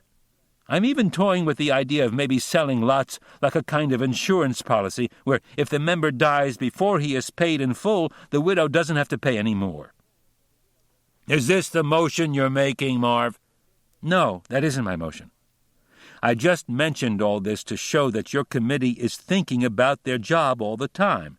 I've had prospects make the kind of objections I've mentioned, but, and here he looked around to make sure he had their attention, the biggest argument my prospects give me is, see me when you get a cemetery. All you've got now is an abandoned hayfield. And that's the truth. That's all we've got there right now. A hayfield with a saggy wire fence running along the main road and a tumbled-down stone fence running along one side. We don't have a chapel. We don't have flowers and shrubbery to make the place look halfway decent. We don't have the place properly fenced off. We don't have a road to give us full access to the cemetery, the back plots especially. That's the main trouble right now. We're planning all those things, but wasn't it decided we would make all the improvements out of income? Sure, but you've got to spend a little money to make some money. Remember, it's the packaging that sells the product. Well, you've got a budget of $2,000. Yeah, and how far will that take you? Just keeping the grass cut and paying for a part-time caretaker eats that up. So what do you want? $25,000 for a regular forest lawn so you can sell a couple of lots for $150? I don't think that's fair to Marv, said Schwartz. I'll tell you what I want. I want enough money to build a decent road. Then I can sell lots in any part of the cemetery, not just near the corner where there's a hole in the fence. To take care of that, we've worked out a scheme that's both practical and economical. What we're planning is a circular road that will give us access to all parts of the cemetery. What I want is for our budget to be increased to at least $5,000 so we can go ahead. We could lay out the whole road and get bids on what it would cost to pave it. Then if the low bid goes above the $5,000, and I don't think it will, I'd expect the board to pick up the tab, and that's my motion." The secretary looked up from hastily scribbled notes. "A motion was made. Did anybody second it?" "Second the motion." "Sure, I'll second it." "All right, a motion was made and seconded that the cemetery committee budget be increased to $5,000 for the purpose of building a road. Make that a circular road. All right, a circular road within the boundaries of the cemetery. Any excess monies that are necessary to be—" Morton Schwartz sought out Marvin Brown after the meeting. "I've got to hand it to you, Marv. You certainly put that over. I thought you were all set to hand in your resignation." Marv grinned. "It's just a selling job as I see it." "Well, you certainly got the technique, and you sure worked in our theme song." He chuckled. "I'd like to see the Rabbi buck this setup." Chapter 22. As the founder and first president of the congregation, Jacob Wasserman was considered the elder statesman of the temple. In his 60s, he was quite a bit older than most of the members. He had worked almost single-handed to get the organization started, spending his evenings going to see each of the 50 or so Jewish families that comprised the Jewish community in Barnett's Crossing shortly after the end of World War II. The first High Holy Day services had been held in the basement of his house with a Torah scroll borrowed from one of the Lynn synagogues, and he had led the prayers and chanted the portions from the Torah. Al Becker, who succeeded him as president, accompanied him on his visit to the rabbi. Becker was a short, stocky man with a deep, gravelly voice and a belligerent way of using it. Although he had none of Wasserman's learning, to say nothing of his understanding of Jewish tradition, he followed him faithfully and usually voted with him on most board matters. "It's lucky Becker and I decided to drop in on you, Rabbi, to see how you were getting along," said Wasserman. "I knew old man Goralski was an ignoramus, but that his son, a boy born and brought up in America, should be such a superstitious idiot, too, this I wouldn't have believed." "Just a minute, Jacob," said Becker. "Right is right. How can you say the old man is an ignoramus? A man like that with a beard, he says the prayers faster than anyone in the congregation, and most of the time he doesn't even bother to look at the book." "Please, Becker, stick to things you know about. Goralski may pray faster than anybody in the congregation, and he knows the prayers by heart. Why not? He's been saying them every day, morning and night, for almost 80 years. But he doesn't know the meaning of them." "You mean he doesn't understand what he's saying?" "Do you, when you recite the prayers in Hebrew?" "To tell the truth, most of the time I use the English side." "So that's an advantage that you have over him. But the question is, what are we going to do now?" Becker shook his head dolefully. "Too bad you had to get sick, Rabbi. If you had been at the meeting yesterday when the discussion came up, you could have explained what the real issue was." "I'm not sure I could have, from the way you report it," said Rabbi Small. "As I gather, the motion was a general one to give the cemetery committee a budget to improve the grounds.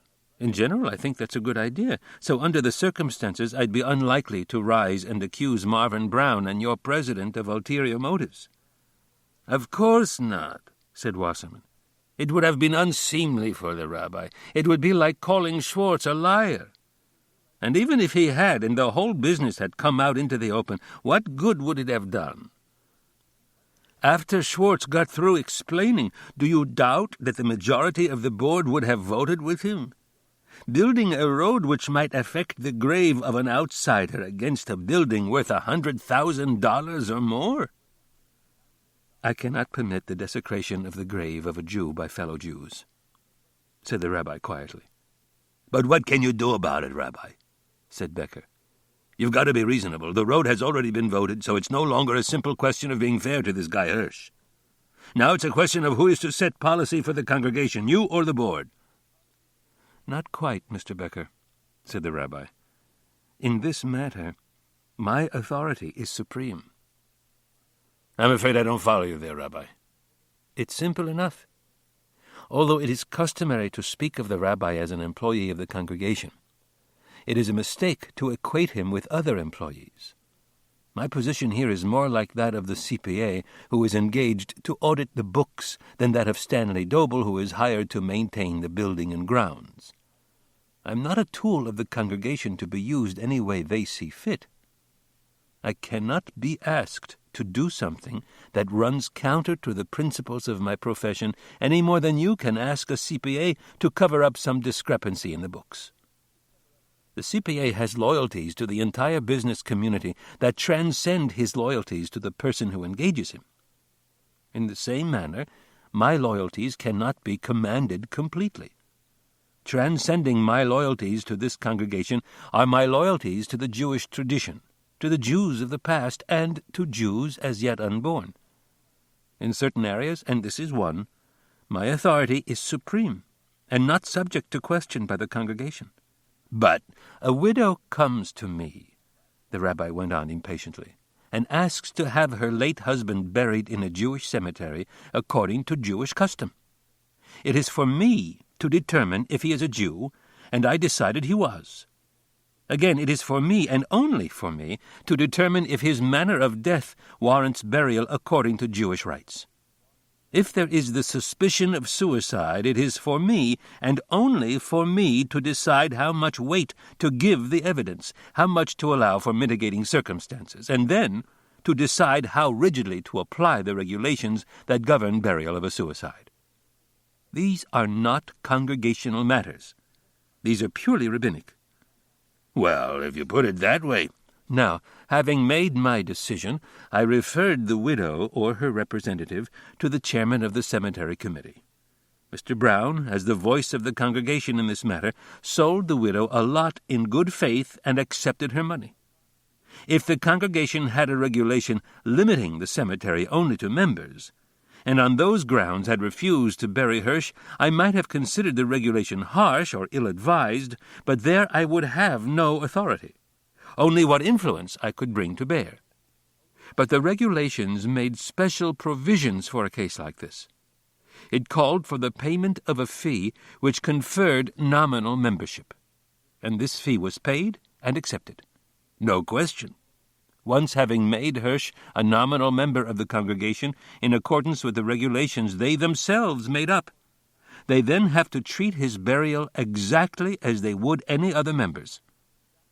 That's not only in the bylaws, but it's in accordance with our tradition, said Wasserman. Now, suppose sometime later evidence is adduced, incontrovertible evidence, that Hirsch had actually committed suicide, and such is not the case. Then once again it becomes a decision entirely for me, and me alone, whether his presence compromises the cemetery. And if I were to decide that it did, it would be up to me and me alone to decide what measures of purification were necessary. But the board chooses to follow Mr. Goralski in this matter. Why? Is his smicha greater than mine? Did he perhaps receive his from the Vilna Gaon? The rabbi's voice had risen, and his normally pale face showed the heat of his indignation. He sat back in his chair and smiled, a small deprecatory smile. I told Mr. Schwartz and Mr. Brown that I would forbid this desecration of Hirsch's grave. Of course, in the present congregation-rabbi relationship, my ban has no force behind it. So when Mr. Brown called to say that the committee was going ahead anyway, I did the only thing I could do. I sent in my resignation. You resigned? Wasserman was aghast. You mean you've already sent it in? Said Becker. The rabbi nodded. When Brown hung up, I wrote out my resignation and dropped it in the mailbox. But why, Rabbi, why? Becker pleaded. I've just explained that. Wasserman was upset. You could have called me. You could have discussed it with me, explained your position. I could have talked to Schwartz. I could have brought the matter up before the board. How could I do that? This was between Brown and Schwartz and me. Could I come running to you to help me exercise my authority? Besides, what good would it have done? You would have split the congregation, and in the end the board would have voted with Schwartz. As you yourself said, given the choice between an unknown's corpse and a $100,000 building, is there any question which way the board would vote? And how does Mrs. Small feel about this? Asked Wasserman. Just a minute, Jacob, interrupted Becker. You say you sent this letter out Friday morning? So it must have been received no later than Saturday. If it was addressed to the president of the temple, it would have been put in with the rest of the temple mail, and the corresponding secretary would have got it and showed it to Mort Schwartz. So why didn't Schwartz have it read at the meeting? That's a good question, Becker. It must mean that Schwartz just isn't accepting it. That could be, said Wasserman slowly, but I don't think so. You think he wanted to discuss it with the rabbi first? That could also be, but I doubt it. So how do you figure it? I think he wants to talk it over with his group on the board first, and get them all to agree. Then, when he brings up the matter in the meeting, they'll railroad it through just like that. He snapped his fingers. But why, Jacob? You think he wants the rabbi out? I don't think he'll let anything interfere with his new building. Why is the building so important to him? We don't really need it. Because it's a building, that's why. It's that progress they were talking about. It's something he can point to, something solid and substantial. It's $100,000 to $150,000 property. It's a value that he can say he brought into the temple organization. Now, the present building came in during my administration. I didn't put up any buildings, said Becker. The cemetery that you bought. When they put up the central gate, your name will be on it. Schwartz wants something he can say, this is what I did. What do you say, Rabbi? The rabbi, who had promised to say nothing about Schwartz's personal involvement, nodded slowly. Yes, I think it might be something like that. Well, Rabbi, said Wasserman, it's not going to be easy, but we'll try our best.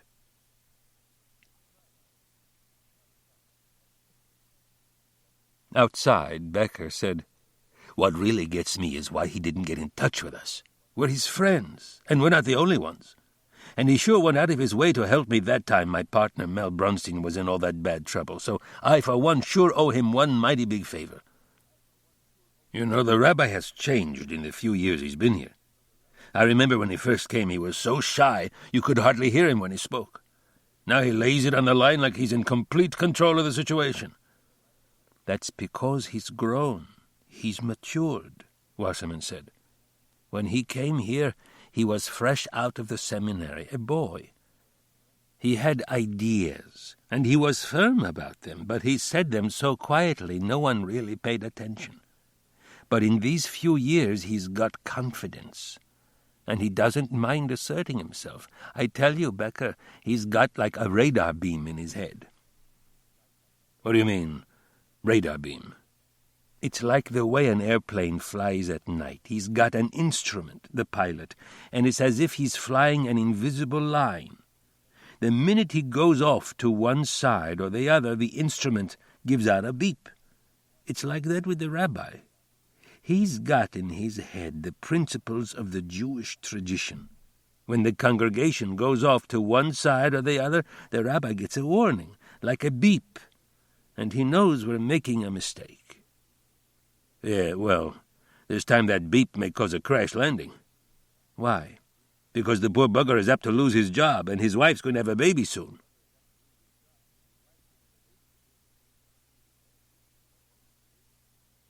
"You might at least have told me," said Miriam. "It was all I could do to restrain myself from coming in when I heard you tell Mr. Wasserman and Mr. Becker. I noticed when one of them asked how I felt about it, you were careful not to answer. Evidently they thought it was my concern. I'm sorry, Miriam, dear. It was foolish of me. I was wrong, but I didn't want to distress you at this time. I thought that by this morning, the whole affair would have been properly settled. It didn't occur to me that Schwartz would suppress my letter." "And suppose he had read your letter, and the board had gone along with him?" "I didn't think they would have. Not with me there to explain it." He had been talking apologetically, but now his tone changed. If they did, then I would have no choice but to resign. I could not remain here. The issue, as far as I'm concerned, is basic and fundamental. Either we are a religious group, a congregation, or we are nothing, and I have no job here. So what are you going to do now? He shrugged. What can I do now? The matter is out of my hands. We can only hope that Wasserman and Becker can rally enough support. You mean you're going to sit with your hands folded and wait until the matter is resolved one way or the other? What do you suggest? He was nettled. You called this desecrating a grave. Very well, then you can appeal to the town authorities. You could talk to Mrs. Hirsch. He shook his head. I could never do that. I'm still an employee of the congregation, and if their elected representatives want to do something I disapprove of, I can't protest to authorities outside. It seems to me, she said tartly, that you're a lot more concerned with your struggle with the board than you are with Hirsch. You've dissociated yourself from their action, but if, as you say, it's the desecration that really concerns you, what are you doing to prevent it? Well, the least you could do is prove what really happened. Yes? And how would I go about that?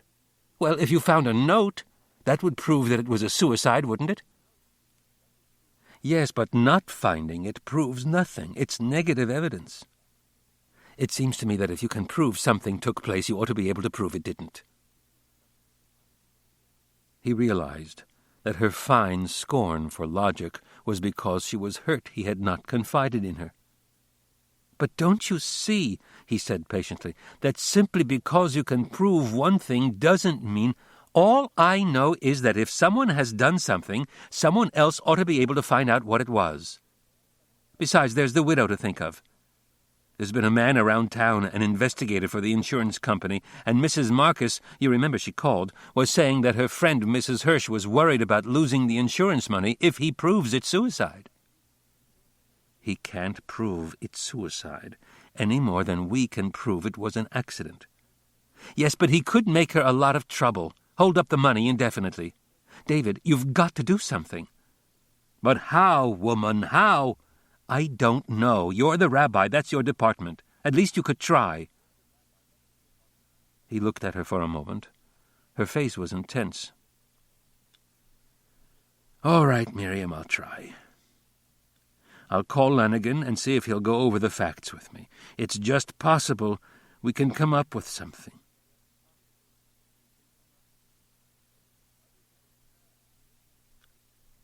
I'll do better than that, said the police chief when the rabbi got him on the phone. I hear you've been under the weather, so instead of your coming down to my office tomorrow, I'll get the files on the case and bring them over to your house tonight. Oh, I don't want to put you to that bother. Look, Rabbi, you'll be doing me a favor. Gladys is having some friends over, and I don't want to be caught in a hen party. Well, if you put it that way. I do. Say, I've got another idea. Has Charlie Beam got around to talking to you yet? Beam? He's the man who's been investigating for the insurance company. How about if I bring him along? Fine. Beauty, said Lanigan. He chuckled. You know, I'm really going to enjoy this little get-together. How do you mean? Well, you're hoping to prove that it's a case of death by accident, and Beam naturally would like to prove that it's suicide so his company won't have to pay. And here I am in the middle, and for once in the clear. I'll just let you boys fight it out, and I'll sit back and enjoy it.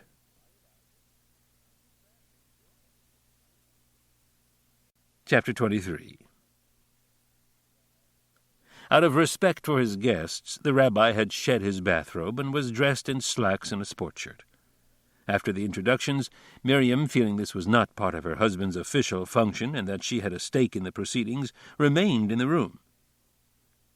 Maybe I'd better run through the facts as we know them, said Lanigan, and then we can talk about it afterward. He opened a manila folder. All right. Isaac Hirsch, 4 Bradford Lane, married, white, 51 years old. He was 5'3" or 4" and weighed 190 pounds. Did you know him, Rabbi? Had you ever met him? The rabbi shook his head. He was built along the lines of Charlie here, maybe a little shorter. I'm 5'5", said Beam. I would have said so. I make a point of this because it's important, as you'll see. All right. It's Friday evening, September 18th, the eve of your Yom Kippur. Hirsch gets home from the Goddard lab where he works, his regular time, a little after 6. In this case, that's unusual because all other Jewish employees left a bit early. But although Hirsch was Jewish, he did not attend services, so he worked a full day. He got home and left his car in front of the house instead of putting it in the garage. "He didn't want to trouble himself getting out to open the garage door, is that it?" remarked Beam. "No, the garage door was up. It's common around here. We don't have much pilfering. A man will leave the door up all day and close it only when he locks up for the night." "You know this in the Hirsch case?" asked Beam. "Yeah, it also figures in the story, as you'll see. Now, there are a number of Jewish families in this section of Colonial Village. In fact, all his immediate neighbors are Jewish. I understand it's sometimes called the ghetto." He smiled apologetically at the rabbi. "That's a little joke among them." "I understand." Patricia Hirsch, that's Isaac Hirsch's wife, was going to babysit for the Marcuses, who live across the street. She agreed to be there early, so she served Hirsch his dinner and left at 6:30. Hirsch finished and left around 7. "You're sure of the time?" asked the rabbi. "Pretty sure. We got that from the delivery man I told you about. Anyway, after the delivery man left, Hirsch headed for the laboratory. He was next sighted by the state police at a siding on Route 128 about 400 yards from the lab. You remember they went back and found the wrapper from the bottle. "Did they indicate when they saw him?"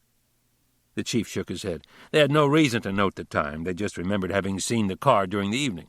They didn't even remember the exact place. They had to check each of the sidings along the section they patrolled until they found the right one. All we know is that Hirsch was there sometime during the evening, and that was the last time he was seen alive." "But you yourself said they didn't really see him. They just saw the car. Isn't that right?" asked the rabbi. "Well, they saw a figure in the car. We assume it was Hirsch. Is it important?" "Probably not. Go on." "Mrs. Hirsch came home around 11 or a little after." "As late as that?" asked the rabbi. "Our services ended at 10:15.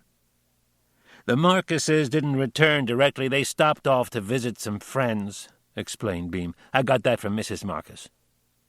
"And I suppose they talked with Mrs. Hirsch for a few minutes when they did get back," said Lanigan. "Around midnight she called the lab to find out when her husband was coming home."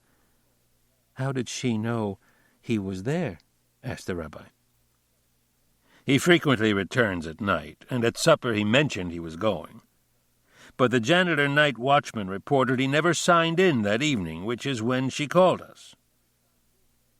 He went on to explain how they put out an alert, and how when the cruising car stopped by to get more information, the patrolman noticed the garage door was down and remembered it had been up when he passed earlier.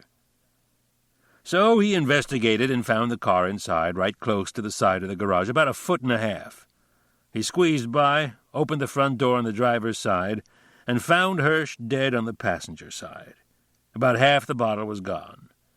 The ignition was on, but the motor was not running, out of gas. He radioed into the station, and we sent down the doctor and a photographer, the usual. He opened the folder and took out a large, glossy photograph. "This picture shows the situation best. It was taken from the driveway when the garage door was first raised. You'll notice how close the car is to the side of the garage on the driver's side, about 1.5 feet. And on the other side, you'll notice this trash barrel about 1 foot from the car. That's important to Charlie's case. The picture doesn't show it, of course, but the bumper of the car was just touching the rear wall of the garage. Since the car had no gas, we took out the body and left the car where it was. The following morning, we poured some gas into the tank and drove it down to the station, where we've had it ever since. Mrs. Hirsch doesn't drive, at least she doesn't have a license, so we haven't got around to bringing it back yet. And that's about all. Oh, yes, we did an autopsy on the body that confirmed the presence of alcohol in quantity commensurate with the amount missing from the bottle. It also gave us the time of death, roughly 8:30, give or take 20 minutes. That would be pretty accurate since it was based on stomach content. All four were silent for a moment, as if out of respect for the deceased. Then the rabbi said, "There was much that you didn't mention, Chief. I suppose because you assumed we knew it. One was that the man was an alcoholic, And you yourself indicated that alcoholics don't generally commit suicide. Beam smiled. That's one of those generalizations, Rabbi, that are used to bolster a pet theory. And since there are almost as many theories about alcoholism as there are doctors studying the subject, it's easy to theorize. There's one to the effect that all alcoholics are sexually deficient. If something runs counter to your theory, you just say it proves the man wasn't a true alcoholic. It's arguing in circles. All right, how about this? From all I can gather, Hirsch was very fond of his wife. He took out a sizable insurance policy. That alone indicates he cared about her welfare and well-being. Would he take his own life without leaving a note of explanation?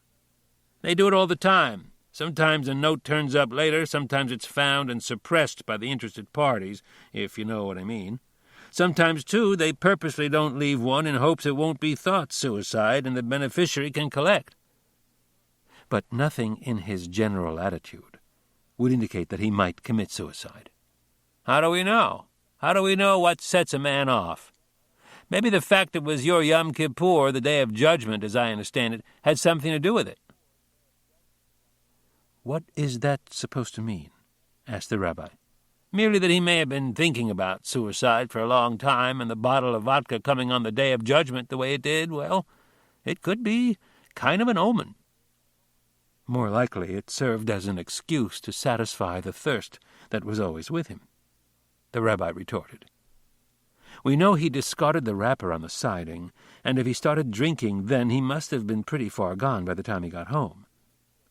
And yet was able to drive a car for some distance, a good 10 miles, and steer it into the garage so nice and true that he doesn't hit the wall on the one side or the trash barrel on the other? That's your case, is it? Asked the rabbi. That he was able to drive into the garage without bumping into anything? That, said Beam, and the fact that he had sufficient command of his reasoning faculties to shut off the car lights but not shut off the motor, get out of the car and pull down the garage door, and then get back into the front seat. If he were drunk and didn't know what he was doing, why would he have gone back to the car? Why wouldn't he go directly into his own house? He knew he'd be alone, and alone for some time. He may not have gone to the temple regularly, but I guess he'd know that on your Yom Kippur the services wouldn't be over much before 10. Alcoholics frequently have special feelings about where they can drink and where they can't, interposed Lanigan mildly. I suppose his house was one place he considered off-limits. For that matter, after he pulled down the garage door, why get into the front seat at all? If you say he was planning to commit suicide and may have wanted to anesthetize himself with alcohol, since carbon monoxide takes a little time, why not get into the back seat, which is not only more comfortable, but nearer the garage door? Beam shrugged. Matter of habit, probably. The important thing is that he was sober enough to do all these things, to steer within the narrow space between the trash barrel and the garage wall. Just a minute. What kind of trash barrel is that, Chief? It looks like one of those new plastic types. That's right, Rabbi. It's a red plastic 20-gallon barrel with a cover. Full or empty? Oh, it must have been empty, David, said his wife. It was Friday. She explained to Beam that the trash on even-numbered houses is collected Friday morning. The husbands usually put out the barrels Thursday night, and the wives bring in the empties the next morning. The lady is right, said Lanigan. The barrel was empty. So what? So there is a difference, the rabbi began, his voice taking on the impersonal tone of a lecturer. There is a difference between a full barrel and an empty one, and an even greater difference between a galvanized iron barrel and one made of plastic. Are you going to pull one of those Talmudic tricks of yours, Rabbi? What do you call it, a pill something? You mean a pill pull? And why not, if it helps us to get at the truth? Lanigan grinned. The Talmud, he said to Beam, is the Jewish book of law. They have a special way of arguing that the rabbi has used on me on occasion. This pill pull, it's a kind of hair-splitting that...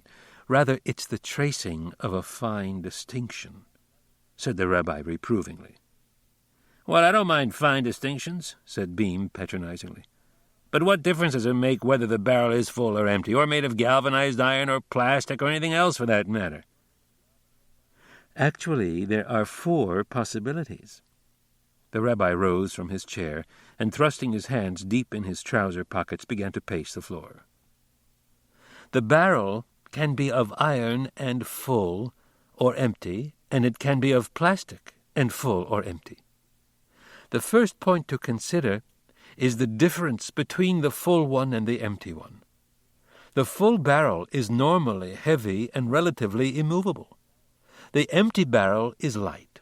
That is, of course, why men usually take it out onto the sidewalk, while bringing it back empty is something a woman can do because it does not tax her strength. Now, if the barrel were full, then it could indeed be considered a fixed obstruction. A sober man would no more think of driving his car into it than of driving into the wall.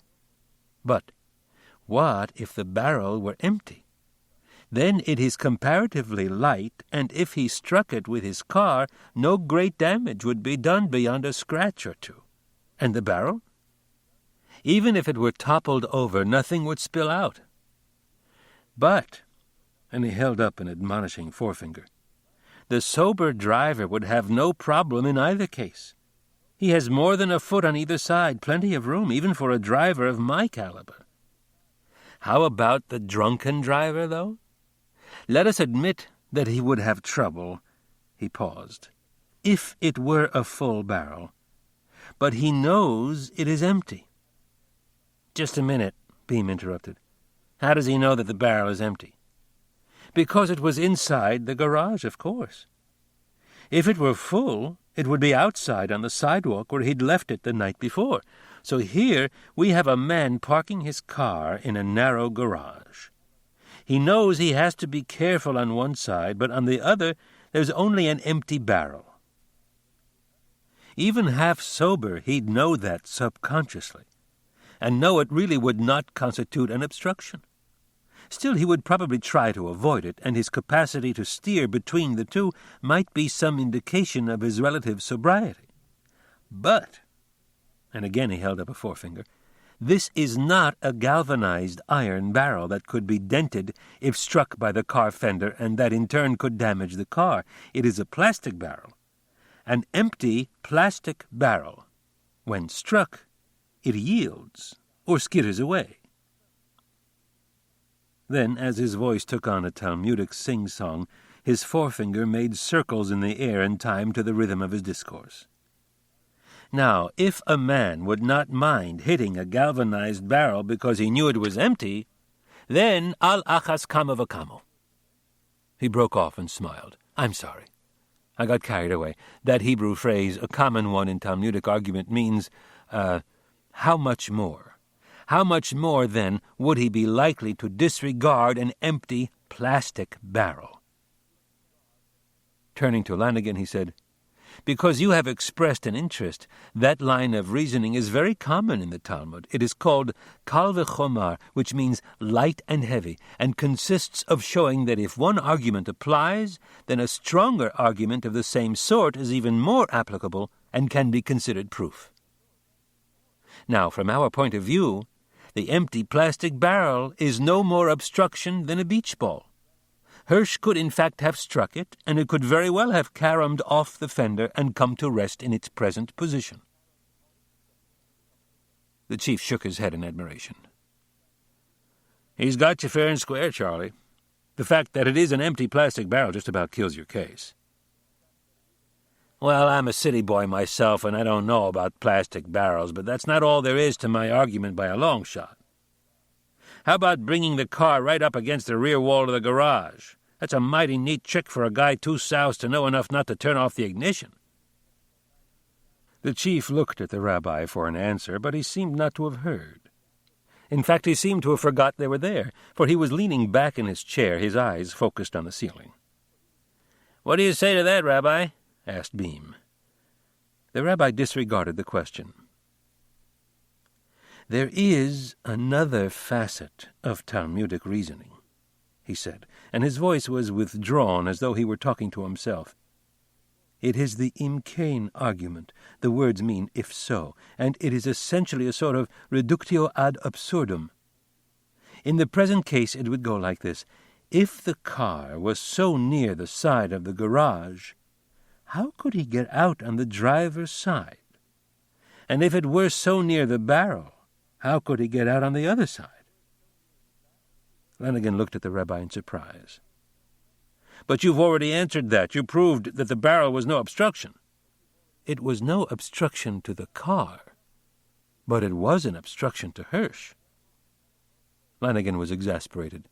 Damn it, Rabbi, you can't have it both ways. You pointed out that an empty plastic barrel was no obstruction, and now you say it is. The rabbi nodded. Precisely, it was no obstruction to a man driving a car, but it was an obstruction to Hirsch going to lower the garage door. Why, he had only to nudge it aside with his foot, but he didn't, because it was still there when you found him and took your picture. I'm not sure I understand what you're driving at, said Flanagan. Include me, said Beam. Very well. Hirsch brings the car to a stop. He can't get out on the driver's side, no room. So he gets out on the passenger side. He nudges the barrel out of the way, walks to the front of the garage and pulls the door down. Very good. Now he comes back to the front seat of the car. He passes the barrel. What does he do? Pull it back in position again? Why would he do that? Why, he must have, exclaimed Flanagan. Or maybe when he pushed it away the first time, he pushed it so hard he sent it spinning and... No, that doesn't make sense either. He glared at the rabbi. Damn it, we know he couldn't get out on the driver's side. We know that. It was physically impossible. Now it seems he didn't get out on the other side. But those are the only two ways of getting out of the car, so... Go on, say it. If he didn't get out on either side, then he didn't get out of the car. But the garage door was down, so it must have been pulled down by someone else. And that person, in all likelihood, was the driver. And Hirsch was sitting on the passenger side because he was, indeed, the passenger. And that in turn could explain how a man could consume a pint of liquor and yet travel by automobile 10 miles or more and park his car in his garage. There was no problem because he was not driving. He was being driven. And when they got to the garage, the driver, a much thinner person than Hirsch, got out of the car on the driver's side, pulled down the garage door, and walked away. And Hirsch did nothing about it because he was either too drunk to know what was happening, or more likely had passed out completely. Flanagan stared at the rabbi. But that's murder. The rabbi nodded. An hour later they were still at it. It's crazy, Rabbi, but it fits all the facts. There are obvious objections to suicide and similar strong arguments against accidental death, but there are no logical arguments against murder. On the contrary, murder explains everything. And I thought I was in the clear, said Flanagan ruefully. Are you going to report it to the district attorney? Asked the rabbi. I can't right now. First I've got to check it out. Check it out how? I've got to talk to my boys. Maybe they didn't shoot that picture as soon as they raised the garage door. Maybe they circled the car first. I don't know. But I've got a lot of questions. The chief was unhappy. Hell, I'll need some kind of legal proof. I can't go to the DA, and he can't go to a jury with this chop logic of yours, Rabbi. I'm not even sure I could repeat it. I need something definite. I've got to be able to prove beyond a doubt that the barrel wasn't moved. I've got to prove beyond a doubt that Hirsch couldn't have got by that barrel. I've got to have accurate measurements. You said Hirsch was short, 5'3". The chances are the driver was taller, said the rabbi. Wouldn't the position of the car seat, if it were pushed back, that is, indicate that someone else was driving? You would bring that up, said Flanagan morosely. Trouble is, the police officer who found the body could have changed the position. If not, we probably would have done so to get the body out. In any case, Sergeant Jeffers, who was close to 6 feet, would have pushed it back to drive the car to the station. And even if he remembered doing it, I couldn't accept that as evidence. No, we flubbed it all right. He threw up his hands. But how could we know it was anything except a straightforward case of suicide or accident? Fingerprints? Suggested Beam. Lanigan shook his head dolefully. We didn't take any. Why should we?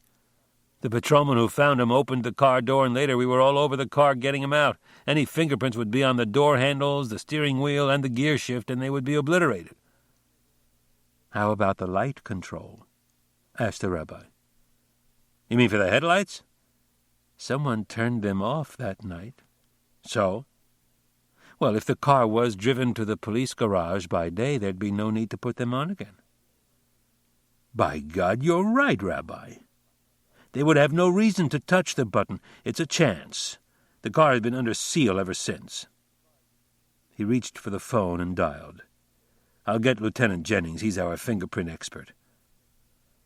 Then into the phone he said, Eben, Lanigan, meet me at the station house in 5 minutes. No, I'm not there yet, but I'll be there by the time you are. Come along, Rabbi? I think he'd better stay right here, said Miriam. Maybe you're right. I'll call you. Mind if I go along, Chief? Asked Beam. Come on, if you're sure you're all through here. Beam's eyes all but vanished as he smiled. The rabbi has convinced me it's murder, but I'll be staying in town a little while. There are a few points I want to clear up. When I talked to Mrs. Marcus, she said they called home to say they'd be late and there was no answer. They tried again when they arrived at their friend's house, and the phone rang for the longest time before Mrs. Hirsch answered. She said she'd been napping. So maybe the reason she didn't answer was not because she was asleep, but because she wasn't there. Mrs. Hirsch? Lanigan exclaimed. How could she be involved? She doesn't know how to drive. She doesn't have to. Only how to pull down the garage door. You mean she might have done it, Mrs. Hirsch? Done it or helped to do it? Why do you want to pin it on her? Beam smiled. Because the law says a murderer can't benefit from his crime. Rabbi? It was Chief Lanigan calling from the station. Yes? He had been pacing the floor impatiently, waiting for the call. The moment the phone rang, he snatched it up. There were no prints on the light button. No prints? But there had to be. The car was driven at night, so somebody had to turn them off. Wiped clean, said Lanigan grimly. You know what that means? I think so. No chance of the driver saying he walked away and forgot to turn off the motor. He knew what he was doing, all right. Which makes it first-degree murder.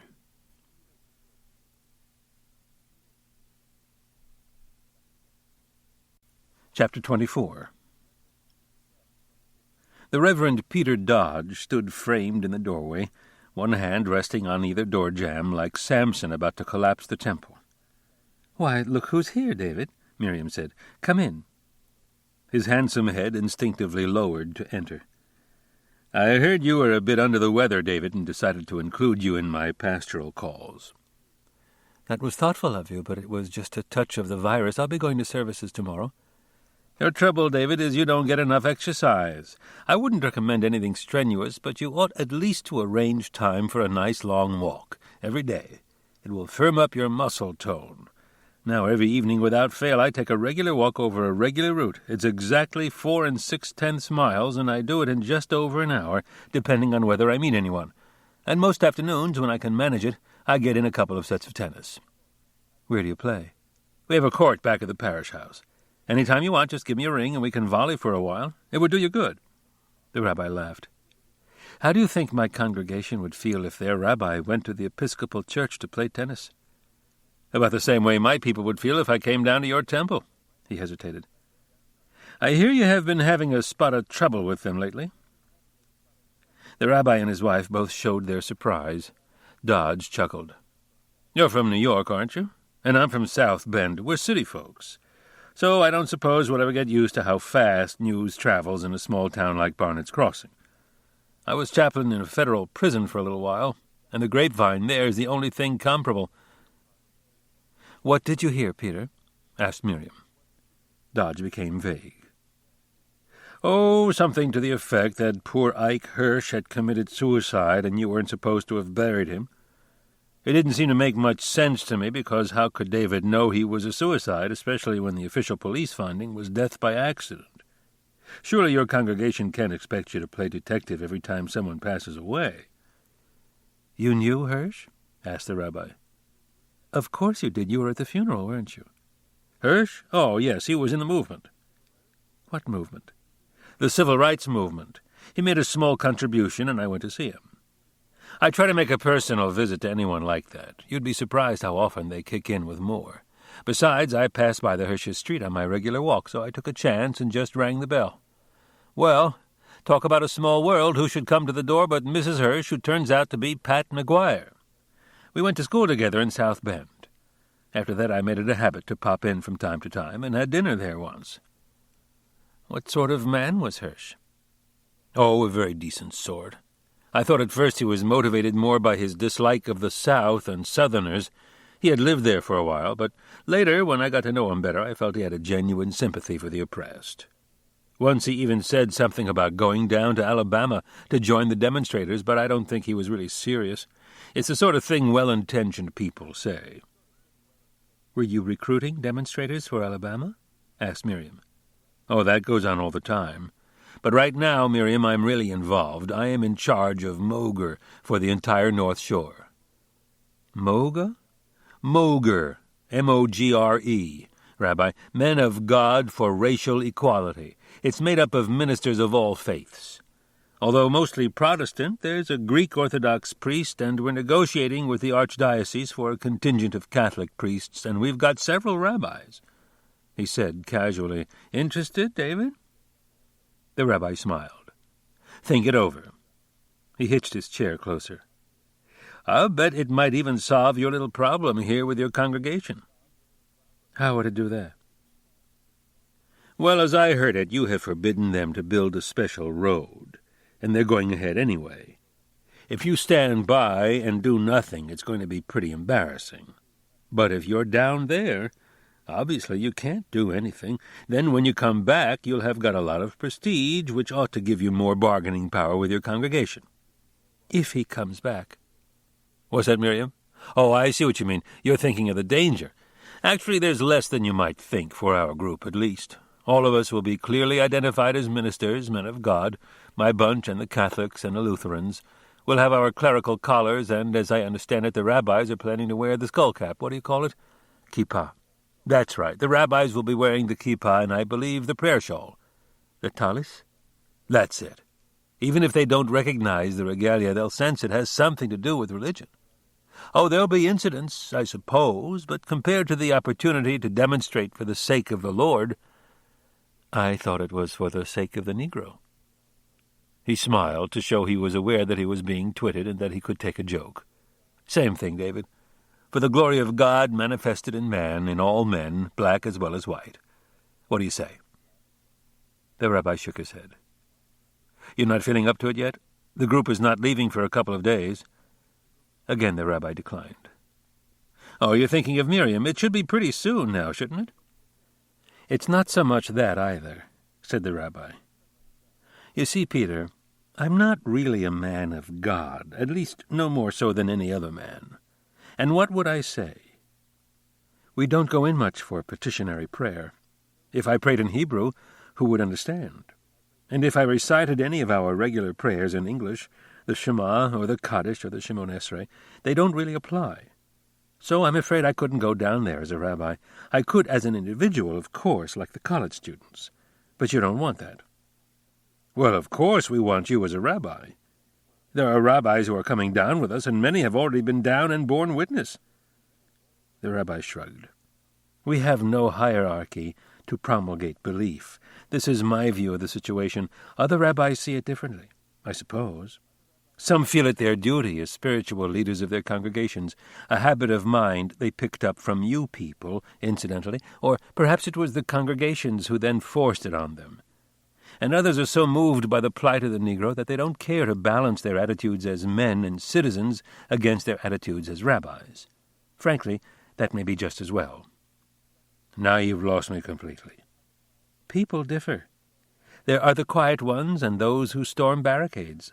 I'm afraid I'm one of the quiet ones. But I must admit that the other, the aggressive ones, are probably the ones who bring about changes in the world." I respect you for what you're doing, Peter, and I respect the others, but I don't feel an urgency to thrust myself, personally and physically, into the battle, any more than I feel an urgency to go to South Africa to help the Negro there.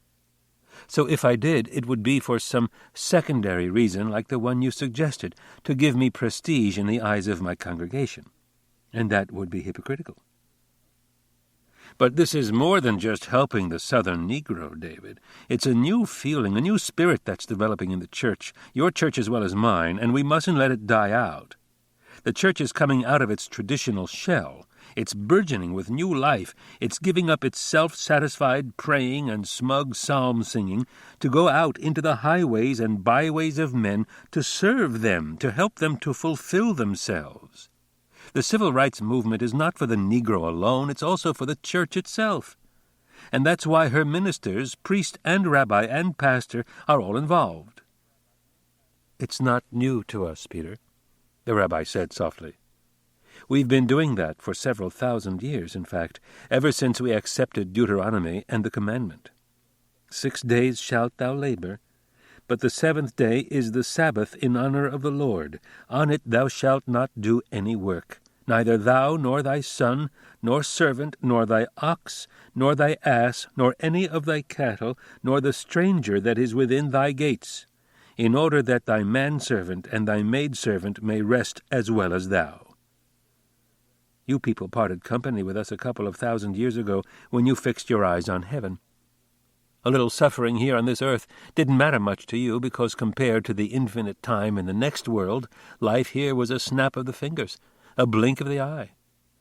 But we've always been involved with life on this earth and its many injustices. So, I suppose you could say that we've been in the civil rights movement from the beginning. But haven't you missed something in the process, David? Such as? Such as the inspiration of the blessed saints. Such as the inspiration of lives devoted to heaven and God. Such as the handful of people who by their example brought mankind a little closer to the angels. Yes, I suppose we have, but we thought it was worth it. And now it seems as though you people are beginning to think so too.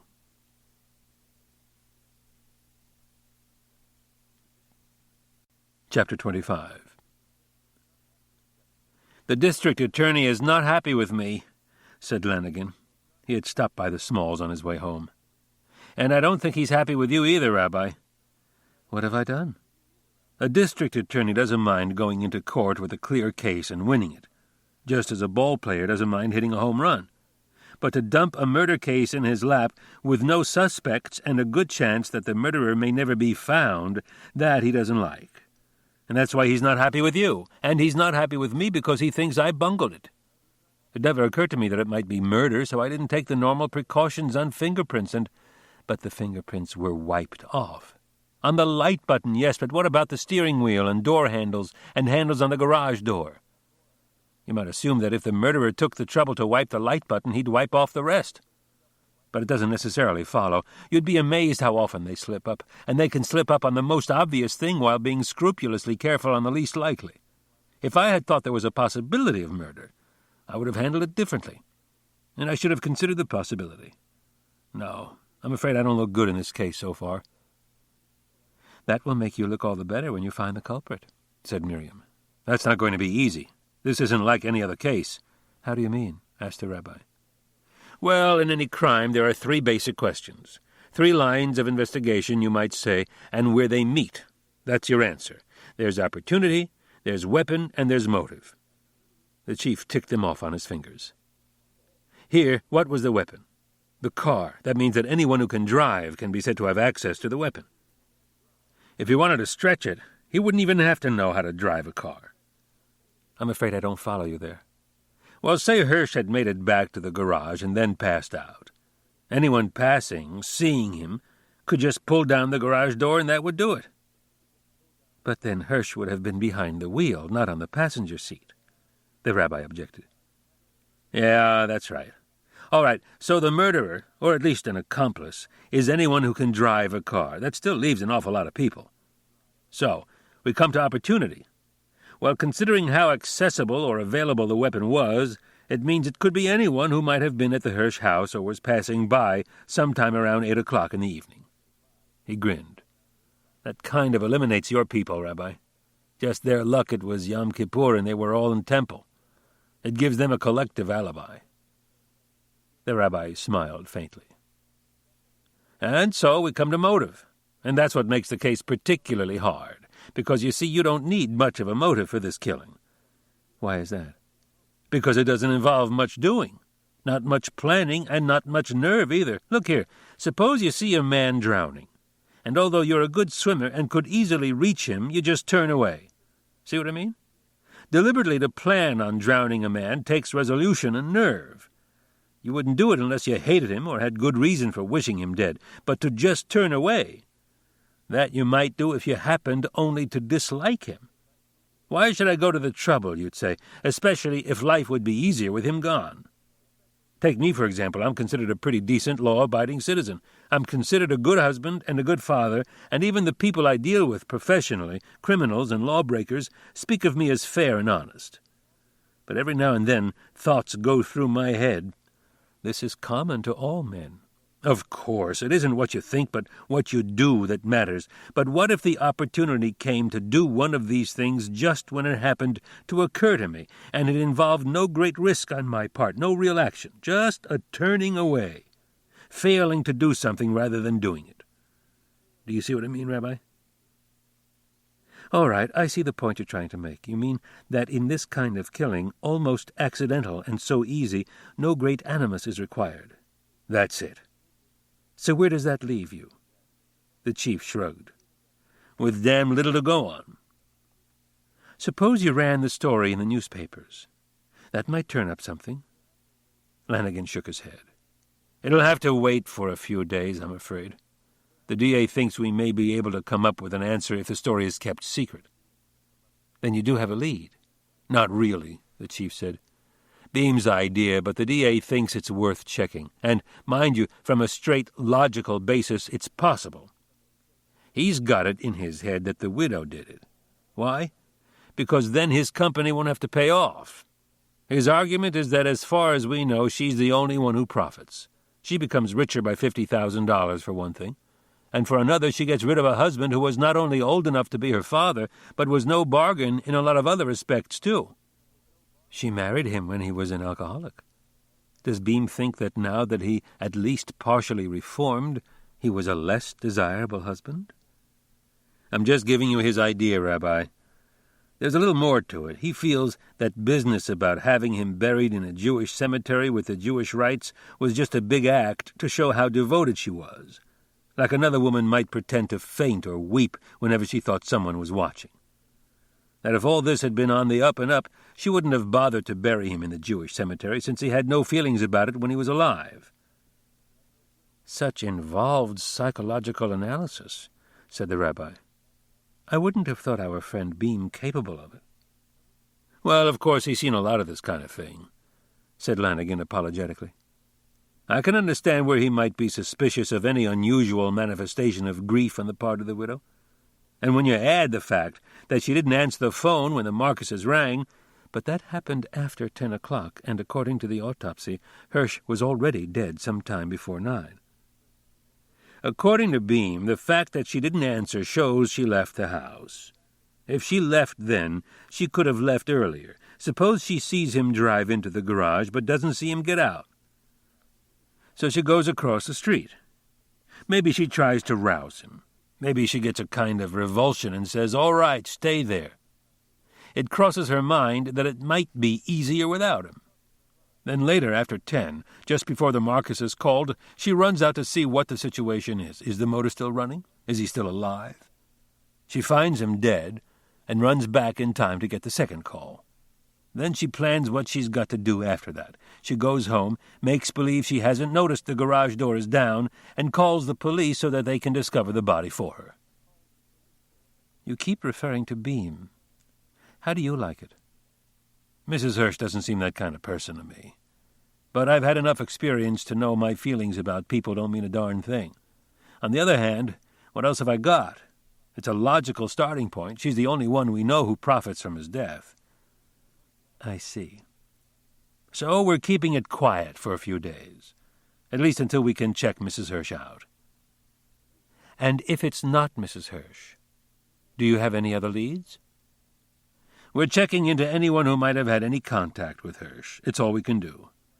I went over to the Goddard Laboratories yesterday to see the big boss himself. Goddard? No, Lemuel Goddard has been dead for several years. He was local, a crosser, in fact. He started the lab when he retired from GE.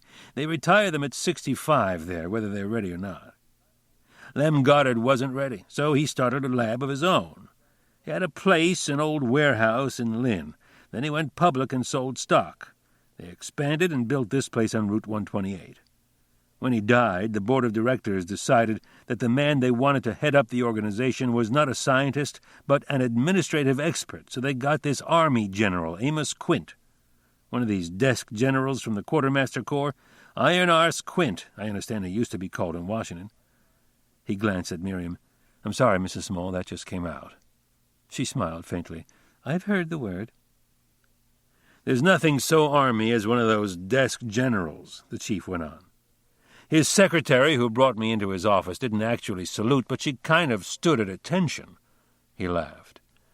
When I asked him how well he knew Hirsch, the general says, I make it a point not to know my men well. How do you like that? Wasn't it Caesar or Napoleon who knew every man in his army by his first name? I guess that's old-fashioned.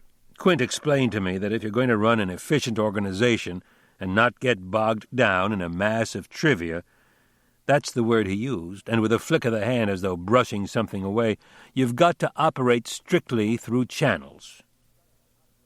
I see them when I hire them and when I fire them, and that's all. From then on, everything goes through channels. He tells them that when he hires them, and when he fires them, he tells them why. So as far as Hirsch was concerned, anything he wanted to bring to the notice of Quint, had to go through his superior, Dr. Sykes. I see. The Lowells talk only to Cabots, and the Cabots talk only to God. That's about it, Rabbi. But of course Quint had a dossier on Hirsch and knew quite a bit about him. I gather that Hirsch was not too hot lately. Maybe he was at one time, but certainly not while he was at Goddard. In fact, I gathered he made a number of rather bad mistakes, the last one just a few days before his death. Why didn't they fire him? I asked the same question.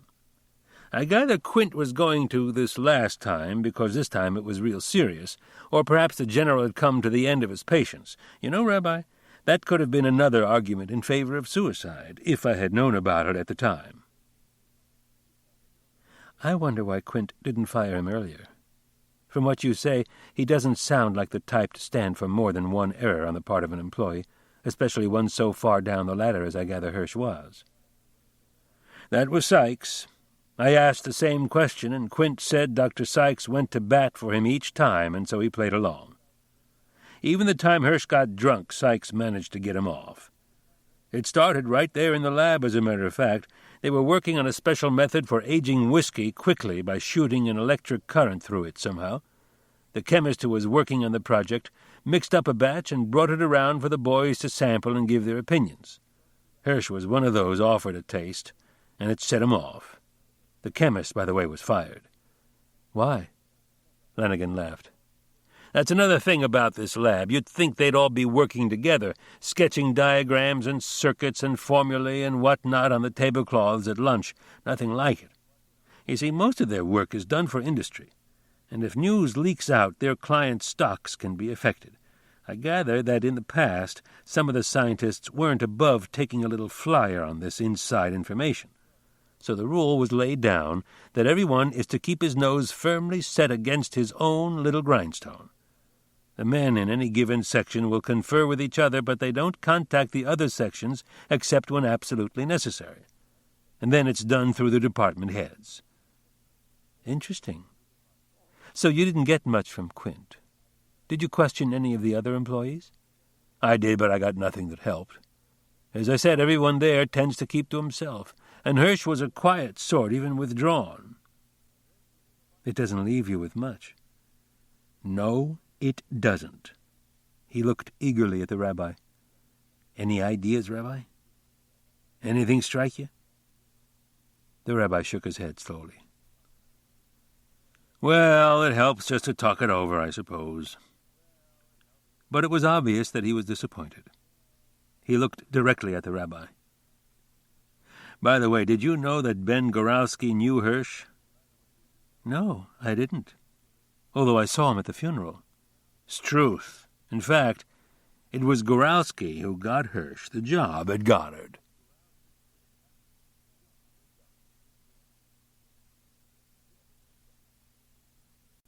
Chapter 26. The door was opened by a maid in uniform. She escorted him into the library and said she would tell Mr. Goralski he was here. Ben Goralski appeared almost immediately and showed him to a chair. I'm glad you could come, Rabbi. My father was pleased when I told him you said you'd be over to see how he was. I would have made it earlier, but I was laid up myself for a few days. Yes, I know. He hesitated. I heard some rumors. I may have made a little trouble for you about this business with Hirsch. There has been a little trouble, the rabbi admitted. Well, I just want you to know I'm sorry. The rabbi was curious. Your father feels strongly about the matter? I haven't talked about it with him, except that once. When this fellow Beam told me it was probably suicide, I mentioned it to my father, and he was awfully upset. It was a day when he wasn't feeling so good. I guess he thought it was near the end. He said it wasn't according to the regulations, and he started to worry maybe you folks weren't going to keep the cemetery on a strict Orthodox basis. You know, this being a conservative temple, instead of Orthodox like we're used to, you're apt to take a lot of shortcuts and make a lot of changes. So he was worried about being buried there. I see. According to him, Hirsch should have been buried on the side somewhere with no ceremony or anything. He told me about one that he had seen in the old country when he was a young man. There was this little girl who took her own life. She was going to have a baby, and she was still a girl. She was unmarried. They just put her in the ground, and the next day her father went to work as though nothing happened. They didn't even mourn her for the 7 days. It must have made a terrible impression on him because he was terribly upset about Hirsch getting a regular funeral. He said if she was buried that way, then Hirsch should be too. Of course, he was confused because there's no connection.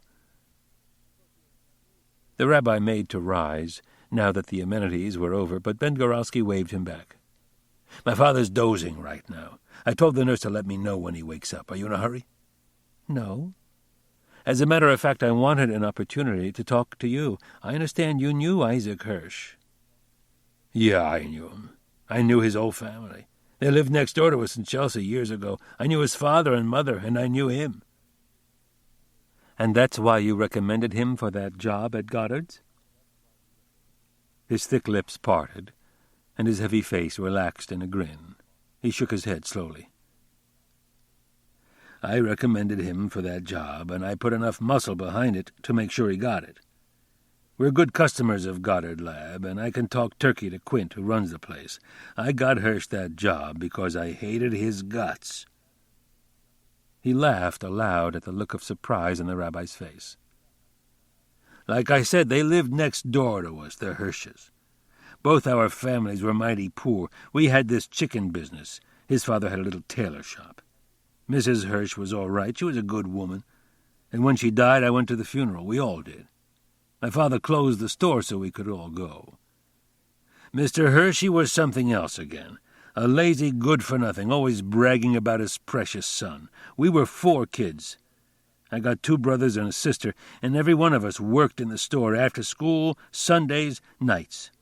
You had to in those days to make a living. I didn't even finish high school. I quit at the end of my first year and went to work in the store full-time. But Ike Hirsch, he finished high and then went on to college and then went on after that to become a doctor, not a regular doctor, a doctor of philosophy. He didn't play with the other kids in the street. He was a little fat, roly-poly kid, the kind the other kids make fun of. So most of the time he stayed inside reading books. And his father would come over to our house and brag about him. You know how Jews feel about education, so you can imagine how my father felt about us, especially in comparison with him. And old man Hirsch never let him forget it. But let me tell you something, Rabbi. My father never threw it up to us. Then Mrs. Hirsch died, and Mr. Hirsch waited just 1 year, practically to the day, to remarry. Now, you know, you don't meet a woman and ask her to marry you and get married in a day or two. Not at that age, you don't. That means he was making arrangements during the year of mourning while his wife was hardly cold in her grave. Ike had got himself a government job, big deal after all that build-up, and didn't even come to the wedding. And he didn't go to his father's funeral a year later. My father went. He wanted me to go, but I wouldn't. Well, things had been getting better for us right along. The war helped. We had gone on living in the same little old house in Chelsea, in the same old neighborhood, even though at that time we could have afforded a lot better. By the time the war was over, we were pretty comfortable. My father had done a little speculating in real estate. He had bought some good stocks, and still he went to work every morning in the store. We had expanded there, too, doing a big wholesale business, but my father was down there every morning in his apron and straw hat. That's the kind of man my father is. And in all this time, I take it you hadn't heard from Hirsch? That's right. Then one day he comes to visit us. He's got an idea for manufacturing transistors. Nothing revolutionary, you understand, but it can cut costs anywhere from 10 to 20%. I hardly knew what a transistor was, let alone my father, but he was convincing, and my father had great faith in him. I guess without realizing it, my father had been sort of sold on the idea that he was a genius. Hirsch had it all worked out, and it looked good. He had contacts with all kinds of government agencies, and we'd be sure to get government contracts. Well, to make a long story short, my father agreed to invest $10,000. Hirsch didn't have to put up a dime, and he was a full 50% partner. We got a warehouse, and we set up our plant and started to operate. He was the big idea man, and I was the dumb slob that knew just enough to check in supplies, check shipments, see that the employees worked. And in a year we had lost $10,000 on top of our original investment. Then we got a contract. It wouldn't show us much of a profit, but it would carry us for a while. I went out and bought a bottle to celebrate. We had a couple of drinks, drank each other's health and success to the business.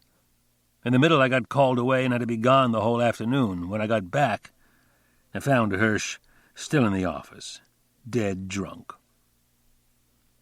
His face portrayed his shock of the memory. Imagine, Rabbi, an educated Jewish boy, a drunkard. I didn't tell my father. I was afraid to. I was afraid to admit it to myself.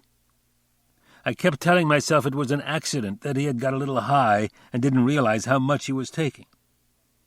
The next day he didn't come in, but the day after he was there right on time as if nothing happened. And the next day he was drunk again. I stood it for a couple of weeks, and then I told my father, "Get rid of him," that's what my father said. "Get rid of him before he ruins us." I take it you did. Gorowski nodded his head in grim satisfaction. I put it up to him to buy us out or let us buy him out. Of course he couldn't raise the money, and it wouldn't have done him any good if he could.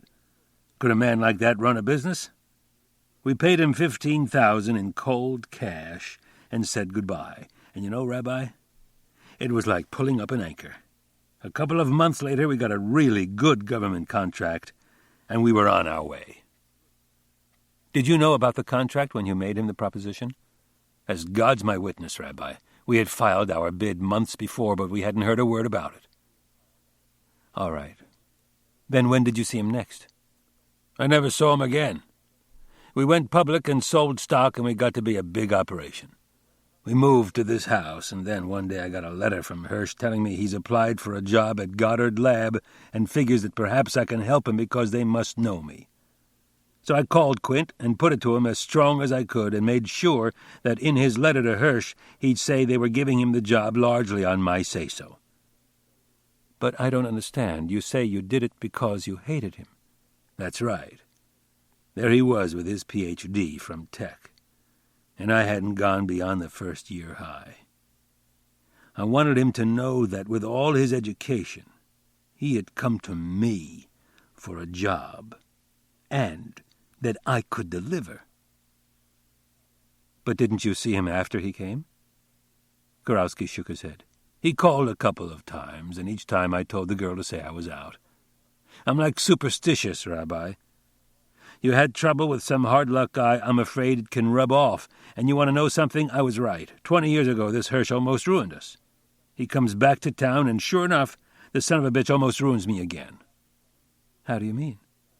We had a little problem here, and I gave it to Goddard to chew on to see what they can come up with. So after a while we get a preliminary report, and it says they think they found a way to lick it and then some, a kind of breakthrough. At this time we're sort of playing with the idea of merging with another outfit on a stock transfer basis, you understand? The rabbi nodded. This is confidential, Rabbi. Of course. He laughed. Confidential. Every brokerage house in Boston knows about it, but all they've got is rumors. You can't keep this sort of thing secret. Still, I wouldn't want it known that it came straight from me, see? The rabbi nodded again. So our stock starts going up. It's normal whenever there's news of a merger. It goes up for a couple of days and then slides back, sometimes even below where it was originally. But it doesn't work that way with us. It keeps climbing, and after a couple of weeks it's almost double. And I know damn well it isn't the rumor of the merger that did it. It was something else. A rumor that we had something special in the works. I guess you can't keep that kind of secret either. Maybe I'm a little sore about it. Maybe I got some idea that those double domes over at the lab are playing the market. But I'm not hurting. After all, I'm in a merger situation on a stock transfer basis where I plan to give 2 of my shares for one of theirs. It looks now that I'll be swapping even, so what harm is done? And it's perfectly legit, you understand, because if I've got a new process coming through, then my stock is worth that much more, get it? Yes. And then I get a call from Quint at Goddard Friday afternoon, just as I was leaving. It was Kol Nidre night, and I was leaving early. And he tells me he's very sorry.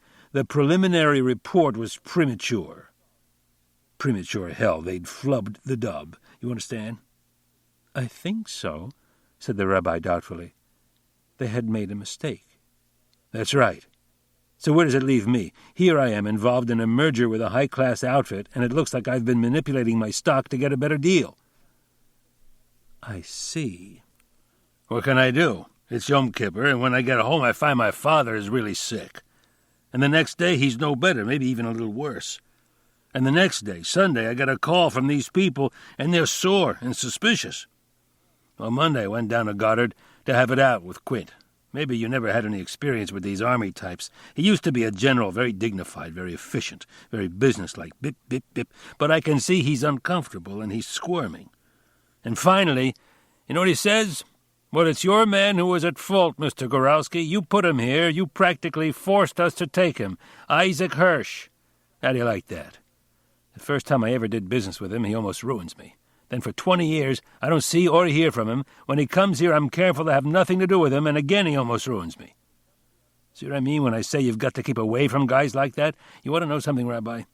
I'll bet you're wondering why I went to his funeral. Well, to go to a funeral is traditionally considered a blessing, a mitzvah. Mitzvah nothing. I wanted to make damn sure he got buried. The maid put her head in the door. Your father is awake now, Mr. Goralski. As they started up the staircase, Goralski said, Not a word about the cemetery business, Rabbi. I don't want my father upset. Of course not. The old man was out of bed and sitting in a chair when his son and the rabbi entered. He extended a thin, blue-veined hand in greeting. See, Rabbi, I fasted and now I'm getting better. The rabbi smiled at him. I'm happy to see you looking so well, Mr. Goralski. So well I'm not yet. He glared at his son. Benjamin, are you going to let the rabbi stand? Get him a chair. Oh, really, you don't have to trouble. But Ben had already left the room. He came back carrying a chair and set it down for the rabbi. He himself sat on the edge of the bed. I missed Kol Nidre, the old man went on, for the first time in my life. Not once since I was maybe 5 years old did I stay away from the Kol Nidre service. My Ben tells me you gave a fine sermon. The rabbi glanced covertly at Ben, who pursed his lips in a mute plea not to give him away. The rabbi grinned. You know how it is, Mr. Goralski. For Yom Kippur one tries a little harder. Next year you'll be able to judge for yourself. Who knows if there'll be a next year? I'm an old man and I've worked hard all my life. Well, that's what gives you your vitality. Hard work. He's been saying that for as long as I can remember, said Ben. The old man looked at his son reproachfully. Benjamin, you interrupted the rabbi. I was only going to say that hard work never hurt anyone, Mr. Gorosky. But you mustn't worry about what will happen a year from now. You must concentrate on getting well. That's true. One never knows whose turn will come next. Once, a few years ago, I had a sore on my face like a wart. I read the Jewish papers, Rabbi, and they have there every day a column from a doctor. Once it said that a sore like this could become, God forbid, a cancer.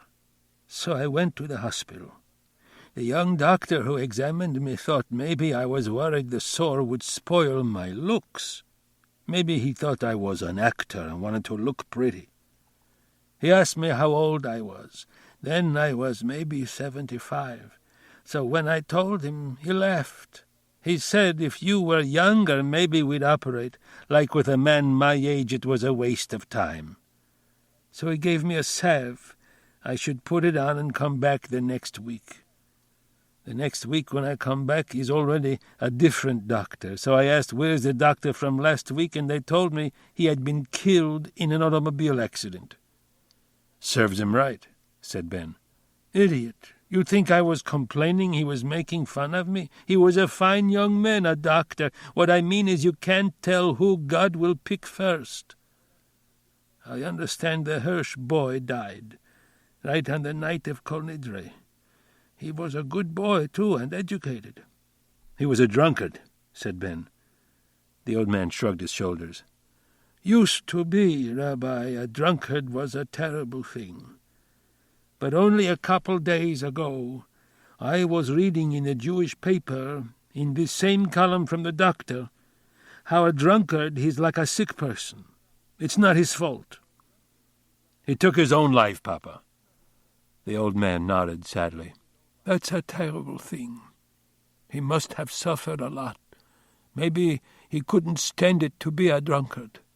He was an educated boy, so maybe for him to be a drunkard was like for another person to have a cancer. You knew him well? Asked the rabbi. Isaac Hirsch? Sure, I knew him when he was born. I knew his father and mother. She was a fine woman, but the husband, the father, he was a nothing. He canted his head on one side in reflection. It's hard to know what to do, what's right. Here was Hirsch, who never did an honest day's work in his life. Even while his wife was alive, he used to be interested in the ladies.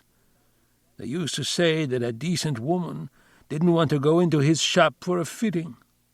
He made with the hands, you know what I mean. And when she died, he could hardly wait to get married again. Yet his son was an educated boy who went through college on scholarship and even became a doctor, a Ph.D. doctor.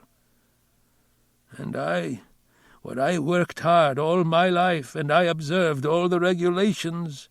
Not one of my 4 children went to college. Well, and yet, Rabbi, on the other side, all my children, they're in good health, they're well off, and they're all good to me. And Isaac Hirsch didn't even come to his father's funeral. And now he too is dead. So, you can't tell.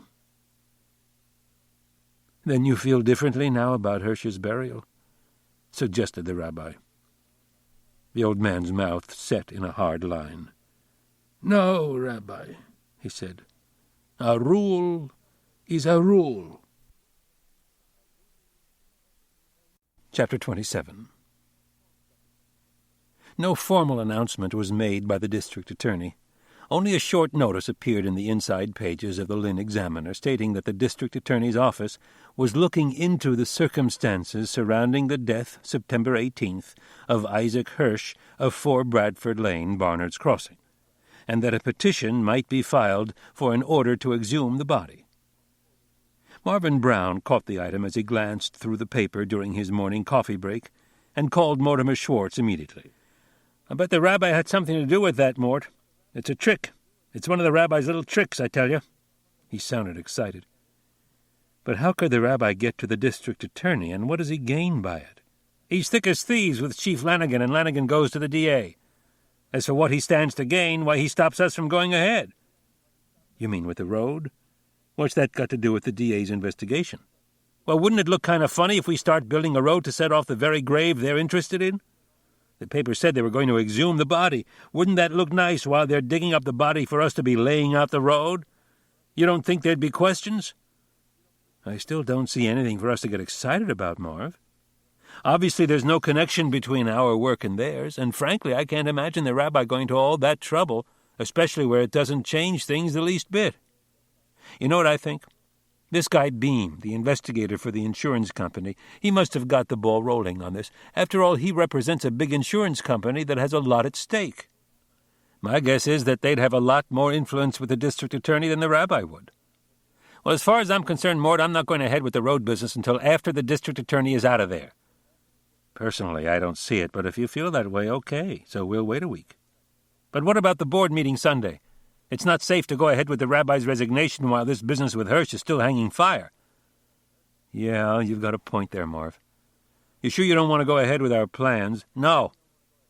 "All right, I'll tell you what we'll do. We'll call off the board meeting." "Isn't that kind of high-handed?" "I don't think so. As president, I can call a special meeting, can't I?" "Sure, but so why can't I call off a meeting? Matter of fact, I could just call up our friends and tell them not to show. Then we wouldn't have a quorum." "Maybe that would be better." "Well, I'll see. In the meantime, keep your eye on the situation." Brown was aware that the door of his office had opened and that his secretary was standing on the threshold. He wondered uneasily how much she had heard. He looked up at her inquiringly. "There are 2 men to see you, Mr. Brown, from the police."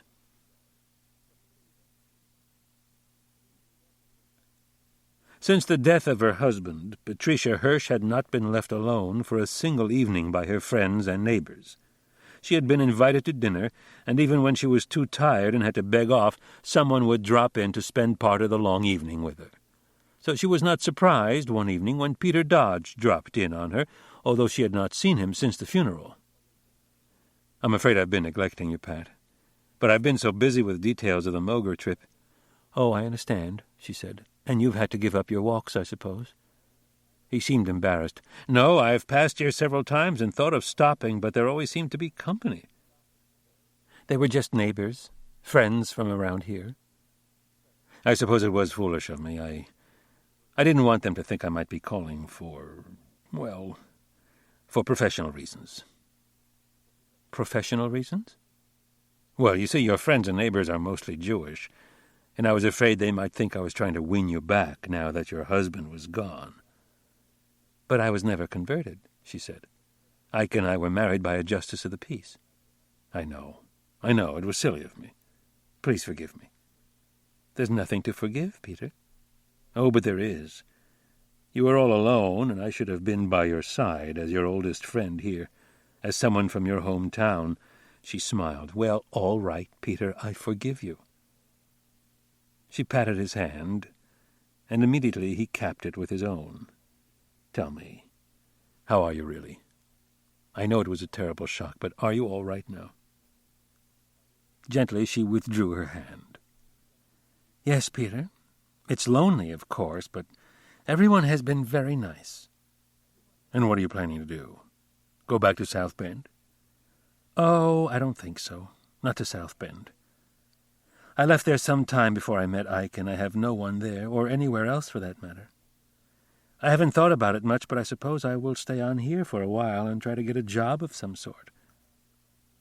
I'd like to keep this house as long as I can, but I might have to give it up and take a small flat in Lynn or Salem." "A job is a good idea. It'll keep your mind occupied." "I suppose it will do that too, but it will mean I can eat regularly." She smiled. "I sort of got into the habit." He was shocked. "I didn't realize. Didn't Ike leave me provided?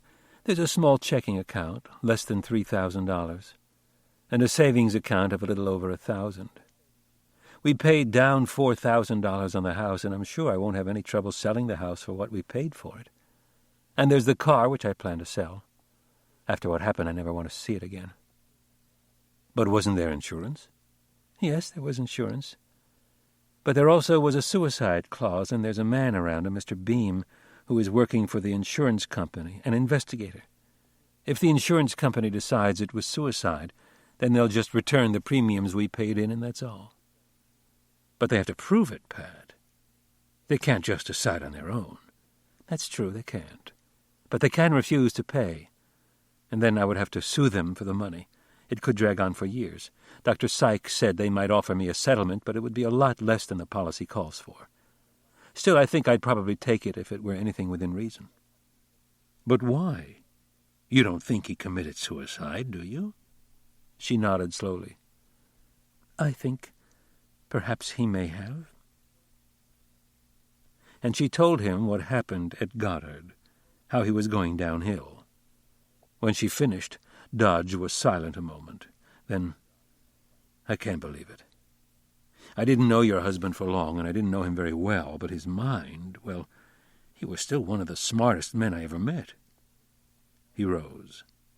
Look, Pat, I've got to go now. I've got to pack. I'm taking a plane south on this civil rights business tonight and just came to say goodbye. I'll be gone a week or two, 3 at the most. You can't tell what's likely to happen once you get down there.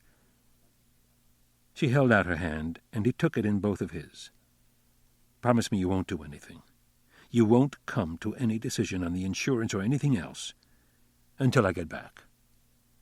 There are people in my parish, important people, businessmen, and I will consult with them. If you should need a job, I'm sure one of them will help. I want you to stay on here. She smiled at him. All right, Peter. I'm not likely to do anything for the next few weeks. She went to the door with him. Good. Believe me, dear, we'll work something out.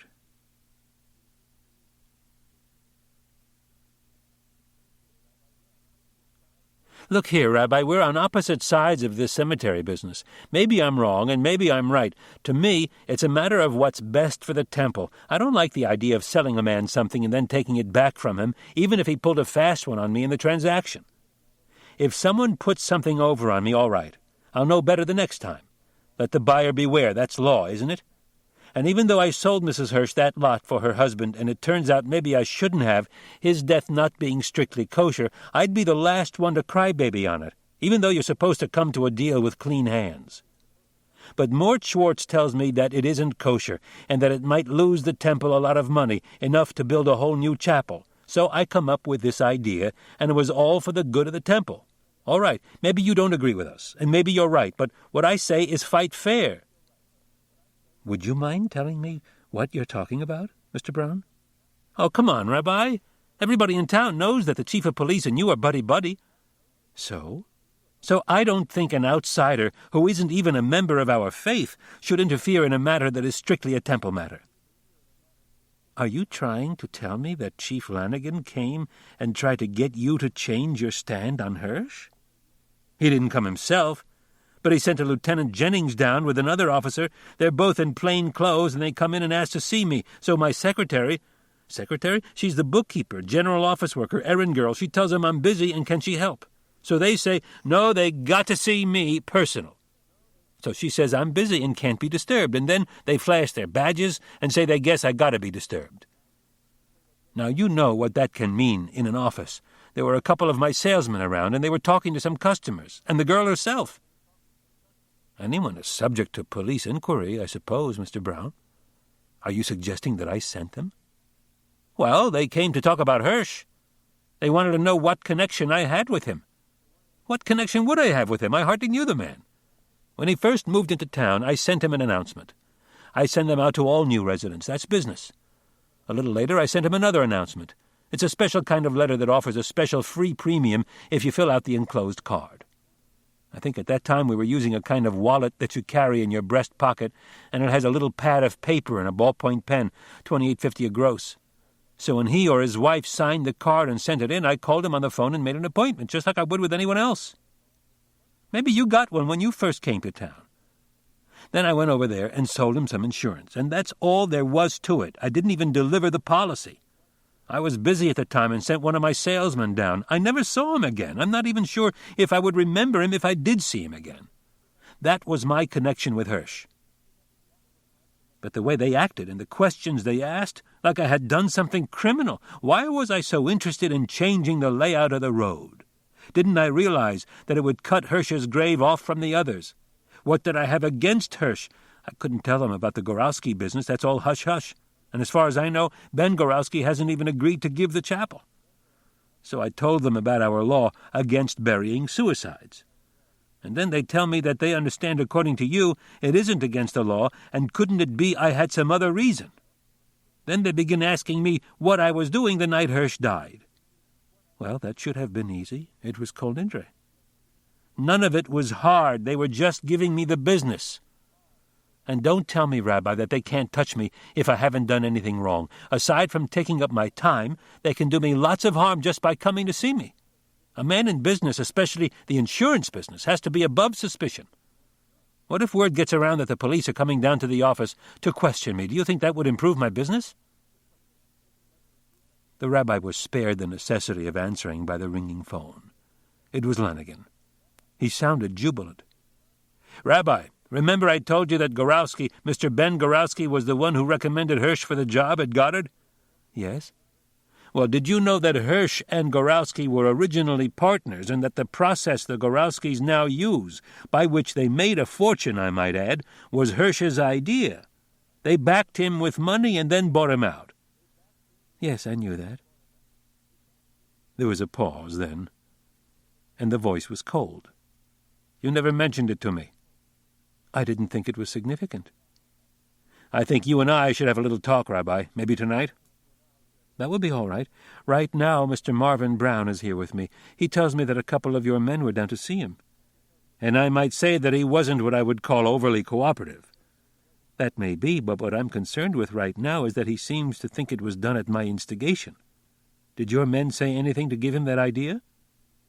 You know better than that, Rabbi. Of course. But then how can you possibly be interested in him? Well, now, Rabbi, on that point, I received a bit of intelligence not 20 minutes ago. Since he's there with you, you might just ask him a question for me. Ask him why did he leave the temple before the service was over. Are you sure?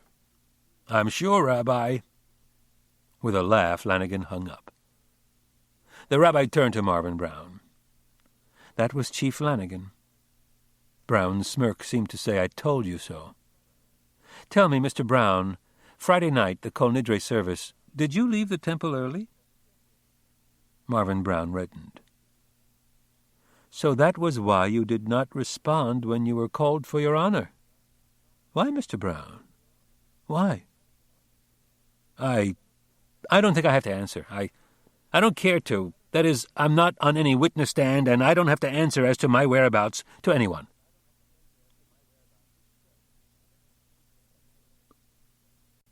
Chapter 28. I'm a cop first and foremost, Rabbi, said Lanigan, and I don't take kindly to your withholding information that might be of value to our investigation. I don't see how the fact that Gorowski recommended Hirsch for a job should make me think he wanted to kill him, said the rabbi. He was matching the chief's reserve, and his tone was coldly polite. Rabbi, I explained all that. We've got a weapon that practically anybody could have used, and a motive that can be almost anything. The only line we can take is to check opportunity. I told you the Jews of Barnard's Crossing had practically a communal alibi because they were all in the temple at the time, so for that very reason anyone who wasn't has some explaining to do. Now, who wasn't? Your friend Marvin Brown, for one. I understand he's some kind of big shot in your temple, a vestryman or something like that. He's on the board of directors. Okay, so if anyone should have been there, he should. And we know he was at the temple but left early. Why, he wouldn't say. Now, on top of that, we find he sold Hirsch his insurance. It isn't much, but for a guy like Hirsch who kept to himself pretty much, it's a connection. So we question him. If it upsets him, that's too bad. It's one of the burdens of citizenship. Aren't you supposed to tell a man what he's being questioned for? And in a murder case, aren't you supposed to warn him that what he says may be used against him? We haven't accused him of anything. We were just looking for information. Maybe when we go see him again, I'll take just that line. Right now, I'm letting him stew a little. And remember, no one is supposed to know that Hirsch was murdered. How long are you going to keep that up? The chief grinned, for the first time since he arrived. It's actually not much of a secret right now. Once I reported the matter to the DA, it was bound to get around town. You can't keep those things dark. The chances are that your friend Brown has already figured out that we wouldn't send 2 men to question him at his office and check on his whereabouts unless something like murder was involved. In tonight's Examiner, there was a little item in Fred Stahl's roundabout column. Didn't you see it? I don't read gossip columns. Well, sometimes it pays. The roundabout asks, are the police hiding something? Why should the office of the district attorney be investigating the death of a well-known scientist in a town not many miles from here? Could the death possibly be more mysterious than it appeared? Did the police goof, and are they covering up? And this is how the most important business of the community is conducted? Asked the rabbi sadly. Hints in gossip columns? Rumor, speculation? And if Marvin Brown's secretary and the other people in the office see that item and jump to the conclusion that he's a suspect in a murder case, that's just one of the burdens of citizenship, is it? And all because he sold the dead man an insurance policy.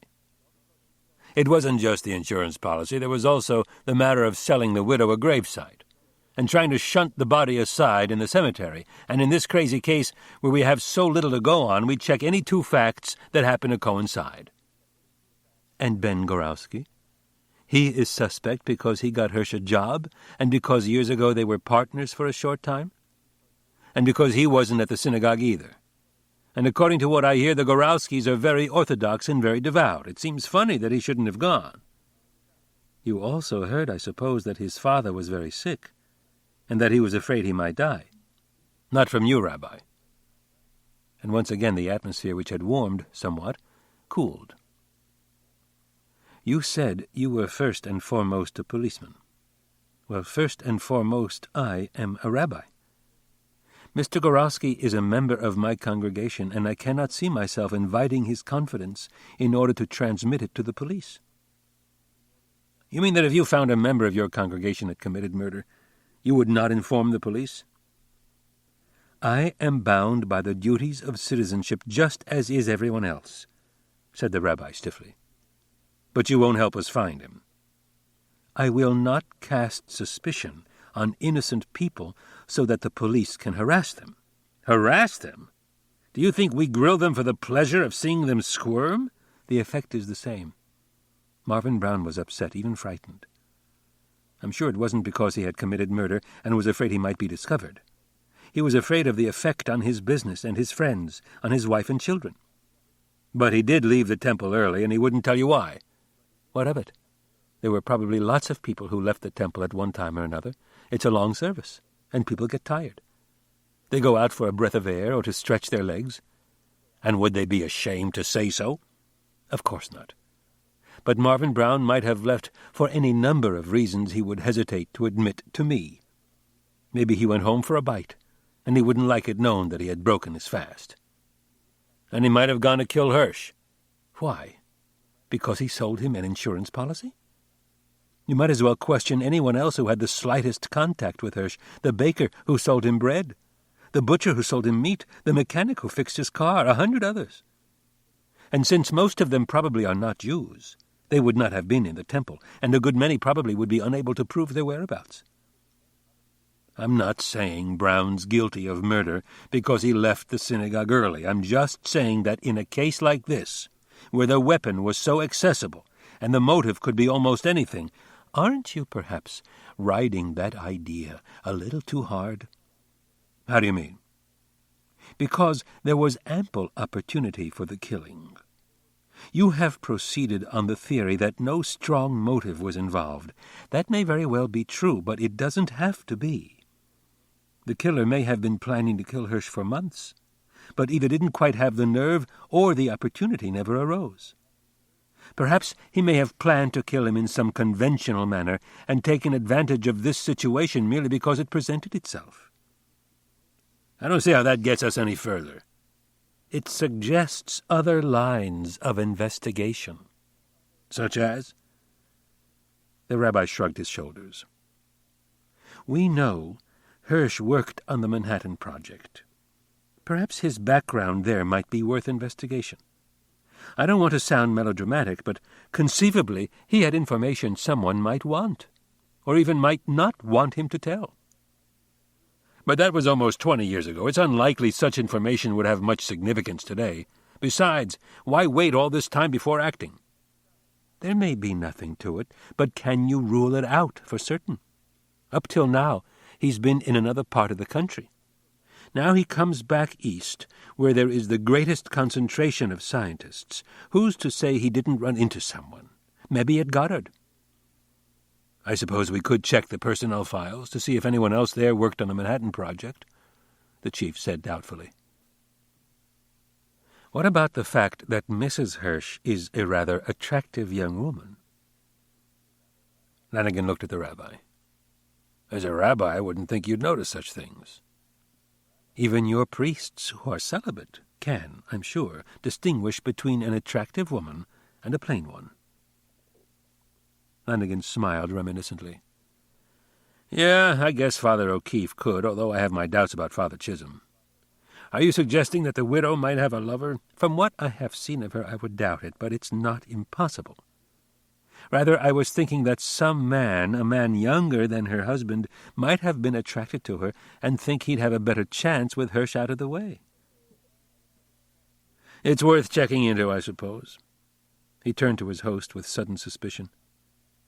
You wouldn't be trying to tout me off Marvin Brown and Gorowski, would you now, Rabbi? I am merely suggesting that there are other lines of investigation than members of my congregation who happened for one reason or another to have missed the Kol Nidre service. Yeah. Well, that's as may be, but we're going to continue to check into the movements and whereabouts of your friends that Friday night, regardless of whatever other approaches we make. I'll bid you good night now, Rabbi, but I don't mind saying I'm a little disappointed. I don't suppose I have to warn you that if you tip off Gorowski or anyone else I've mentioned, I could consider you an accessory after the fact.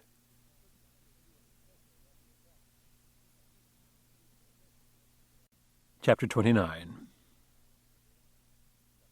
In a small town, there are no secrets. A secret is not something unknown, only something not talked about openly. By Thursday, when the district attorney finally met with the press, it was generally known that there was some mystery connected with the death of Hirsch. Nor did the district attorney clarify matters much in his press conference. In spite of sharp questioning, he would admit only that evidence had come to the attention of the police of Barnard's Crossing that suggested Isaac Hirsch had not met with death by accident. Are you suggesting that his death was suicide? That's certainly one of the possibilities. Are you perhaps suggesting that he might have been murdered? Asked another reporter. We are not ruling out that possibility. Can you give us some idea of the nature of the new evidence that was brought to your attention? I do not think it would be in the public interest at this time. Isaac Hirsch was at one time connected with the Manhattan Project. Is there any connection between his death and his government work on the atom bomb? We're not ruling out that possibility. Can you tell us what steps you plan to take? The investigation is at present being conducted largely by the Barnard's Crossing police in cooperation with state detectives. Is there any connection with the federal government? Or for that matter, if it is murder, isn't it unusual to leave this to a small-town police force? We have every confidence in Chief Lanigan, and since he is intimately acquainted with the people of the town, we feel he is the best man to work on the case at this stage. Of course, through his office, he can call on every facility of the Commonwealth or of the federal government if it should turn out to be involved. Are you planning to exhume the body of Isaac Hirsch? That is a distinct possibility. And that was as far as he would go. To all other questions he answered, I don't think I care to go into that at this time. Lieutenant Eben Jennings was a tall, thin man with sparse, grayish hair. He had watery blue eyes, which he dabbed frequently with a folded handkerchief, and his Adam's apple bobbed in his scrawny neck as he talked. I went over to see the widow, like you said. You know, Hugh, she's really something. How do you mean? Well, she's a big woman and right handsome, with a head of flaming red hair, white skin, and tits like a pair of silver cups. My, aren't we getting poetic? It's just that she's a fine figure of a woman with a lovely round arse your hands just itch to pat. You're a horny bastard. I'm just telling you how she struck me, said Jennings reproachfully. My point is, there she is. A woman like that, not more than 35, I'll bet. And she's married to a little shrimp of a guy old enough to be her father. And what a guy! Bald, pot-bellied, a rummy, and a Jew at that. So why would a woman like her want to marry somebody like him?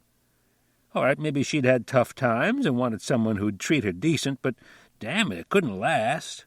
After a while, she'd stop feeling grateful and start looking around, and there'd be plenty of men willing to start making up to her. Hear anything? Rumors, gossip to that effect? No, but then I haven't really asked around. I just questioned the widow about whether anything unusual had happened that day. Any unusual letters, phone calls, visits. She couldn't think of anything, but did happen to mention that the young curate, Peter Dodge, over at St. Andrews, had said he might drop in on Hurst that evening. The Reverend Peter Dodge? Suddenly Lanigan had a thought. Say, that's right. That time he came down to complain about some fracas at Bill's Cafe, he mentioned he was from South Bend. And that's where she's from. Yeah, then listen to this. After what she told me, I figured maybe he did drop in that night. Maybe Hirsch said something that could help, so I went on over to this place where Dodge boards with Millie Oliphant, just routine follow-up, and he was gone. Gone? Not for good. According to Millie, Dodge packed a bag and flew to Alabama. He's head of some bunch of clergymen who are going down there to picket. But now get this, the group isn't supposed to leave for a couple of days. I got that from Dr. Sturgis, the rector, who was his boss. He said Dodge decided to go down a little earlier to take care of some administrative details. Peter Dodge, a clergyman. Well, that's where we don't agree, Hugh. You can't think of a clergyman in connection with a woman, but to me, they're men just like anyone else. I don't care whether he's a priest or a minister or a rabbi. The right kind of woman comes along, and he's going to feel his pants tighten. And this Dodge fella, he's pretty new at the game. Before this, I understand he was a professional football player. And he's a big man, which would appeal to a woman her size. And he's young, her age, and he's not married. And he left town. Are you trying to suggest that he ran away? All I'm saying is look at the facts, Hugh. This group he's connected with, they aren't scheduled to leave for a couple of days yet. He had planned to go with them, but instead he went early. So what do you have in mind? Isn't it funny that he left right after that item appeared in the Examiner? The one that hinted at new developments about Hirsch's death? Chapter 30. On Friday there were 2 evening services at the temple, the regular minyan at sunset, primarily for mourners, that lasted about 15 minutes, and a more comprehensive family service that began at 8, ran for about an hour, and was followed by a collation in the vestry. Miriam always attended the later service, not only because it was expected of her as the rabbi's wife, but because she felt he appreciated the encouragement of her presence as he delivered his sermon. But this Friday had been one of her few bad days during a comparatively easy and uneventful pregnancy. She was tired, and her feet were swollen from the extra housework required to prepare the house for the Sabbath. Rather than upset him by suggesting she stay home, she asked if he'd mind if she rode to temple. Immediately he was solicitous. "Aren't you well, dear? No, it isn't time yet," she smiled. "It's just that I've been on my feet all day, and I'm not up to walking. I'll call the Margolises to pick me up." "Nonsense, I'll drive you."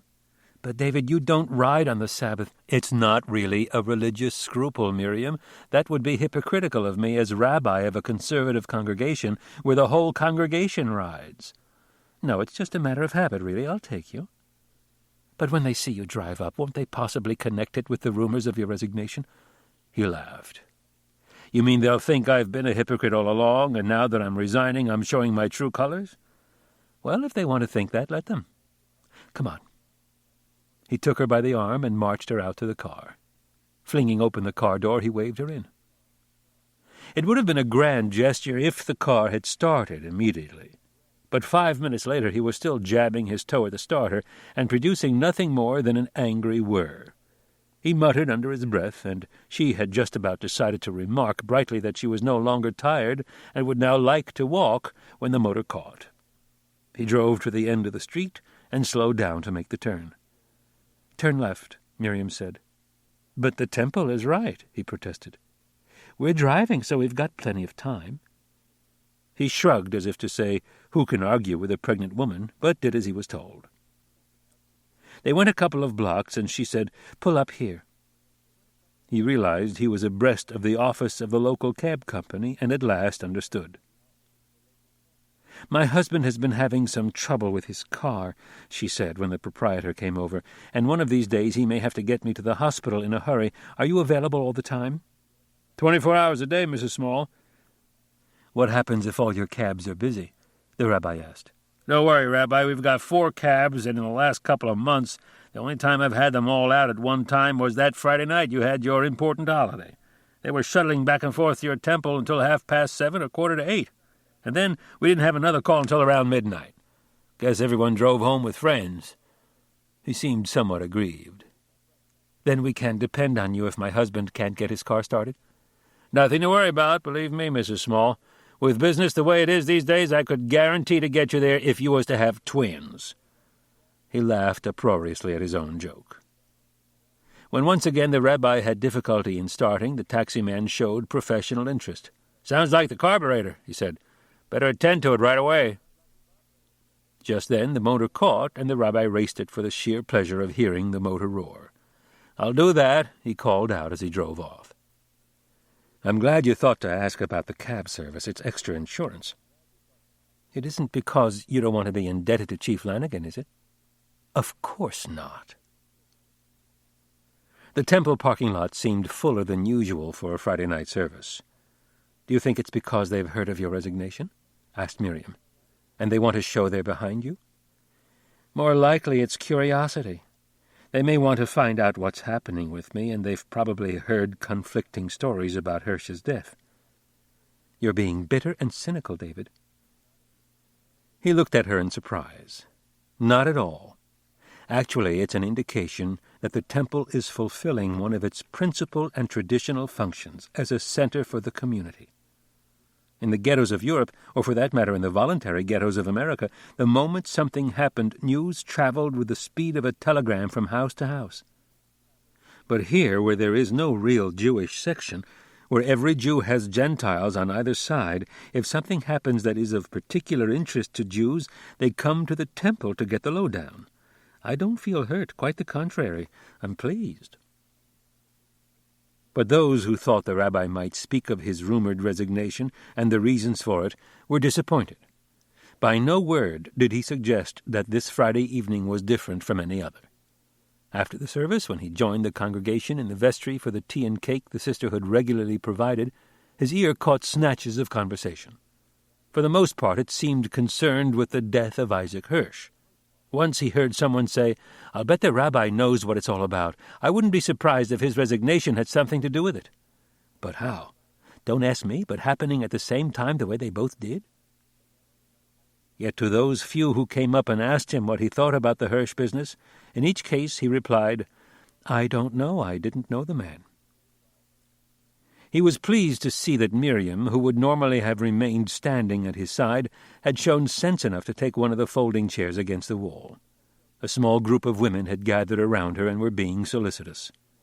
"Above all, my dear, you mustn't worry. That's the worst thing you can do. When I was having my third, my Alvin, the doctor said to me, 'Whatever you do, don't worry. It tightens the muscles.' I shouldn't worry when my Joe was being transferred here from Schenectady, and we didn't know if we were going to be able to get a house or have to live in a hotel, and what would I do with Marjorie and Elaine with their school in the meantime. But I made up my mind that the baby comes first, and I told Joe to go ahead and make any arrangements he wanted, and I'd live with them." "That's right," said Mrs. Green. "Mental attitude is important. I know it's old-fashioned to think that you have to think beautiful thoughts during your pregnancy, but when I was having Pat, I had the phonograph going all day long, and didn't she get to be the first drum majorette of the high school band? The instructor said she had an innate sense of rhythm, whereas Fred, who had trumpet lessons for years, could never even keep in step, let alone keep time to the music." "It didn't work with me," said Gladys Morland flippantly. My mother went to the museum every Sunday right up to her 7th month, and I can't draw a straight line." "Oh, but you've got artistic temperament," insisted Mrs. Green. "Anyone who sets foot in your living room can see that you've got exquisite taste." "Well, I am interested in interior decorating." Mrs. Wasserman, wife of the first president of the temple, pulled up a chair alongside Miriam. She was a motherly woman of 60 and had been friendly from the day the Smalls first arrived in Barnett's Crossing. "You feel tired these days, huh?" Her way of noting that Miriam was sitting down instead of standing by her husband's side. "A little," Miriam admitted. She patted her hand. "Pretty soon now. Nothing to worry about, and I'll bet it will be a boy. David and his mother, especially his mother, won't accept anything else." Mrs. Wasserman laughed. "If it's a girl, they'll accept, and after 2 or 3 days you couldn't get them to swap for a boy." "He's nervous, the rabbi?" "Who can tell? Oh, they all try to be like that, like it's not important, but you can tell. Before my first one was born, Jacob, he was so cool and calm. But he had the whole steam system checked over. He thought maybe the house was a little chilly. He had a carpenter come in and make a chute from the baby's room to the laundry in the basement. In those days we didn't have a diaper service. He hired a man to shovel the snow off the steps and the walk for the whole season. He took out extra insurance. God forbid anything should happen to him, there would be plenty for me and the baby. I'll bet your husband is the same way." Miriam smiled faintly. "You don't know my David?" "Well, he's so busy." It was all I could do to make him stop at the taxicab office to arrange for transportation in case our car wouldn't start. But for the rest, she smiled, he thinks it's enough to examine his conscience and make sure he isn't doing anything he thinks wrong. "Maybe that's the best way," suggested Mrs. Wasserman gently. "Maybe, though sometimes you'd like him to be a little more excited." Miriam nodded. "It doesn't mean anything, my dear. Some men, they keep their tenderness all inside. My father, may he rest in peace, he was like that. When I was born, my mother used to tell about it. It was like a family joke. She felt the pains coming, so she sent a neighbor's boy for my father who was in the house of study. It was in the old country, you understand. He was in the middle of a discussion, and maybe being a young man he was a little embarrassed before the older men, so he told the boy to go back and tell her to cover herself up good and that it would probably pass. But a minute later he excused himself and ran so fast that he reached home the same time as the neighbor's boy." Miriam laughed. "My David wouldn't be embarrassed, but if he were really involved in a discussion he might forget to come." Morris Goldman, who owned a garage, drifted toward where the rabbi was standing, talking loudly. "A little shrimp of a guy, bald-headed with a pot-belly, and he turns out to be married to a big, gorgeous redhead, a shiksa yet who is half his age. Oh, good Shabbos, Rabbi. I was talking about this guy Hirsch." "You knew him?" "I knew him like I know any customer. You know how it is. They're waiting around for their car. You pass their time of day. Him I guess I knew a little better than most, because he had an old car, so he brought it in more often. Brakes, flat tire. Once I put a new muffler on." "How'd he come to go to you?" asked one of the bystanders. "Your garage is way out of town." "He worked at the Goddard lab, and I get all the cars from there. My place is off Route 128, maybe 500 yards from the lab. You know, right at the foot of the cutoff just before you get to the lab. They leave their cars with me for a lube job, a tune-up, and then walk to work from there." "You do all kinds of work?" asked the rabbi. "You bet, and if I say so myself, I've got as good a crew of mechanics as any place on the North Shore. I've got one man, an ignition specialist. I've had people come from as far away as Gloucester just so he can service them." "Why, your car acting up on you, Rabbi?" "I've been having a bit of trouble," he said. "She's hard starting, and sometimes when I come to a stop she dies." "Well, it could be almost anything, Rabbi. Why don't you ride out some day and let me take a look at it?" "Maybe I will." He thought he saw Miriam sending out distress signals and excused himself. "Are you tired, dear? Would you like to go home now?" "I think I should," she said. "I'll get my coat." He was waiting for her to find her things in the cloakroom when he saw a jubilant Jacob Wasserman and Al Becker bearing down on him. "Well, Rabbi, things certainly look a lot different now, don't they?" "How do you mean?" "This announcement by the police, by the district attorney," exclaimed Becker. "Of course, the DA was pussyfooting. He's a politician, and all politicians have to double-talk. But there's no doubt in anyone's mind that Hirsch was murdered. He's as much as admitted it, so you're vindicated. He got you off the hook. You're in the clear." "If you're referring to the burial service I conducted, Mr. Becker, I needed no vindication from the district attorney.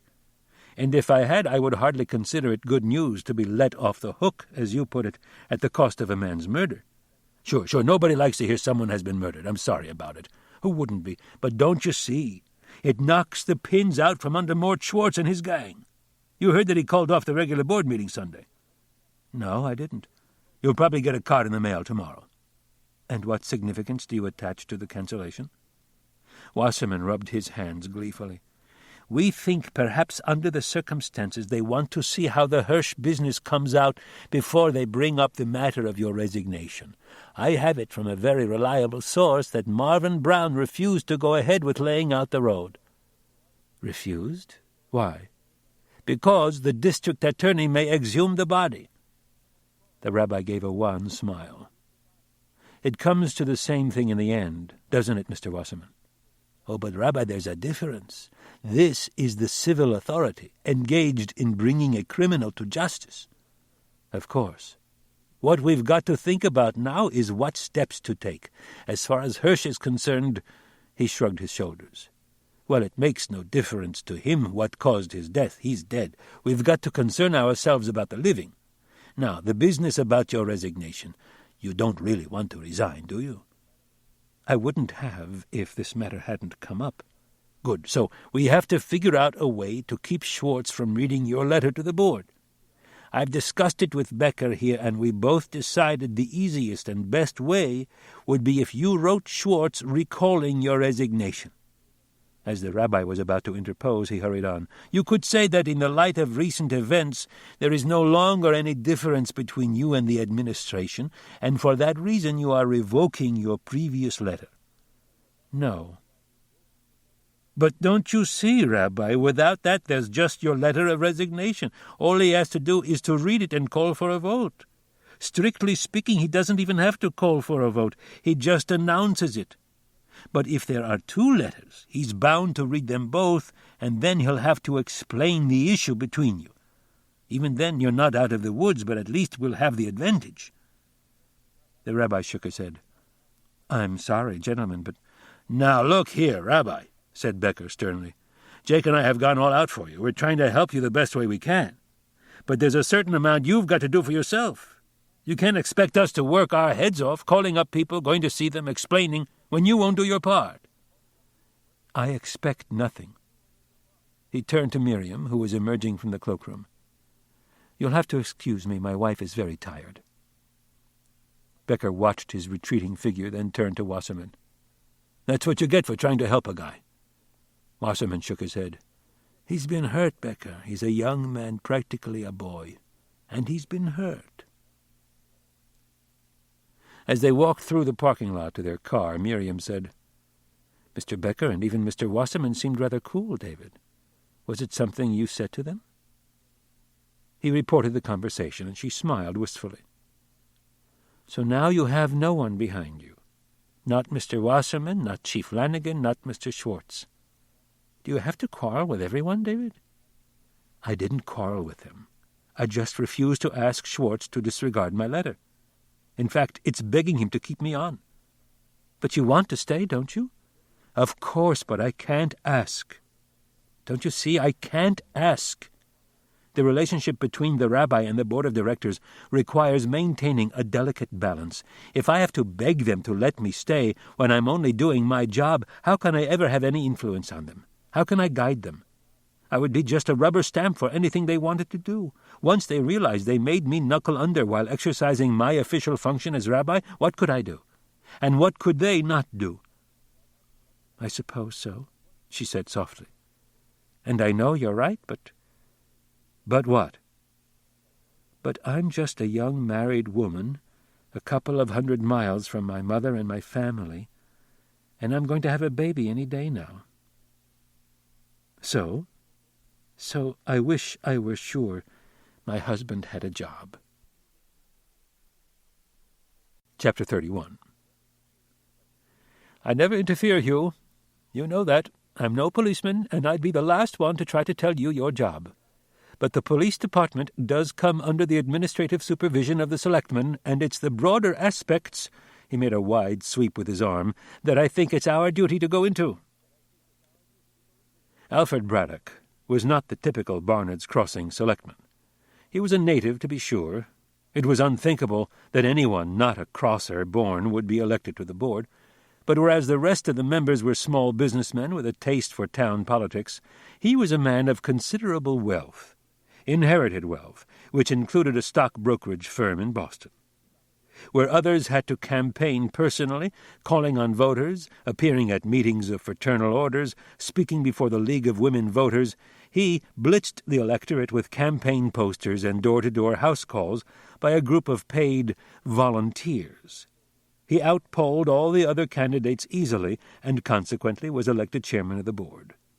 He was tall and distinguished, with snow-white hair and the ruddy complexion of the yachtsman. His clear blue eyes were candid and without guile, and yet could look hurt but determined to bear up and not show it, when you disagreed with him. "What is it that's bothering you, Alfred?" asked Lanigan quietly. "Bothering me? Bothering me? Well, yes, I suppose you could put it that way. Something Dr. Sturgis mentioned. Said you were inquiring about Peter Dodge. Now he got it into his head that it had something to do with this Hirsch business. Of course I assured him it was unlikely, most unlikely. After all, what connection would Peter Dodge have with Isaac Hirsch?" "He might have been trying to convert him," suggested Lanigan with a smile. "Think so? Yes, it's possible. A very enthusiastic fellow, this Dodge. From the Midwest, I believe," he added, as though that explained everything. "As a matter of fact, we know he was planning to see Hirsch the night he was killed," said Lanigan. "About this civil rights business, perhaps." "Yes, that must be it. That must be the connection. He was terribly enthusiastic about civil rights. Now, I know that for a fact, Hugh. I know that personally." "There's another connection, Alfred. He happens to know Mrs. Hirsch. They come from the same hometown, South Bend." "What's that? Knew Mrs. Hirsch? What are you trying to say, Hugh?" "Not a thing. I'm not suggesting anything. It's just that we'd like to ask Mr. Dodge a few questions. We sent him a wire down in Alabama asking him to get in touch with us, but he didn't.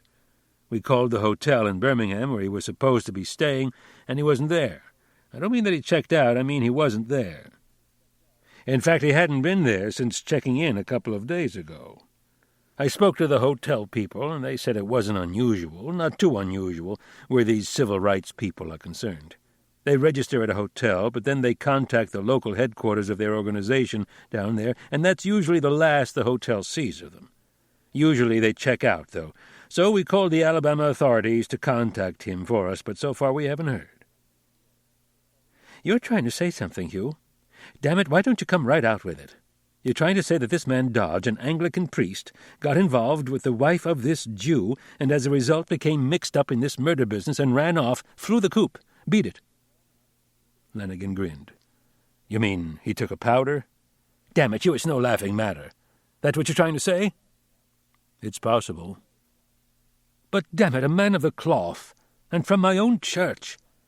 "But he's young, unmarried, and, to use your own word, enthusiastic." "Hugh, do you realize what this could mean?" "Yeah, but I honestly don't think it will. We don't really have anything on him. We just want to question him. Find out if he saw Hirsch, and if he did, what time he left him." Braddock was obviously relieved. "You'll probably find there's nothing to his absence from the hotel. As far as I can gather from news stories, these people who go down to march and picket and whatnot make a point of living with the people. You'll probably find he has been staying in some colored sharecropper's shack out of reach of a telephone." Braddock smiled broadly. "You know, Hugh, you really had me going there for a minute." Lanigan grinned. "You've got a real suspect now, haven't you? This insurance fellow? Brown? Marvin Brown? We're interested in him. At least we'd like to know where he was at the time." "No alibi, eh?" "We haven't asked him yet." "Why not?" "Well, there's no hurry. We have nothing on him except a couple of points of contact with Hirsch. He'll keep. It won't do any harm to let him stew for a while. These quick, nervy types, they get bothered and start worrying if you leave them alone, and after a while they're apt to do something just a little foolish. Braddock rubbed his hands. Police business was fascinating, and as chairman of the Board of Selectmen, he was in on the ground floor. I get it, he said. Actually, we find Mr. Benjamin Gorowski a lot more interesting. Braddock sat up straight. Gorowski? Ben Gorowski of Galtronics? Hold on a minute, you. Now you're barking up the wrong tree. I know the man. He's one of the finest specimens of his race. His plant employs over 1,000 people from around here. When they went public, our firm helped float the initial stock issue, and we've been close to them ever since. No, nothing there, I assure you. Well, maybe not, but we plan to have Ben Gorowski down and ask him a lot of questions. I won't have it, Hugh. You're planning some kind of psychological third degree, and I won't permit it. You haven't got anything on him, and you're just going on a fishing expedition. Well, I won't allow it. There are things in the wind that you don't know about, and this could have repercussions that would affect the whole community. You mean the merger? Who said anything about a merger? What do you know about a merger? Oh, come now, Alf. Everybody knows there's talk of Goraltronics being involved in a merger. Well, maybe. I suppose there are rumors floating around. Well, I'll admit it, but you keep this under your hat, understand? It's true. There is a merger in the offing, and it could be a tremendous thing for this whole area. I don't mind admitting that my firm is a little interested, and right now things are very touchy. Understand? So I'm telling you to keep your hands off Ben Gorowski. And let him get away with murder? Damn it, he's not getting away with murder. You prove that he did it, and he's all yours, but until you have something definite on him, you leave him alone. And that's an order, Hugh, because if you badger him and come up with nothing, I'll personally have your head.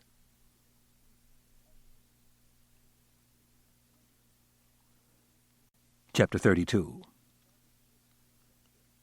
Sergeant Whitaker was a young man and ambitious. 3 nights a week he went into Boston to attend law school. If all went well, he would be able to stand for his bar examination in another 4 years. It would be a tough grind, but at least Chief Lanigan was understanding and tried not to schedule him for night duty on those evenings when he had school. Tonight he was working late, but since it was Friday and his class did not meet, he did not mind. True, he hadn't had dinner, and Aggie was always upset when he couldn't eat with her and the children, but Lieutenant Jennings had made it plain he wanted all his assignments covered before he went off duty, no matter what time that was. Whitaker's sergeant's stripes were quite new, and he had no intention of letting the lieutenant down. He was seated now in the Gorowski kitchen across the table from Mrs. Chambers, the housekeeper. His notebook was spread out before him, and though he tried hard to be the dignified, impersonal police officer conducting an important investigation, it was difficult.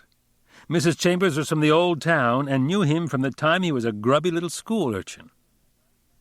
Now, what is it you want to know? You're not planning to cause Mr. Gorowski any trouble, I hope, because if you are, I'll have no part of it. Mr. Ben is a fine, decent gentleman, and his father is an old dear, for all he's a foreigner and talks funny. As I explained, Mrs. Chambers, this is just a routine investigation that I'm conducting. Well, aren't we grand, conducting investigations, and what is it you're investigating? We're just checking anyone and everyone who had any connection whatsoever with the late Isaac Hirsch, the man whose picture I showed you. It's just routine. He flipped the pages of his notebook. I've been at it all day, and I must have questioned 20 people or more. Well, I never laid eyes on the man. Did he ever come here at any time? Think now. Who are you telling to think, Henry Whitaker? I told you I never laid eyes on him, didn't I? Well, did Mr. Gorowski, Mr. Ben Gorowski, did he ever mention the name Hirsch? Not to me, he didn't. And the old man? Not that I remember. Well, now, think back to the evening of September 18th. That was a Friday night. It was the night of the big Jewish holiday. That was the night the old gentleman took sick. And Mr. Ben got home early, I suppose. At least all the rest of them, the Jews, worked a short day, so I suppose he did too. That's right, and all the servants were dismissed early too, so it wasn't that they were taking any special privileges that they weren't passing on to others. But you stayed on. Well, of course. Who else was there to take care of the old gentleman, and him burning up with fever? So Mr. Ben got home around 3, 4... Around 4 it was, as near as I can remember. And he remained here at home until it was time to go to the temple, I suppose. He didn't go to the temple, at least he didn't go to pray. He just drove the rabbi and his wife there and came right back. So while he was gone, you were here alone with the old man. That's right, I was right up there in his room sitting by his bed. And when Mr. Ben got back from driving the rabbi to the temple, he came up to the room to see how his father was getting along, I suppose. No. She shook her head decisively. He didn't come up because he didn't want his father to see him. You see, his father assumed that he had gone to the temple and would have been upset if he knew he hadn't, so Mr. Ben stayed out of sight. Then how did you know he came right back? Because he told me, of course. The next morning, you mean? Oh, no, I saw him later in the evening. The old gentleman dozed off, and I came down here to the kitchen to get a bite. That's when I saw Mr. Ben in the living room. And that was what time? 9, past. So you didn't see him from around 7 when he took the rabbi to the temple until about 9. He frowned at his notebook. But I suppose you heard him moving around downstairs earlier. No, can't say that I did, she said tartly. The door of Mr. Gorowski's room, I kept it closed because there's a draft from the hallway, and the living room is on the other side of the house. But you heard the car coming up the driveway? He persisted. I did not. No, that's a little funny. It's not funny at all, Henry Whittaker. Do you think Mr. Gorowski drives one of those jalopies that you can hear through the walls of a building like this over the sound of the surf, and me watching the old man and worrying every minute of the time? No, I guess you wouldn't, he said meekly. Well, now, if you have no more questions, I'll be getting about my work. Mr. Ben will be coming back from the temple soon, and will be wanting a late snack.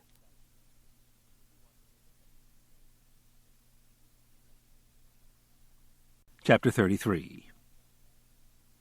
Got it all wrapped up, have you? Asked Lanigan. Know exactly how she did it? Why don't you stick around till we get a confession from her, and then we might give you a copy to frame and stick up on the wall of your office. But Beam refused to be drawn. Look, Chief, I've got a job to do, same as you. It isn't up to me to solve crimes. I just inquire around and then make a report to the Home Office. I spoke to them yesterday, and they decided there was sufficient question here to withhold payment to the widow for the present. If it turns out that she's guilty, she wouldn't collect anyway. As a matter of fact, without any other beneficiary, the whole amount may escheat to the state. Of course, you may come up with someone else, in which case we'll be happy to pay her. And if we don't come up with someone else, your company sits tight and tells the widow to sue if she wants her money. And God help her if she does, because you'll dredge up every bit of scandal, any little tidbit of gossip, so that even if she wins, she'll be unable to go on living in the community. No, Hugh, said Jennings. They just threaten to do that and then offer her 10 cents on the dollar to settle. That's normal business procedure, said Beam. I suppose next you'll be off for South Bend to start smelling around. Cops are always sore at private investigators, said Beam philosophically. And everybody has it in for the insurance company. We're the big bad wolf and we come up before a jury, especially if there's a good-looking dame involved. But I didn't come here to fight with you boys. I just came to tell you I was being called back and to say goodbye. All right, goodbye. Morosely, Lanigan watched him leave the room. What do you think? Asked Jennings. I think he'd accuse his mother if he thought it would help the company. It's nice business. The widow practically has to prove she didn't do it. That's right, and about the only way she can do so is for us to prove someone else did. And right now we don't have a thing. Well, my money's on Peter Dodge. I think it's funny he left right after Fred Stahl's roundabout column. His landlady was under the impression he wasn't planning to leave till the end of the week. That could be coincidence. I'd be very much surprised if he read Stahl's column. Yeah? Then why hasn't he been heard from since? The chances are he's been so involved with the civil rights business, running around attending meetings, that the police haven't been able to locate him. Besides, I can't see the police down there exactly knocking themselves out to find some northern agitator for us. They've probably got their hands so full breaking up picket lines they haven't the time to do their regular work. A man like Dodge, Jennings ruminated. A big, tall, powerful, good-looking guy like that. You wouldn't think he'd be too hard to spot. For some reason, Eben, you're always trying to tie in the clergy with some scandal. But the fact is we don't have a damn thing on him. Except that he had the opportunity. He comes around that way every night at about the right time. He knew Mrs. Hirsch from way back, and she's a nice-looking woman. He's single and her age. You know, Hugh, the trouble with you Catholics is that your priests got you buffaloed, so you can't even imagine a clergyman doing something wrong. All right, I didn't say I wasn't considering him. But I haven't got him, and all I can do is wait until the Alabama police pick him up. When we get hold of him, we can shake him up and turn him inside out to see what makes him tick, but I can't just sit and twiddle my thumbs until he shows up. So there's this Marvin Brown. We don't really have anything on him, except that he was pretty damn uncooperative and evasive when I questioned him. Yes. And he has no alibi, and he refused to tell the rabbi why he left the services before the rest. Sure, but that's nothing I could go to the DA with. All right. Then how about Goralski? Now, he interests me. Why? You haven't got any more on him than you do on Brown. No, how about this? He ticked the points off on his fingers. 1, he was not at the temple. 2, he had some special interest in getting Hirsch out of the cemetery. 3, he knew Hirsch from way back, and he's the only man in town who did. 4, he was also in business with him and got rich from him. Finally, he got him the job at Goddard. Yeah, but he never saw him after he got here. That's what he says. It's also what Mrs. Hirsch says. He might have been in touch with him by phone or secretly so she wouldn't know. Yeah, but that's just a lot of maybes. He might have, he could have. All right, let's stick with what we do know. Goralski and Hirsch were partners. Goralski forced him out, and then right afterward built up the business to a multi-million-dollar concern. There at least we have a motive for the killing. But God damn it, Hugh, you've got it arse backwards. In the business dealings between Hirsch and Goralski, it wasn't Goralski that got screwed, it was the other way around. You'd have a motive for Hirsch killing Goralski, but not... How do you know what the relations were between them? Look, way back there was some trouble between them on a business deal, right? Right. Then 20 years later, Hirsch asks Goralski to recommend him for a job at the Goddard lab, and he not only gives him an excellent recommendation, he practically rams him down their throats. Right. But then he refuses to see him after he gets here. Now, those 3 things don't jibe. If there was trouble between them, he wouldn't have given him the recommendation, and Hirsch wouldn't have asked him for it. If he gave it and got him the job, he wouldn't have refused to see him afterward. Now, all that suggests just one thing to me. Blackmail. Right. And if you want to let your mind play a little, doesn't it seem mighty funny that it was Hirsch who was responsible for throwing a monkey wrench into this merger business? Hey... And that could be a good reason for Goralski wanting to kill him. Lanigan considered. That's a little weak. For one thing, it isn't a killing matter. And besides, the deal hasn't fallen through, not yet. And since Hirsch was going to be fired anyway, he wouldn't be in a position to do any more damage. But that's just the point, Hugh. Jennings was excited. It's like you've been saying all along, that this is the kind of killing where the motive could be weak. Yeah, said Lanigan, and there's nobody I'd rather pin it on. I didn't know you knew Goralski. I don't. Then why him? Because I'm only human. The rabbi tried to tout me off, and Alf Braddock warned me that if I touched him, he'd have my head. Well, I'd like to show the whole lot of them. Besides, if it should be the way we've figured, a weak motive, I'd get a lot of personal satisfaction telling it to the rabbi. So let's pick him up. Lanigan shook his head. What's the use? He's got an alibi. His pa and the housekeeper would swear he was there all evening. And the rabbi and his wife could account for what little time he wasn't at home.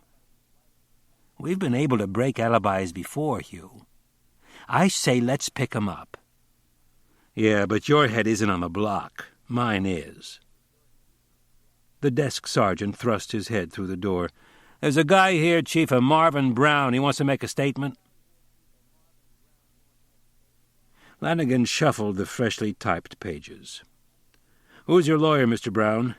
Oscar Kahn of Kahn, Channing, and Spirovsky. Why? I want to be completely fair. This is a serious matter. It's a murder case, and I'd like everything to be correct. I'm going to ask you to sign this. I told you that when we started. Well, I think it would be a good idea if you had your lawyer look it over before you swear to it. I don't get it, said Marvin. He was trying very hard to be jaunty and at ease. You send a couple of guys to my office to ask me all kinds of questions. You don't bother to hide the fact that you're from the police, so I get to thinking maybe you'll come down again. Maybe you'll come to the house and question my wife. Maybe you'll shadow me. He laughed nervously. I guess that's what you guys call using psychology. So I decide to save you the trouble and come down myself and make a statement, and now you say I should get a lawyer. I'm merely interested in protecting your rights, Mr. Brown. All I'm suggesting... There was a knock on the door, and Lanigan shouted, "Come in!" Sergeant Whitaker opened the door. "Can I talk to you for a minute, Chief?"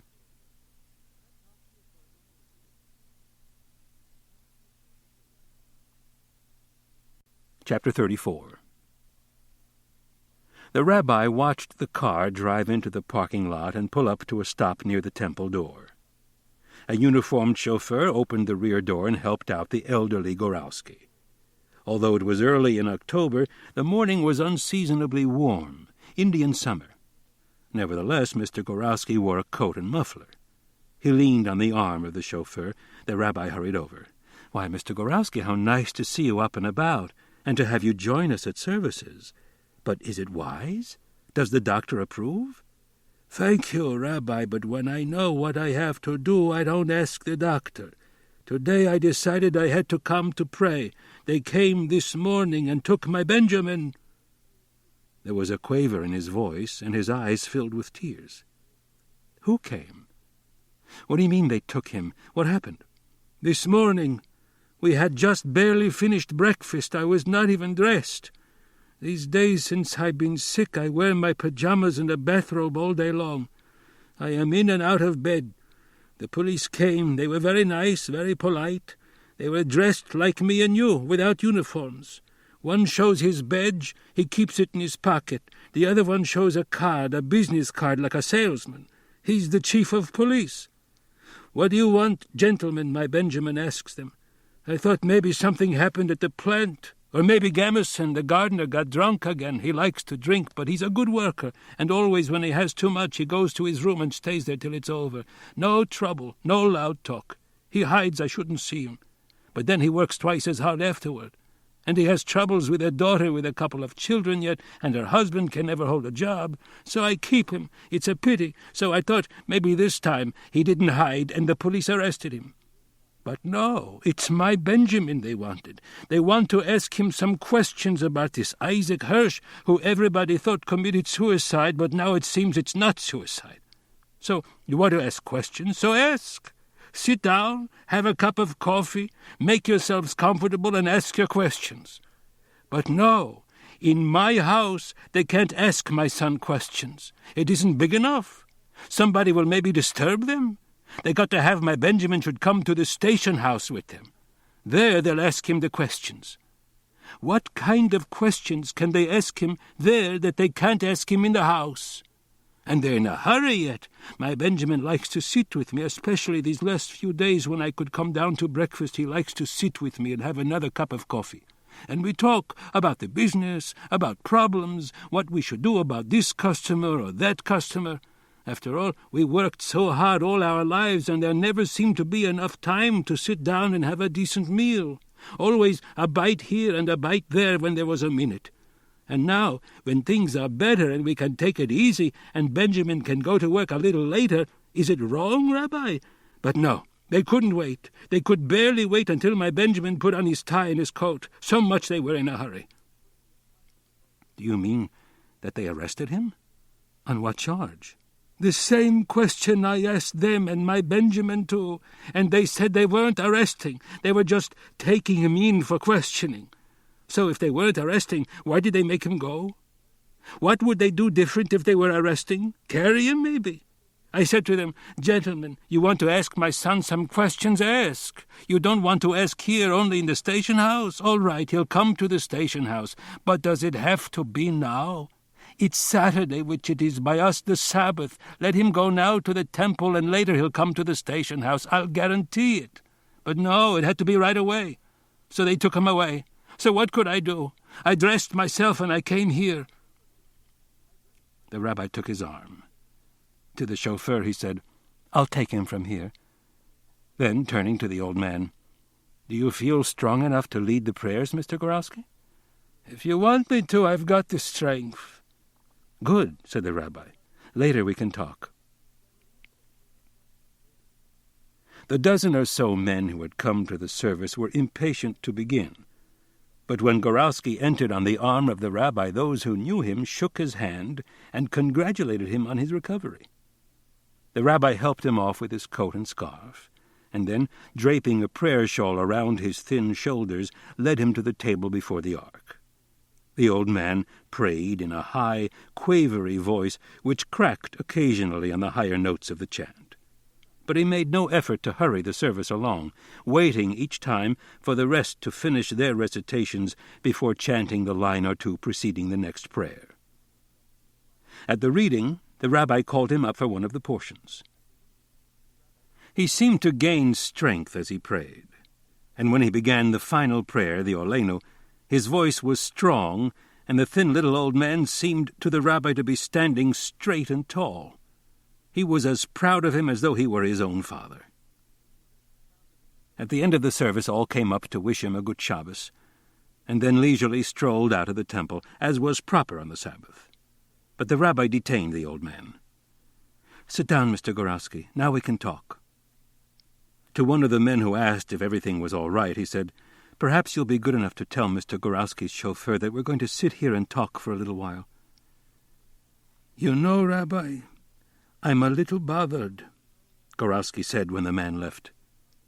"This is the first time that I ever rode on the Sabbath, and yet I led the prayers, and you even called me up for a reading." "It's all right, Mr. Gorowski, believe me. Now tell me, have you notified your lawyer?" The old man shook his head.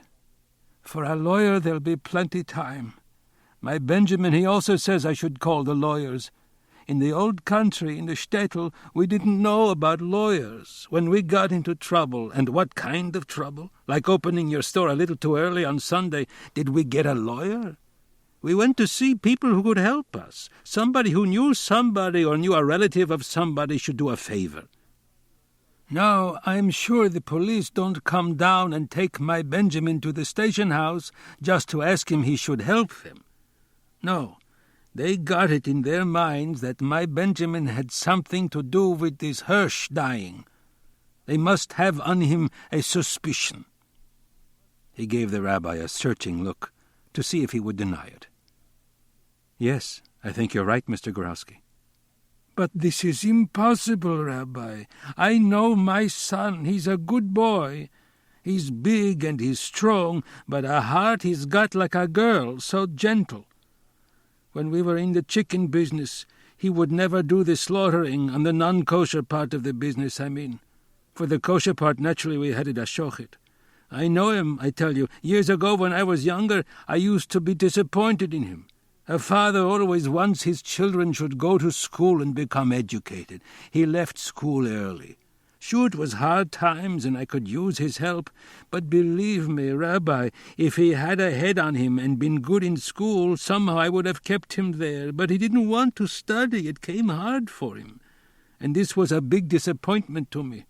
And next door, Hirsch had a son, this Isaac, who was a regular Gaon and won all kinds scholarships. But later on I used to think maybe I didn't do so bad with my Benjamin. This Isaac Hirsch never set foot in a synagogue after he grew up. Then he became a drunkard. Then he married a Gentile. Then they even said that he took his own life." The rabbi shook his head. "I know that wasn't true now. I'm only telling you what I was thinking. And my son, who didn't even finish high school, he grew up a fine, kosher young man, and it turned out he even had a head for business. There was even an article they wrote on him in Time magazine, how he was such a wonderful businessman. Believe me, they're making a mistake, the police. My Benjamin, what interest would he have with this Isaac Hirsch, and after so many years? Well, you've got to understand the situation, the rabbi said. This Hirsch is comparatively new here and kept to himself. He didn't have any friends to speak of, and no business dealings with anyone who had any connection with him. They found out about your son having known him when they were boys together and about the partnership later on. And then when he made such a point about not wanting Hirsch's body in the cemetery. The old man clasped his thin hands together. God forgive me. That was my fault, Rabbi. He knew nothing about these things. It was from what he heard me say. Yes, I know, but there was also the matter of his getting Hirsch the job at the Goddard lab. He wrote a strong letter of recommendation. See, doesn't that show you what kind of heart he's got, my Benjamin? Never was he friendly with Isaac Hirsch, even when they were boys. I don't blame him. Maybe he got it from seeing my disappointment in him. Maybe I was harsh with him. Even when I realized that he was such a good son, could I tell him to his face? A girl, a daughter, you can pat her on the head and pay her compliments, but a son? Yes, I understand. But you see, because of all this, it's only natural for the police to want to make sure there wasn't some recent connection between your son and Isaac Hirsch. I would earnestly advise you to consult with a lawyer so he can take care of your son's interests. No, the old man shook his head. With a lawyer, it's already official. He goes to a judge. He makes a motion. He gets a paper. Right away it's public and it's in the newspapers. My son is not just anybody. He's an important man. The newspapers would make a big tumult about the police questioning him. Then what are you going to do? That's why I come to you, Rabbi. I understand that you and the chief are good friends. I'm afraid we haven't been lately, said the rabbi ruefully. But even if we were, what could I do? You could talk to him. You could find out what they are looking for. You could explain to them, please, Rabbi. Try. And Rabbi Small did not have the heart to refuse. All right. I'll talk to the chief, but don't expect anything. Please take my advice and get your lawyer. The lawyer I can get later, but first I want you should talk to him. I don't mean you should work today, Rabbi. It's the Sabbath, but maybe tonight? A man's reputation is at stake. If you can ride on the Sabbath, I can work on the Sabbath. He smiled. Besides, for a rabbi, the Sabbath is his regular workday.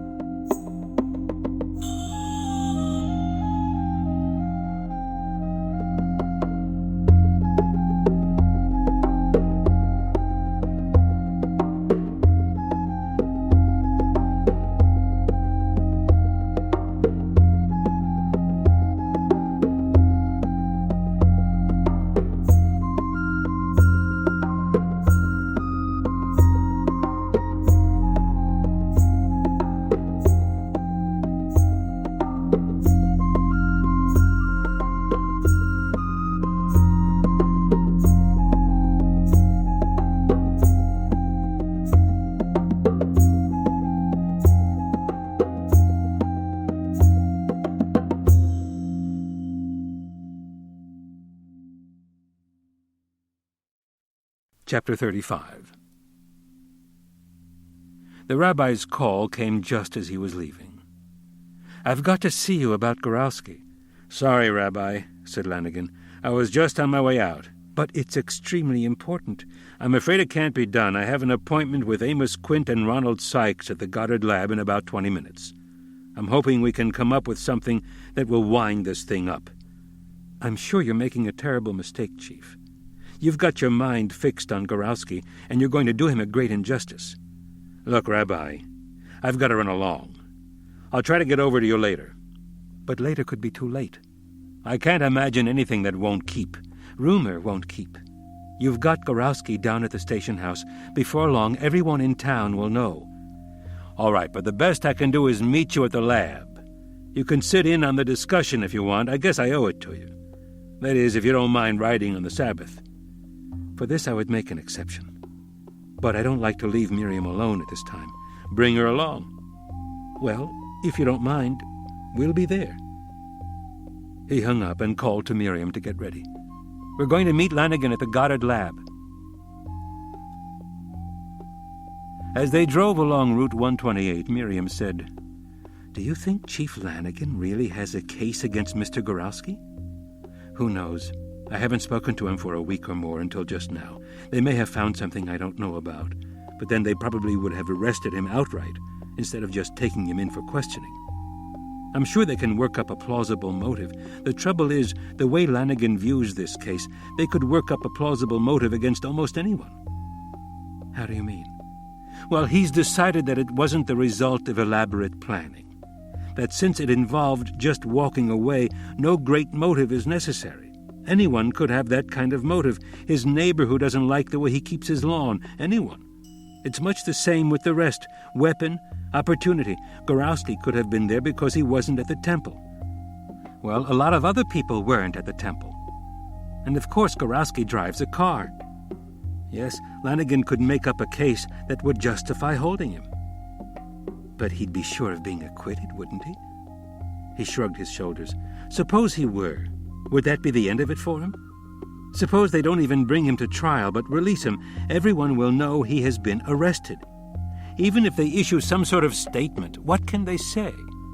Mr. Gorowski has been released because of insufficient evidence? That wouldn't signify he was innocent, only that they'd been unable to find the evidence they needed to connect him with the murder. And if he went to trial and was acquitted, it would be the same. No, he can be cleared completely only if they find the actual murderer.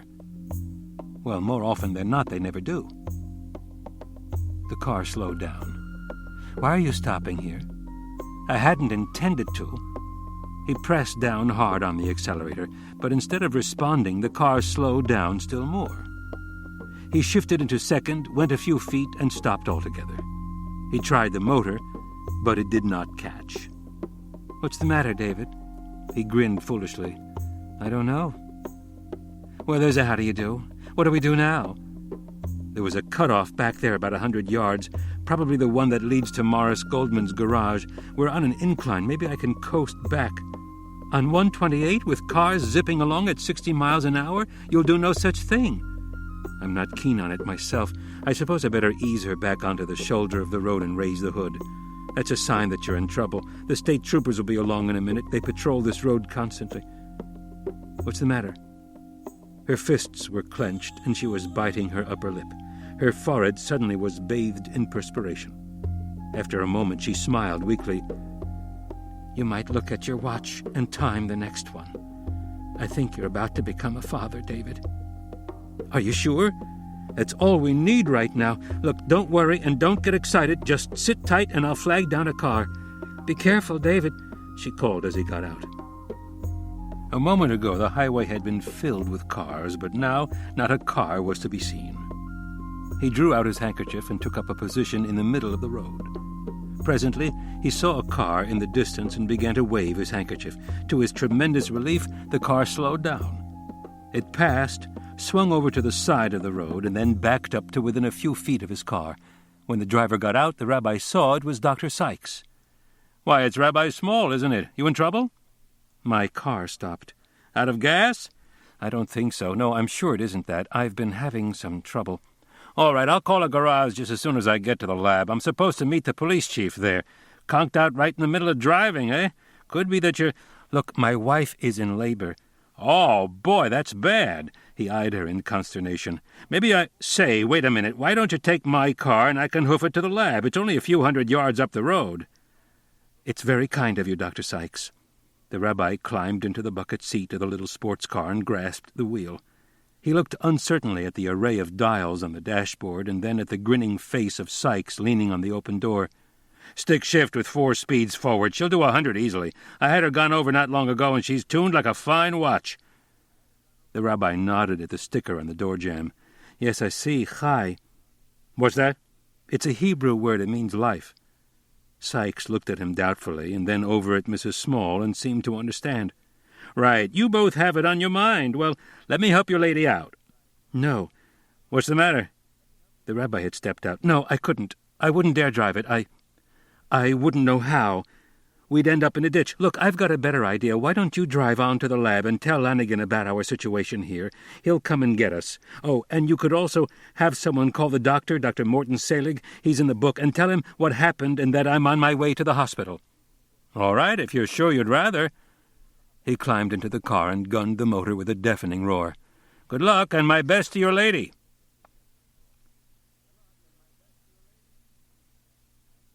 Nothing to be worried about, you two, Lanigan remarked over his shoulder to the couple in the back seat.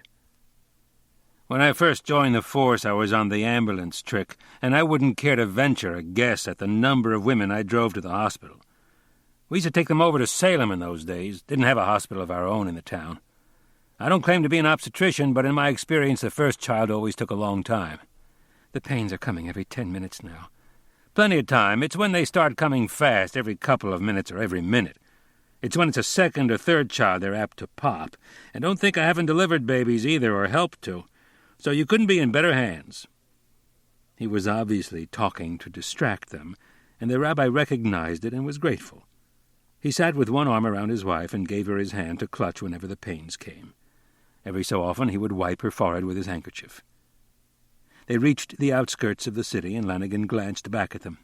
You know, if you like, I could pick up a motorcycle escort. That way we could get through a little quicker. Miriam answered before the rabbi could speak. I don't think it will be necessary. She blushed. The pains appear to have stopped. Doesn't mean a thing, said Lanigan, but he slowed down and proceeded at a more moderate pace until they reached the hospital. I'll stick around until you know what's what, Rabbi. Thanking him, the rabbi helped Miriam out of the car and supported her up the steps. Though she needed no assistance, she enjoyed his solicitude. With some embarrassment, they explained to the reception clerk that the pains had stopped. The nurse at the desk informed them it was not uncommon and arranged for Mrs. Small to be escorted to her room. The rabbi remained in the waiting room, where after some 10 minutes he was joined by Dr. Selig, a pleasant young man of his own age who seemed to exude both assurance and reassurance. The pains have stopped for the time being. It's quite common. Sometimes the girls get a little lazy, or maybe they just change their minds. If they didn't, they wouldn't be women. Well, we'll keep her here for the night anyway. Even if the pains start in again, it'll be ours, so there's no sense in your waiting around. But she's all right? Oh, perfectly. Nothing for you to worry about. You know, Rabbi, in all my practice I know you've never lost a father. Rabbi, the doctor was reproachful. That was my line. Sorry, can I see her now? I'd rather you wouldn't. She's being prepared, and we've given her some sedation. Why don't you just go home? I'll call you just as soon as anything begins to happen. Chapter 36. The rabbi climbed into the front seat beside Lanigan. The doctor says it'll be ours. I thought as much. I'll drop you on my way back to the lab. It was very decent of you to come and get us, Chief, said the rabbi. Things were pretty rough there for a few minutes, until Sykes came along. I understand he offered you his car and you refused. Those little foreign jobs are actually no different from ours, except you have to shift a little more often, and they respond to the wheel a little quicker than you're used to. But you'd have got the hang of it before you'd driven a quarter of a mile. Oh, I had no doubt I could drive it. I just didn't want to be indebted to a murderer for the birth of my child. Murderer? Sykes? The rabbi nodded soberly. Lanigan stepped on the brake and brought the car to a halt at the side of the road. "Now, let's hear it." The rabbi settled back in his seat. "The man who drove Hirsch home had to be on foot. That's basic. If he'd been driving and stopped to take the wheel of Hirsch's car, he would have had to leave his own. You had alerted the state troopers, so they were patrolling the road. An empty car would have been spotted. Chances are that it wasn't a hitchhiker because they're expressly forbidden on Route 128. There are signs posted at each entrance, and the state troopers would pick up anyone they saw. So? But the people at Goddard regularly leave their cars to be serviced or repaired at Morris Goldman's garage because it's just a few hundred yards from the lab. They drop off their cars in the morning and walk along the embankment of 128 to get to work. At night, and Goldman's, like most garages, stays open late, they walk back, pick up their cars, and drive home. Everyone knows that. Well, to get to the lab from the garage, you have to pass the turnoff where Hirsch was parked. It's just about halfway. Yes, you can see the turnoff from the lab. Right. Well, now I know that Sykes had his car serviced at Morris Goldman's garage that Friday because when I got behind the wheel, I saw one of his lube stickers on the door jamb. It was dated the 18th. That was Friday. It still doesn't place him on foot.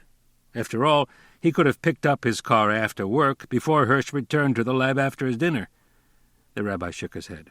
Why not? You yourself said Goldman stays open late. But not that Friday night. It was Kol Nidre. He would have closed well before 6. And we know Sykes was at the lab that late because he phoned Mrs. Hirsch and left word that her husband was to call him when he got in. That doesn't mean he couldn't get home. He could have called a cab. Why not? As the rabbi shook his head vigorously. You can ask Miriam if you wish. The nearest cab company, the only one for practical purposes, is the one in Barnard's Crossing. And when Miriam had me stop off there, the proprietor told us the only calls he got that evening were to take people to the temple. All right, Lanigan sounded exasperated, but it's all conjecture. No, Sykes had no car all weekend. How do we know that? He didn't pick up his car Friday, and he couldn't pick it up on Saturday because that was Yom Kippur and Goldman was closed. And I know for a fact he had no car on Sunday. Oh? You see, when he came to my house to arrange for Hirsch's funeral, he arrived and departed by cab. Why would he do that if he had his car? Yet we know he had it on Monday because he drove it to the funeral. Lanigan was silent for a minute. So your theory, and it's no more than a theory, he said finally, is that Sykes sat around waiting for Hirsch to call back.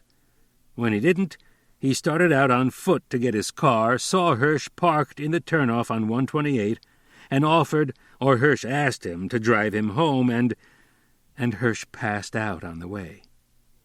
But why would he want to kill him? Sykes was probably his closest friend here in Barnard's Crossing. He went to bat and covered up for him 6 times. I got that from Amos Quint, who admitted he would have fired Hirsch long before if Sykes had not interceded for him. And why would Sykes have to intercede for him? The rabbi demanded. I don't understand. Quint never spoke to Hirsch except on the day he hired him. Everything there went through channels. Whatever communication there was between Hirsch and Quint passed through Sykes. Now, if Sykes didn't want Hirsch fired, if he was such a good friend, why mention his mistakes to Quint in the first place? Why go to bat for him? Quint is no scientist, he's an administrator. If Sykes wanted to cover for Hirsch, all he had to do was refrain from mentioning his name, and Quint never would have known. But evidently there were errors, at least 6 according to you. Now suppose they were the fault not of Hirsch, but of Sykes. It would be mighty convenient to have Hirsch there to take the blame. Oh, the more reason for not wanting to kill him. Why give up a good thing? In any case, Quint was going to fire him Monday, so Sykes would be off the hook. Then there's your answer, said the rabbi triumphantly. This time, apparently, there was an important mistake, one Quint couldn't overlook. We know he always made a point of seeing a man he was going to fire. He saw him, told him just why he was firing him, and that ended it. Isn't that the way you reported it? So he tells Hirsch the reason for his dismissal, and Hirsch says, "Oh, no, sir, it was Ron Sykes that did that. I discovered the error." There's a confrontation. Hirsch shows his work notes. The chief folded his hands behind his head and leaned against the car seat, absorbed in thought. Then he shook his head. "It hangs together, Rabbi, and it sounds plausible, but you're just guessing. It's all surmise and conjecture. We don't have a bit of proof." When the rabbi spoke, his tone denoted both certainty and finality. "Just ask Sykes how he got home from the lab Friday night. Just ask him that." "Yeah, I'll do that," he smiled. "You know, Rabbi, somehow or other, you do manage to take care of your flock." "You mean Gorowski and Brown?" "Oh, we didn't really have anything on Brown. We were just floundering, looking for some line we could follow. You know why he left the temple early? He was ashamed to tell you, but he made a statement to us. He had a business deal on, a big policy, and the customer insisted on getting the papers signed that night." "I suspected it might be something like that." "I guess from your point of view it was a pretty terrible thing for him to do." The rabbi thought for a moment. "No, I don't think it was terrible. In a way, I'm rather pleased." "Pleased that he ran out on your Yom Kippur service to consummate a business deal?" "No, pleased that he was ashamed of it."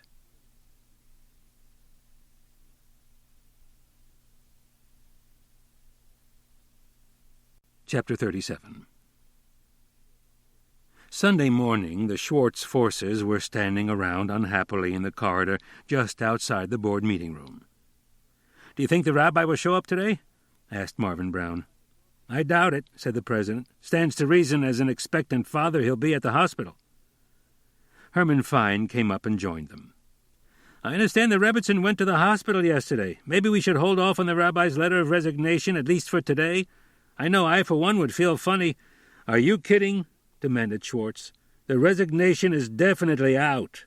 I guess you didn't hear what I just told the boys. I ran into Ben Gorowski after the minyan this morning, and for about 20 minutes all he could talk about was how wonderful the little rabbi, that's what he called him, how wonderful he was.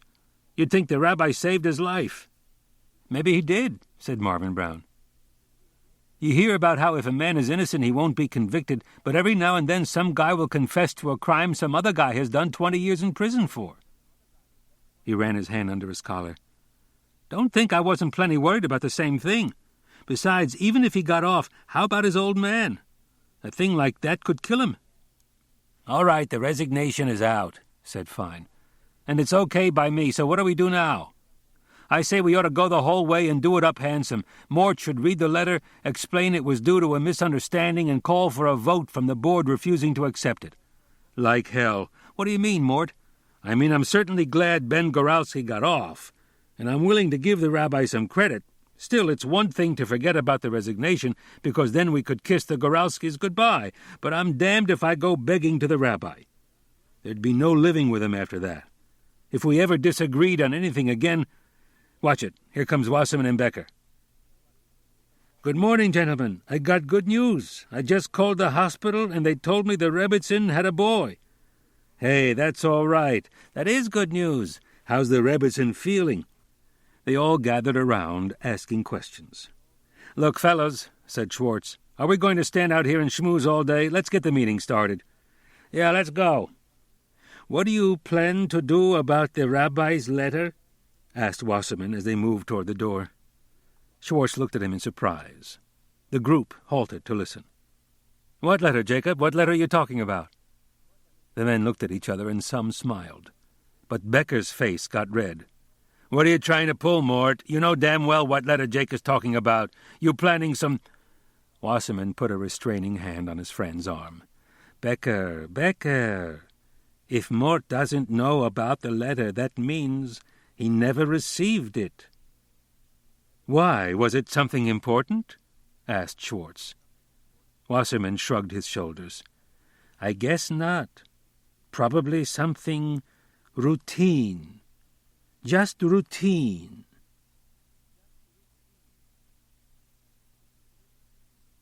Chapter 38. "The missus home yet?" asked Lanigan. "Tomorrow," said the rabbi happily. "I take them home tomorrow." "I was hoping I'd have a chance to see the boy."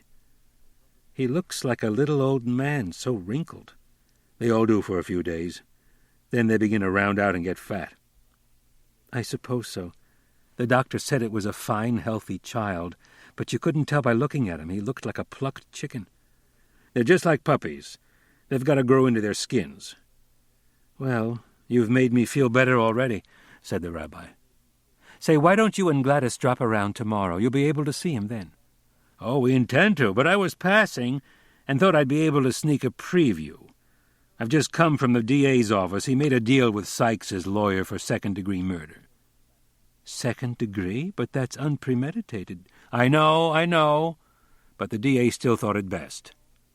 "But you had a confession." "We had a confession, but not for premeditated murder. When he confronted Sykes, we carefully refrained from mentioning the wiped fingerprint. We told him we knew he was without his car over the weekend. We told him what we'd uncovered about the work in his department at the lab. And I guess we sort of hinted Hirsch's death was probably accidental, and that if he cooperated fully with us, it would go a lot easier for him." He reddened and looked away from the rabbi's direct glance. "It's common procedure. It's done by lawyers regularly right in the courtroom. If you can trap your man into admitting his guilt, what's wrong with it? It wasn't as though he was innocent." "I'm not quarreling with you." "Well, he admitted that he'd come across Hirsch as you suggested and drove him home.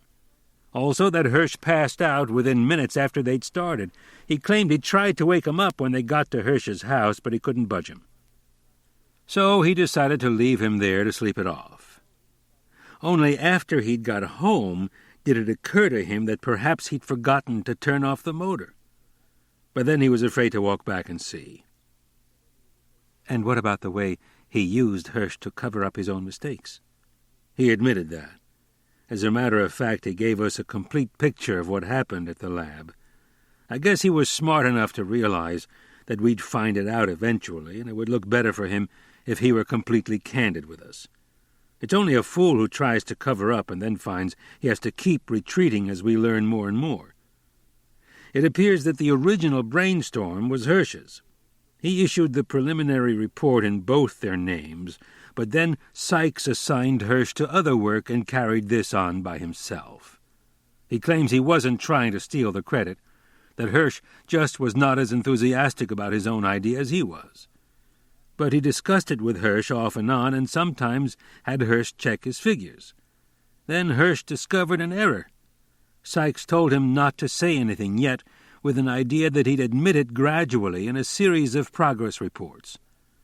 One would say that unexpected difficulties had cropped up. Then he'd issue another to the effect that a great deal more work and time were needed. And finally, he'd put one out that would make it clear it was a dud. I guess Hirsch might have gone along, except that his name was on the first report and that the research was being done for Goraltronics. That's interesting. Is that your idea, or did Sykes say Hirsch was concerned about Goraltronics? No, I got that from Sykes. Evidently, Hirsch felt some sort of obligation to Goralski for having got him the job. He even hinted that if Sykes didn't tell the truth, he was going to speak to Goralski himself. Maybe he was just bluffing, but Sykes didn't know. Goralski had got him the job, so naturally he had every reason for taking the hint seriously. So late Friday afternoon he went to Quint and told him the truth. He claims he was going to admit he was to blame, but Quint was so upset that he lost his nerve. When Quint assumed it was Hirsch's fault, he did not correct him. You can understand how Quint felt, because he knew about the merger and the stock going up and all that. He wanted to call Hirsch in and fire him right then and there, but Sykes lied and said Hirsch had gone home early because of the holiday. That's kind of ironic, isn't it? It's even more ironic than you think, said the rabbi. Sykes, when he came to visit me that Sunday, remarked that Hirsch would have been alive if he had been a normal practicing Jew. That's no lie. Anyway, we typed up his confession, and he signed it. Lanigan went on. Then we sprung the wiped fingerprint on him. We thought that would break him. You see, if we had mentioned it at the beginning, he would have realized it was first-degree murder and probably would have refused to talk.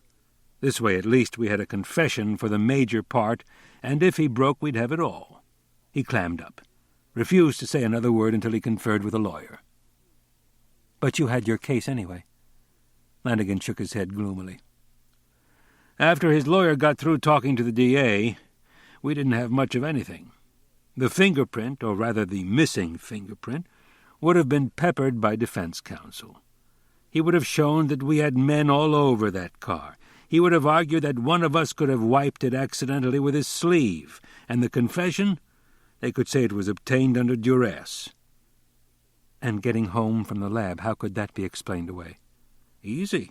He started out to walk to the garage, and someone gave him a lift. He doesn't remember the make of car, and the driver didn't give him his name. After all, no one saw him near the Hirsch house. Peter Dodge did. Peter? The minister? When did you see him? He dropped in this morning. He got home from Alabama yesterday. And he saw Sykes? The rabbi nodded. He takes a walk every evening, and it leads him past Bradford Lane.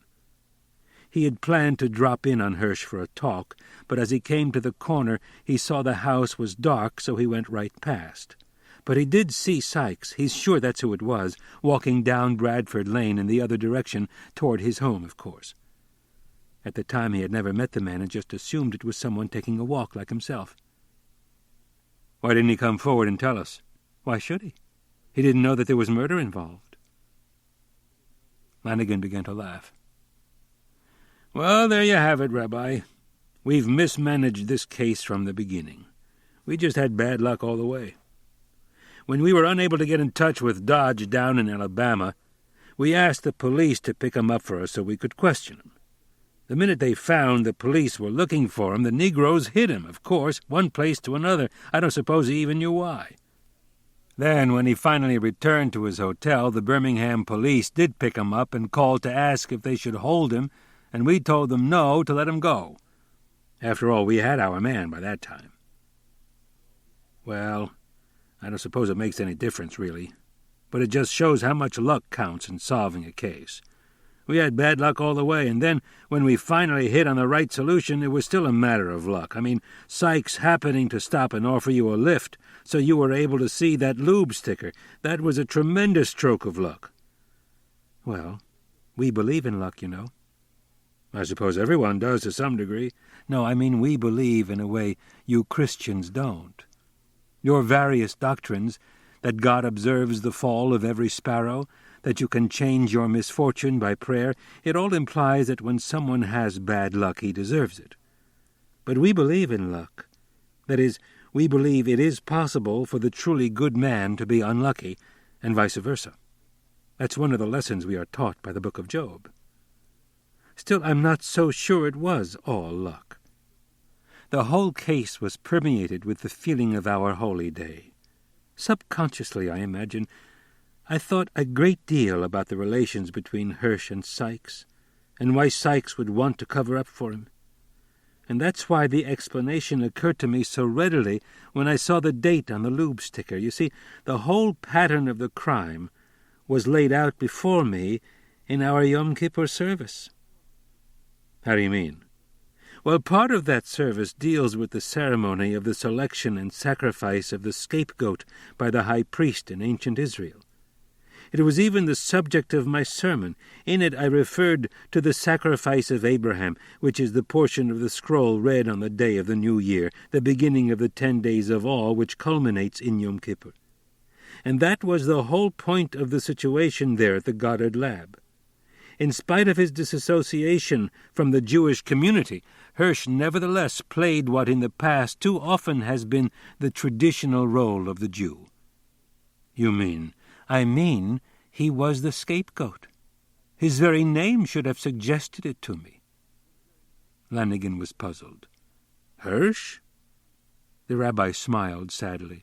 No, Isaac.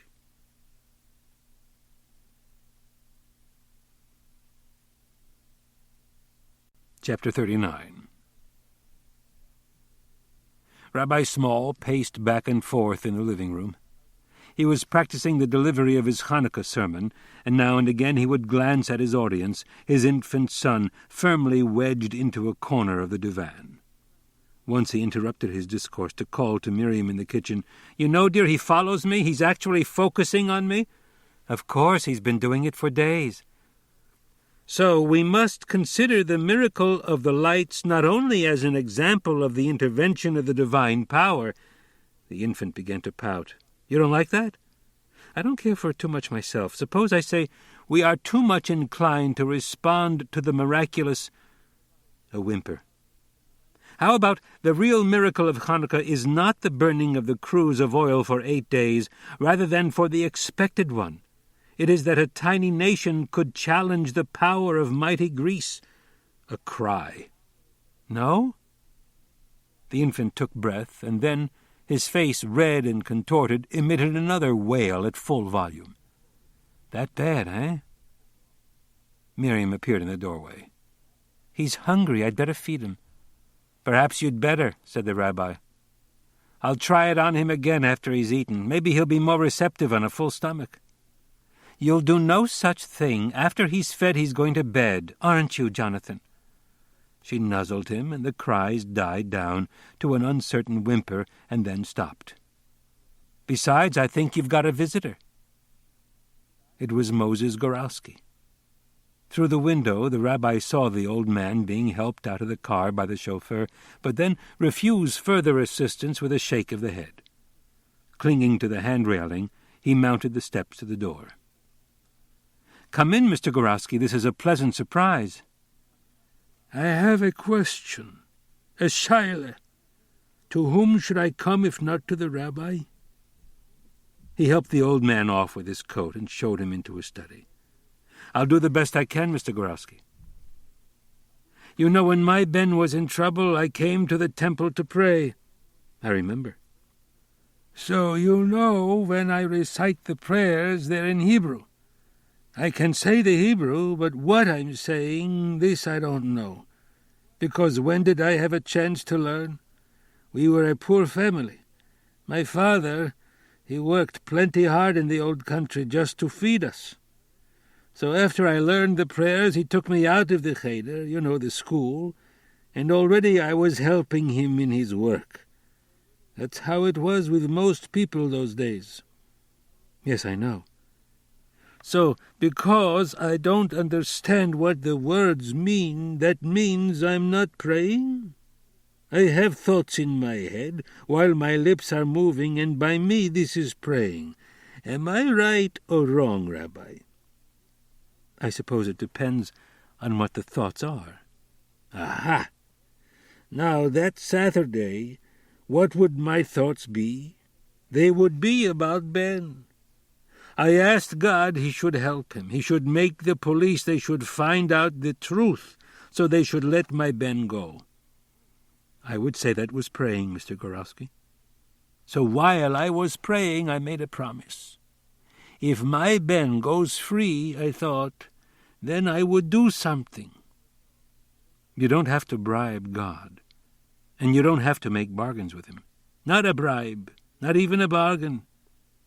I made with myself a promise, a vow." "All right." "Now here's my question, Rabbi. Do I have to keep my promise?" The rabbi did not smile. Hands in his pockets, he strode up and down the room, his forehead creased in thought. Finally he turned and faced the old man. "It depends on what the promise was. If it was something impossible, then obviously you're not bound. If it was something wrong or illegal, again you're not bound. In any case, where you made the promise to yourself, it's up to you to decide how committed you are." "Let me tell you, Rabbi, Months ago, I was talking to Morton Schwartz, the president of the temple, and I said I wanted a remembrance for my Hannah, which she had died a few months before that. After all, I'm a rich man now, and my son is rich.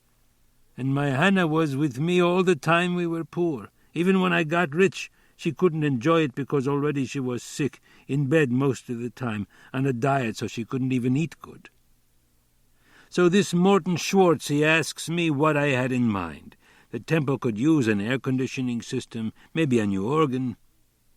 The old man shrugged his shoulders. I'm going to make an air-conditioned system in remembrance of my wife?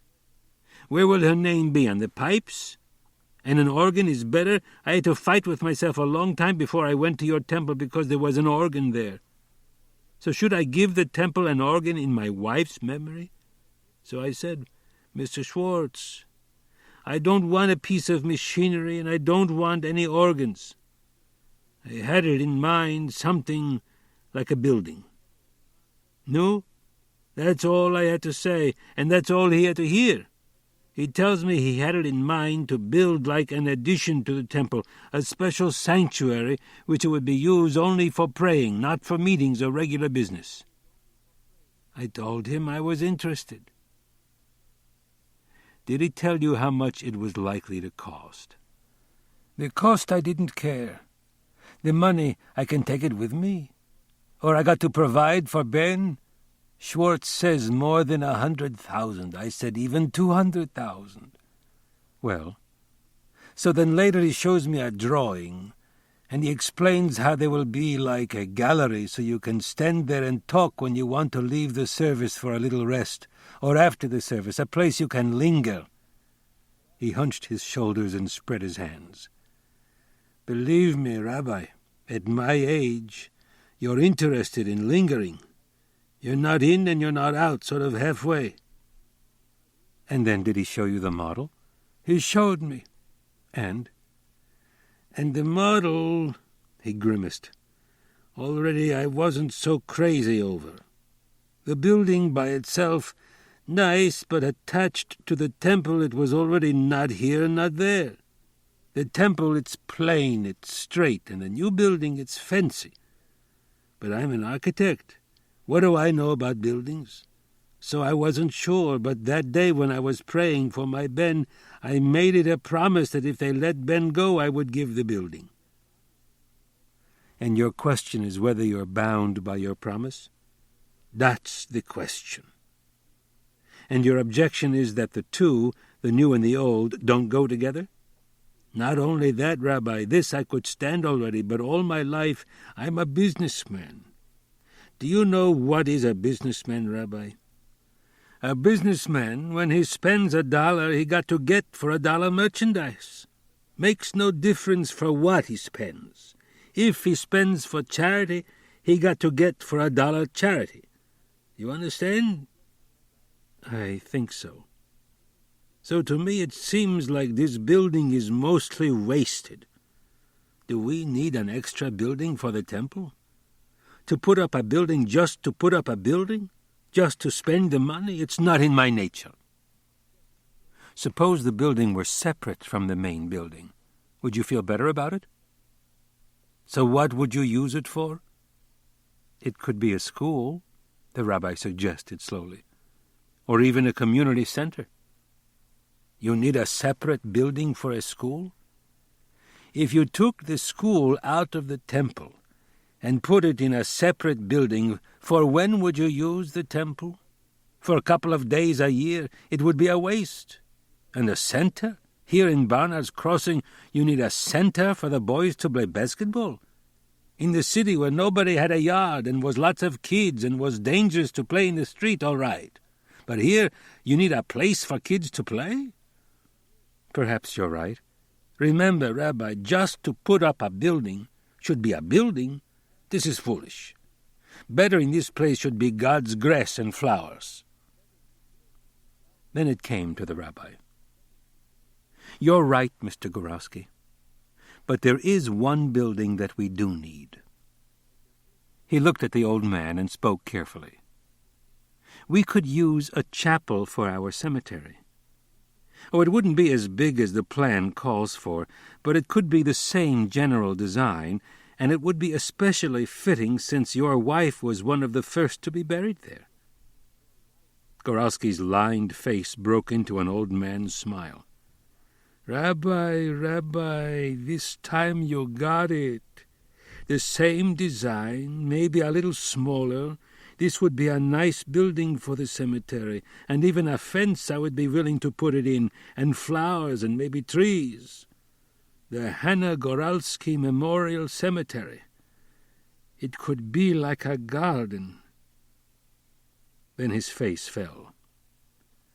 "But my vow, Rabbi, I made a promise for an addition to the temple here in Barnard's Crossing. In my own mind, I even saw Morton Schwartz's building. But did your vow concern this particular arrangement of buildings? You made a vow to donate a building to the temple, a memorial to your wife." He stopped as the old man shook his head. "Look, Rabbi, you think I made a vow like I was swearing before a notary? I, Moses Goralski, do hereby promise? No. Was going through my mind all kinds of pictures, feelings, ideas, not so much words, you understand. But I know what I promised," he added stubbornly. The rabbi nodded thoughtfully. Of course the old man did not verbalize his vow, and he was old enough and rich enough to hold himself to its strict observance, even though he was also shrewd enough to realize that the alternate plan, the cemetery chapel, would be much more useful and appropriate. The rabbi rose from his chair and began to stride up and down the room, while Goralski waited with the patience of the very old. The more the rabbi thought of it, the better the plan seemed. No less than Marvin Brown, he realized the importance of the cemetery to the congregation. And it would give Morton Schwartz his building, not exactly as he had planned it, but near enough. And it would permit the old man to set up a lasting memorial to his wife's memory. The problem was how to permit Mr. Goralski to do what he actually wanted to do. He paused in front of the bookcase, and his eyes wandered over the large leather-bound tomes that comprised his copy of the Talmud. He selected a volume and took it over to his desk. He leafed through the pages until he found the passage he wanted and swiveled around to face Goralski. "I told you at the beginning that if your vow involved doing something wrong, that you were absolved. Do you remember?" "Of course." "So is putting up Schwartz's building a sin?" The rabbi smiled. "For this one particular case, Mr. Goralski, I shall rule that the law of shotness applies." "Shotness? But isn't that about clothing, that you shouldn't mix linen and wool?" "That's the way it's usually construed. But the regulation is mentioned in 2 places in the Bible, in Leviticus and in Deuteronomy." "Why in 2 places?"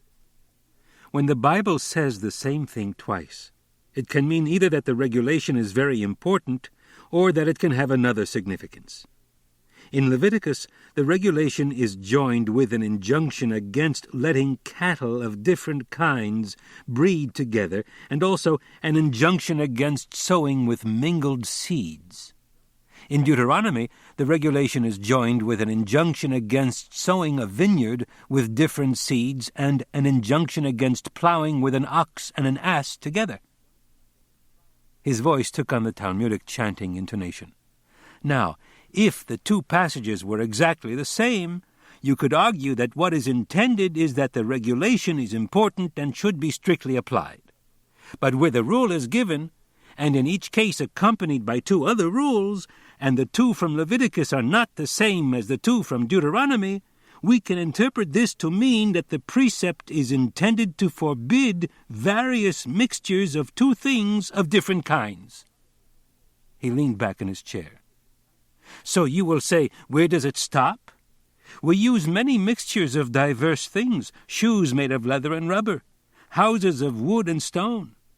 If we go beyond the specific regulations, then we must have some kind of a test. What then would be a logical test? Why, obviously, if it seems wrong to you. For what other purpose did God give us our intelligence if not to use it? Your initial objection to Schwartz's design was that the two buildings were of two different orders, and it seemed wrong to join them together. It bothered you from the very first. So my ruling is that this is an example of shotness, and hence forbidden." The old man scratched his head. Then his wrinkled old face cracked into a smile, and he beamed in fond admiration at the young rabbi. "And in the cemetery would be all right. It's separate. It's a pilpul, but you know something, Rabbi? Suddenly, I'm feeling all right." The end. You've been listening to Saturday the Rabbi Went Hungry by Harry Kemelman, narrated by George Guidell. If you've enjoyed this book and this performance, the series continues with Sunday the Rabbi Stayed Home, also narrated by George Guidell. You'll find a wide selection of titles, including bestsellers, mysteries, classics, histories, and more, in the Recorded Books catalog. So to order another recorded book, or for a copy of our latest listing, call us toll-free nationwide at 1-800-638-1304. You can order by phone with Visa or MasterCard, or by writing to us, or by faxing us at 410-535-5499. Don't forget to ask about easy 30-day rentals by mail. And thank you for being a Recorded Books reader.